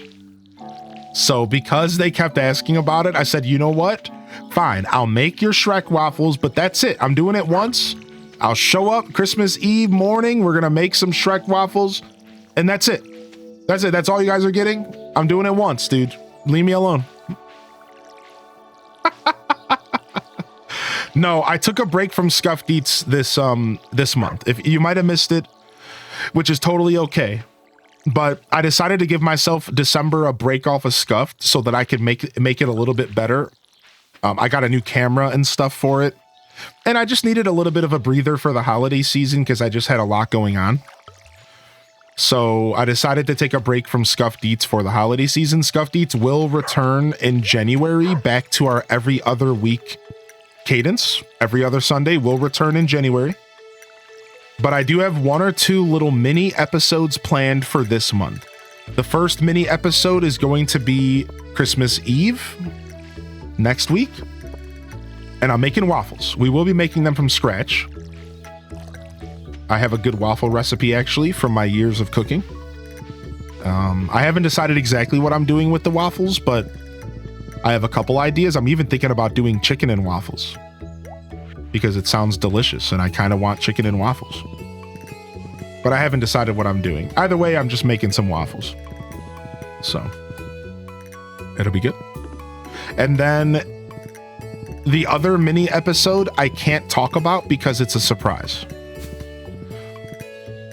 So I have another little teeny mini episode of Scuffed that's going to be a surprise for later in December, but I can't talk about it. Sorry.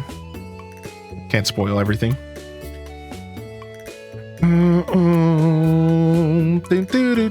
Thank you, Chicken Wing, for understanding.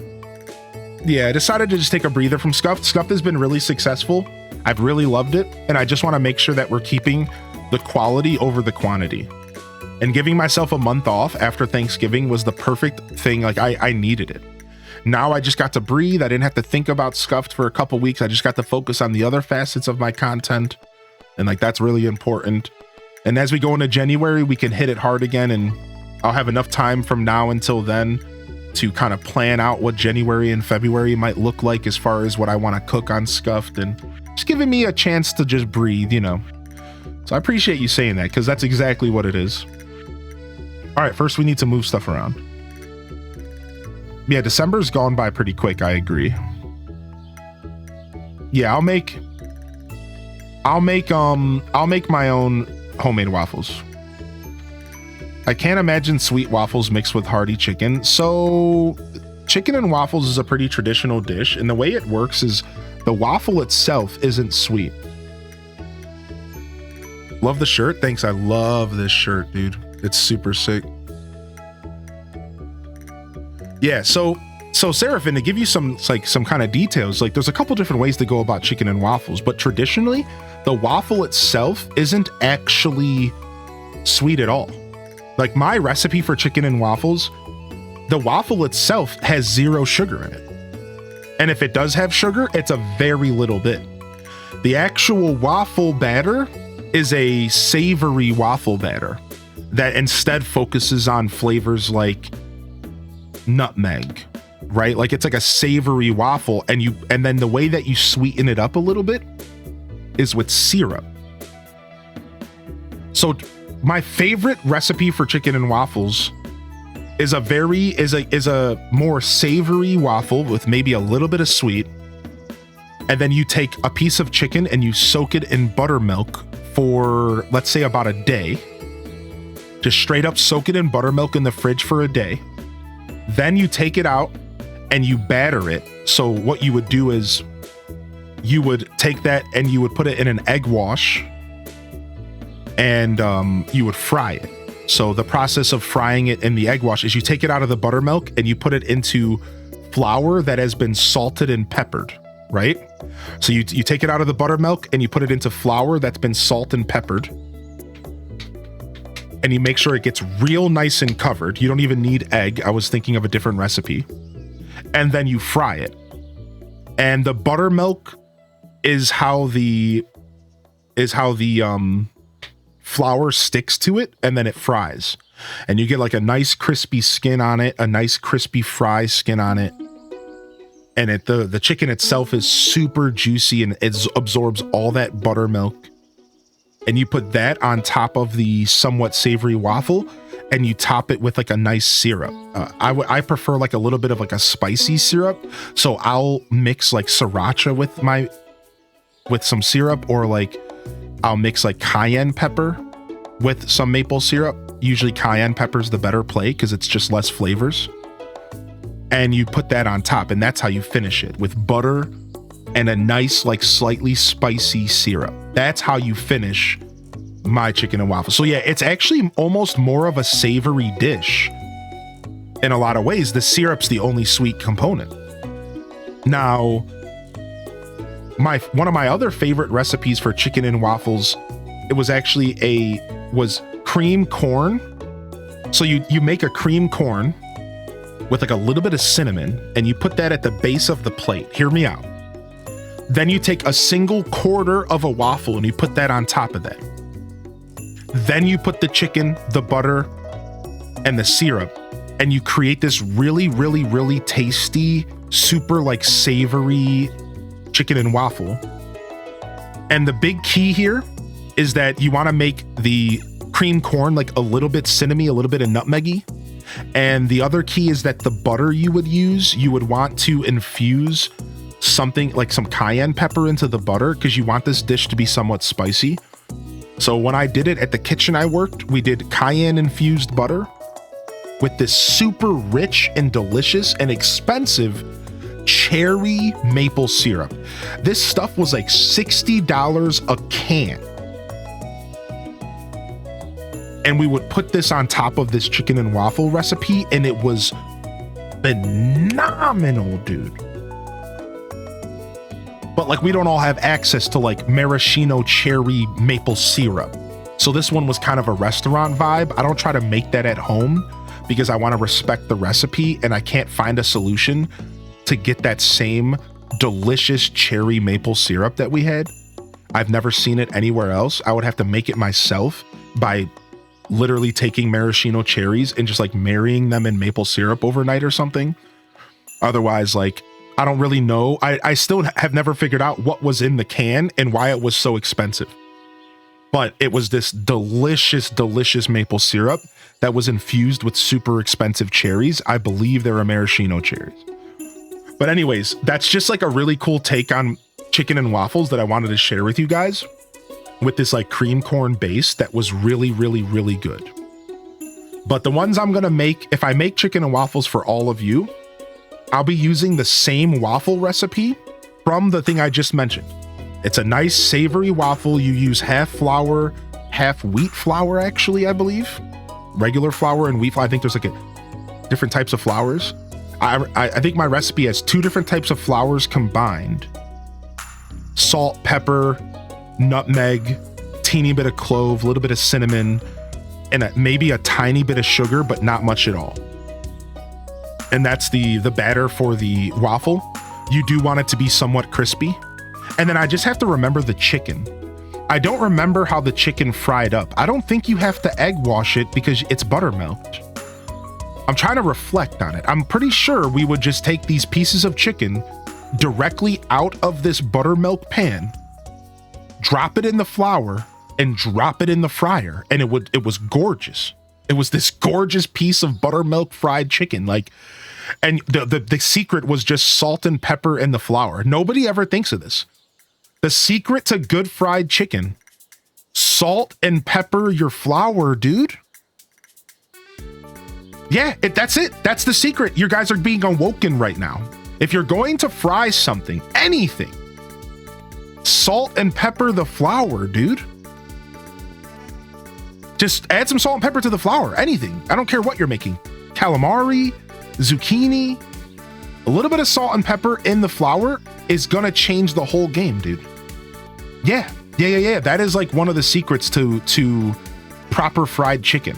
You don't just season the chicken itself, you season the flour in which you batter it in. That is like the secret. That's the part that a lot of people overlook.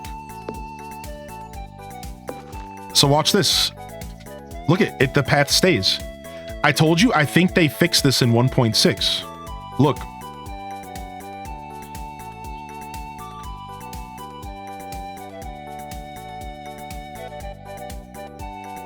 I think it's some paths. Maybe what it is that not every path can be used this way. I don't think every path can be used this way. I think some of the paths maybe don't work this way. I don't know the details. All I know is that I vaguely remembered this not being a problem in 1.6. I never really decorated a ton in 1.5 besides for my forest farm. Exclamation point mushroom. If you guys want to see my mushroom farm, it was gorgeous. You guys want me to pull the clip up of my mushroom farm? Get out of here, Daz. I can pull up my clip of the mushroom farm. It's honestly gorgeous. Yeah. Here, I'll play it real quick. It's one of my favorite clips. Here, I'm gonna transfer my camera over real quick.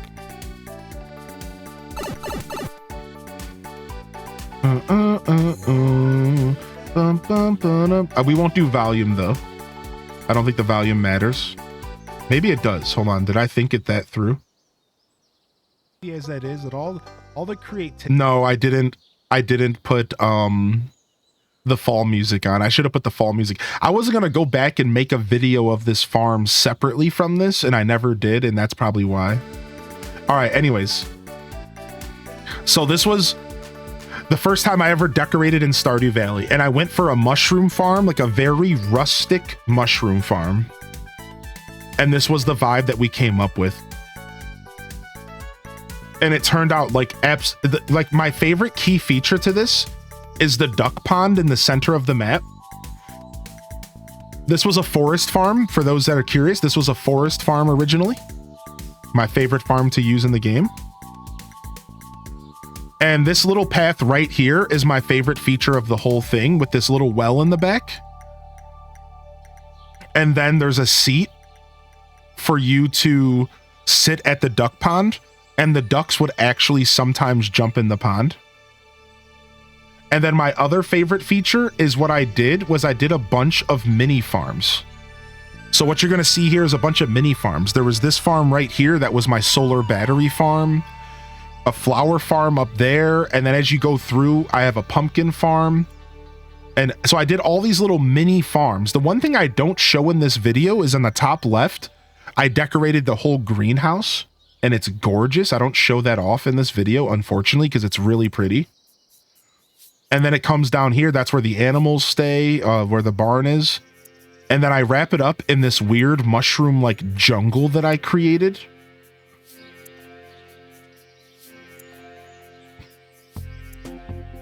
Dude, super cool. I still to this day, probably one of my favorite things that I ever did. Probably one of my favorite things that I ever did in Stardew Valley.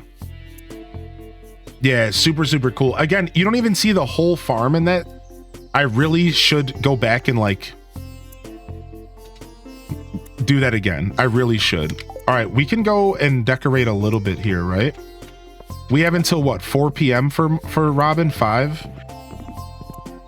All right, let's go back. I think we have a little bit of time here.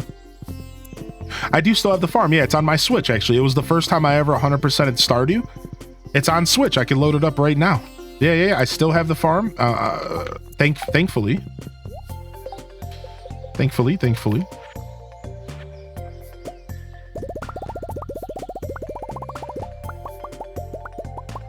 All right, we need to keep 200 for the new fish pond.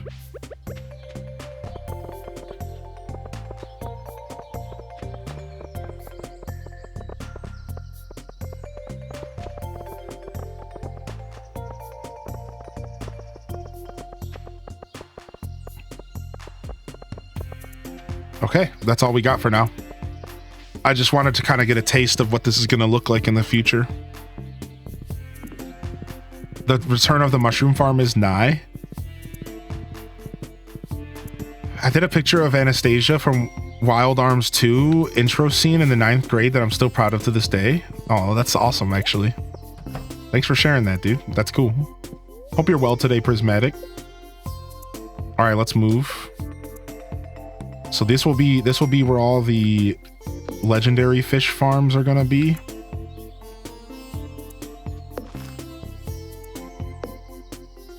Yellow and green up top. Glacier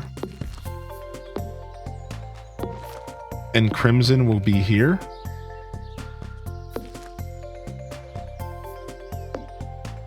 Actually, the legend's gonna be green as well, I think.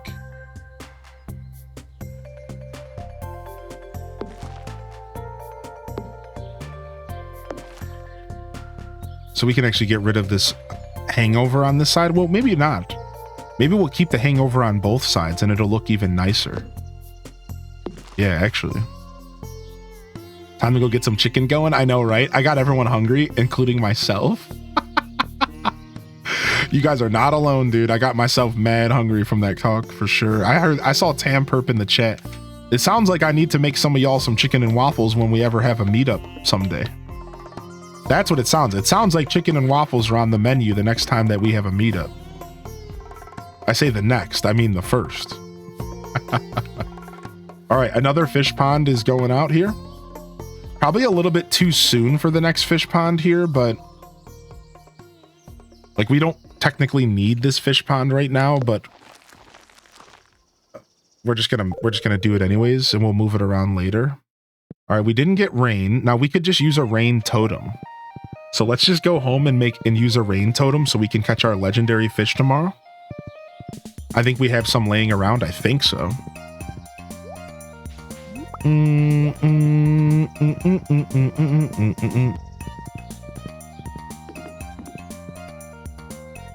The ultimate Hylian meetup.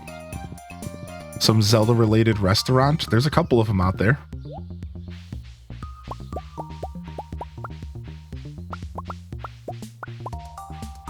There was this really, really cool place that I knew about growing up called Side Quest.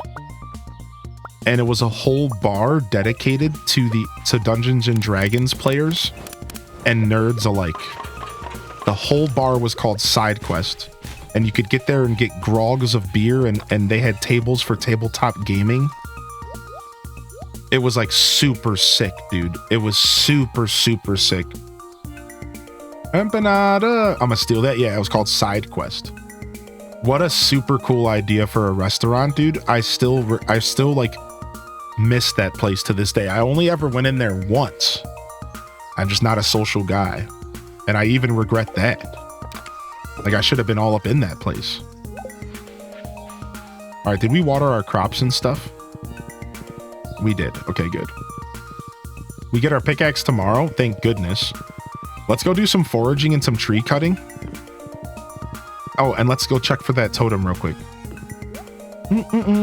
Went to a barcade. Had so much fun.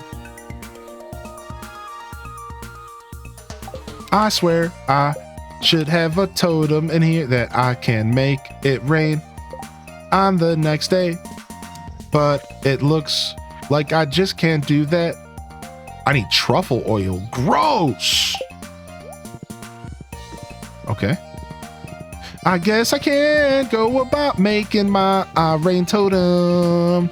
I'm gonna have to wait until the game gives me rain on a natural day. It's my rain totem song. Booksellers in town on the 11th. We probably should start paying attention to birthdays. It's gonna rain all day tomorrow. Hey! We gotta start paying attention to birthdays. What is Kent like? Besides for switchblades and the taste of his own blood, what can I give Guile? I mean Kent for his birthday.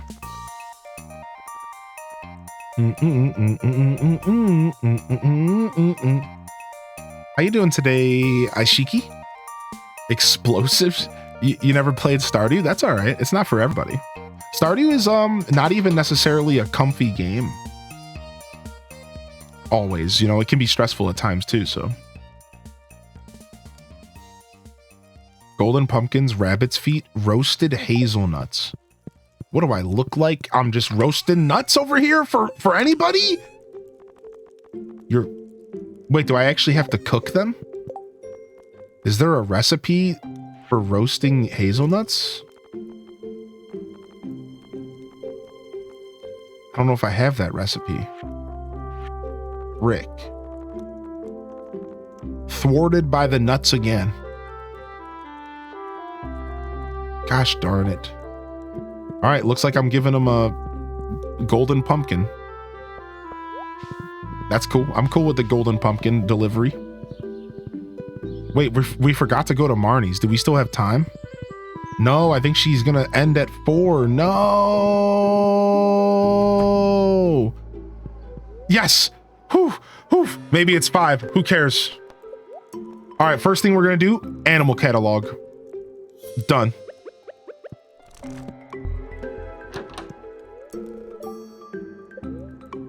Done. All right, now what do we buy? All right, our first chicken's coming home. Do do do do do do do do. I just realized I don't have any hay though, and I don't have a silo. Looks like we're doing this old school, manual. I don't have my keyboard hooked up to my Switch, so we're typing this in.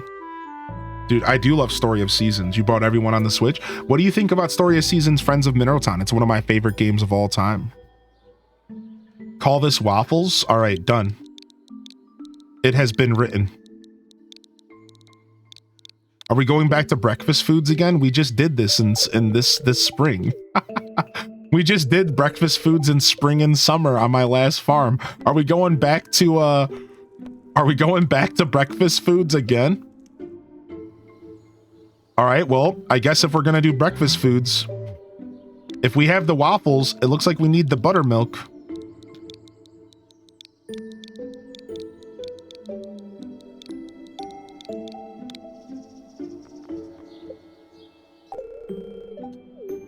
All right, We got our first cow and we got our first chicken.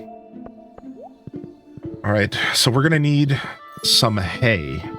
Oh, we need to buy the hay from her. I ain't got none of that. Do. We'll buy 50 pieces and that'll last me for a while. Mama had a chicken. Mama had a cow. Good. Nice. Very nice. Dad was proud. He didn't care how. Casey. Chicken. Cow. Cow and Chicken. Cow and Chicken was one of the most uncomfortable cartoons known to man. That cartoon was so uncomfortable to watch. And that was like their whole shtick. It's very similar to Ren and Stimpy. And I wouldn't be surprised if it's the same people. I don't know if that's a fact, but I wouldn't be surprised if it was the same people. Because it was such an uncomfortable show to watch. And Ren and Stimpy was the same way. It was super uncomfortable. Can you name one after me? I'll keep you in mind for sure. Got your back.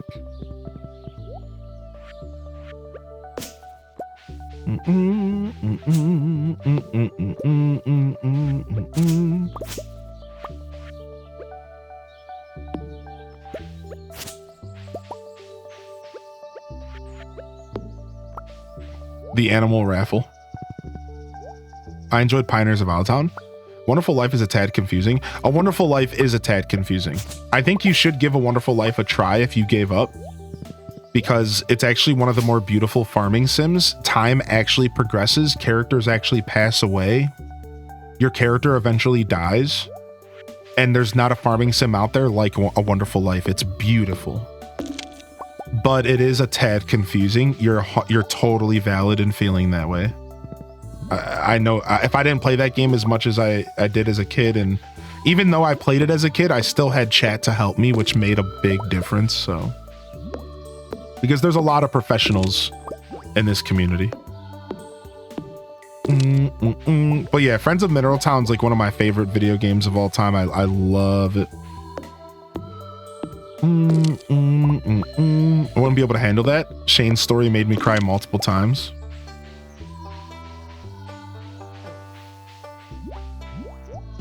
Some of the leaves in the secret forest drift up.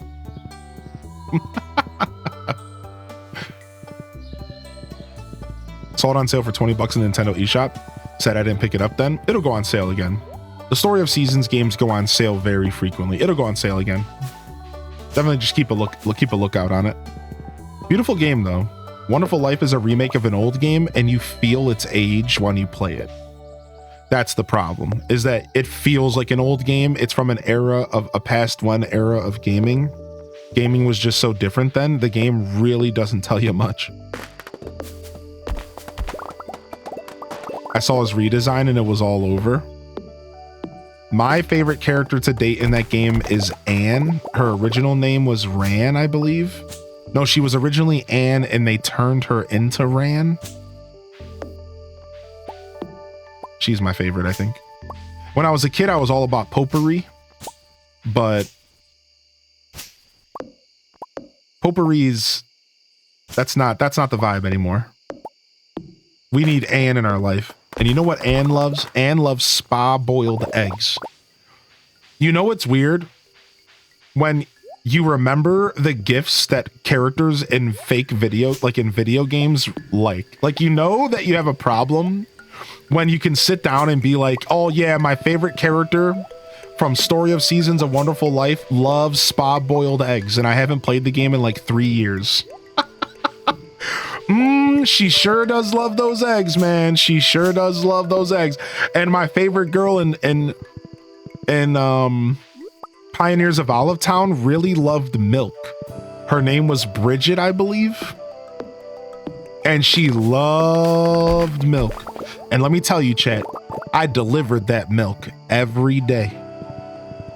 Every day I showed up with bells on.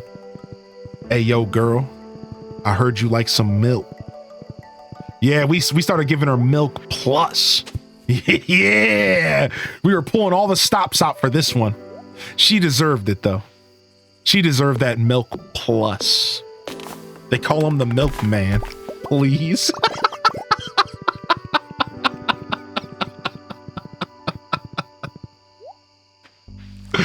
Yo, get your bonks in the chat. I don't know what you're thinking about over there, Seraphin, but somebody needs a bonk, all right? Because I'm over here talking about Milk Plus. It's a product in the game that came from my cows.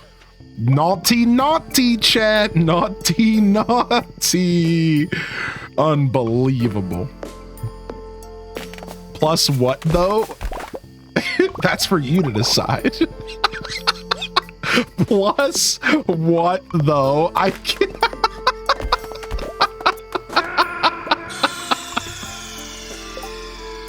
Are you okay? Snake? Snake! I can't, dude. Plus what, though? Oh my god. Snake? Snake! Snake!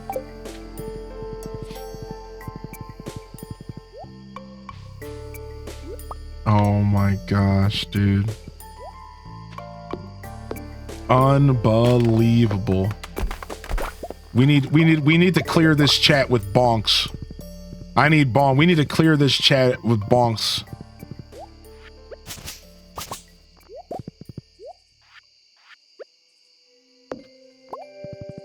Get him out of here.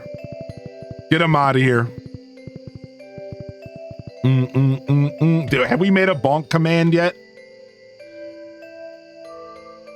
Oh, it's not the... That's so funny. That's a different command. But we're just gonna keep it. That command was when we played Zelda, but now we're just gonna keep it. And chat has been bonked 93 times. Bonk! Yeah. That's the new command. We'll fix it up later. We'll make it say something different. Bonk! We're just gonna keep that command. That was from Wind Waker. There's a lot of bonking happening in Wind Waker. Oh, you know what? We probably should go feed the animals real quick. Uh-oh.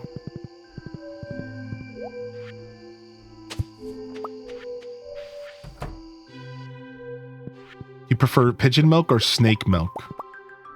That is a good question. Waffles is trying to sleep. Aw, poor little Waffles, the little chickadee. Actually, we're going to open up this door so homie can come out and just snack on some eats. We might pass out on our farm, but that's fine. The cows got plenty of food down here. Buttermilk is trying to sleep. All right, we should have brought a chest into these rooms, but... All right, me opening up that garage door might have made it to where I'm gonna pass out. The garage door did it. Still no bed in the barn. Well, we just got the barn, but that's a good idea. We might want to just sleep there. It's not like I don't belong there.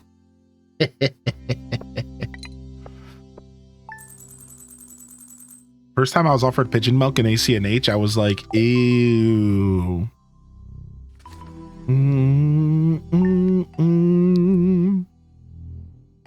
Yeah, Game Boy Advance version of Mineral Town on my Wii U, same. Same. I haven't gone back since they made the new one because the remake is just so good. And the remake is like so true to the original. So like in all reality, you're not missing out on much. All right, I'm going to call it here for now, chat. We'll be back tonight and the Discord for movie night. A little bit of a shorter broadcast than I originally planned, but a little bit of a weird night of sleep. And I think I'm good. I think I'm pretty satisfied with this episode of Stardew. It was a lot of fun. I really do hope you all enjoyed the broadcast. And we will be back tomorrow morning to do whatever we want to do because the game is undecided. So tomorrow and Sunday, game's undecided. So if you want to see what potentially could show up, it's right here. We have a list. We also provide this in the Discord every Sunday. So if the schedule says game undecided, it means it could be any of those. Stardew, Zelda, Animal Crossing, Minecraft, Pocket TCG. Those are the games that I'm Thinking about tossing around tomorrow. Kind of feeling some more Stardew in the morning tomorrow. This was a really good vibe today. We'll see how I feel when I wake up. But we're getting ahead of ourselves. We have a movie night tonight in the Discord. All right, we have a movie night in the Discord at 5 p.m. Eastern. 4 hours from now. Join the Discord if you want to watch, and then we're going to play the movie again at 8 p.m. for those who missed the first showing. All right, so feel free to come on by for that if you're interested. I am going to get out of here, though. Thank you so much, everyone, for coming through. The schedule is getting a little bit more structured for those that weren't here Monday. I'm starting to actually schedule some games. Some days I leave it undecided and I give you a game list. Some days I tell you the game we're playing. That's going to continue into next week. I will be doing schedules Sunday night, giving you a rough idea of what to expect for some days of the week. Some days giving me the freedom of choice. So look out for that. The schedules can be found there in the chat or in the Discord. I encourage you to hit the follow button if you enjoyed the Stardew Valley today. We are here doing Stardew pretty regularly. We currently have a playthrough going, so you'll be seeing this game once a week or so, if not more. But more importantly, thank you for tuning in today. Thank you for being here. Thank you for all the follows and the support. I appreciate all the lurkers coming in here as well. And I truly, truly hope that y'all had a good time hanging out with me, because I know I had a good time hanging out with y'all. It was truly a blast. Yeah, W stream. Today was great, dude. Today was great. So a little bit on the lighter side. I usually try to stream for about 6 to 8 hours a day, and we're getting there. So my minimum is 4 hours. So those, just in case you're new out there, I offer a 4-hour broadcast minimum almost every time I go live. Like, I'm talking 99.9% of the time. If I go live on Twitch, you get at least 4 hours. You can always expect that in the morning. Sometimes I like to go for 6, 8. I really like my long boy streams, and long boy streams will be had. Just not today. Otherwise, I think that's about everything I want to say. So let's go ahead and wrap up our broadcast here. And I think today we'll go ahead and we will drop some love off to another creator here in the Twitch space. And we'll go drop a raid off to another creator out there who is wandering aimlessly through the fields of Twitch. And we could go drop off some love to him and say hello. And today I think we're going to go visit a member of my personal Twitch community who has started streaming, and I haven't had a chance to ever raid them. So this is a first time raid for me, but they're playing Stardew Valley and they go by the name of Tori Cosmos. They've been in and out of my stream here for years now, and they are doing some Stardew Valley themselves. I figured let's go continue the Stardew vibes today and go see what they're up to. All right, so if you want to join us, grab a raid message. There's one for the non-subs, one for the subs. You could also just spam your favorite emote, hit them with a bunch of bonks, whatever you want to do. But I appreciate you sincerely. All right, let's go ahead and get this raid going. Bam, this is Highly in Descent, and I'm signing off from another wonderful broadcast here on twitch.tv. Thank you so much for vibing with us. If I don't see y'all here tonight for the movie night, hopefully I see you for some Saturday shenanigans. And if not, that's cool too. All right, just don't forget to game on. And of course, as always, peace. Wrap it up and on to the next episode. Peace.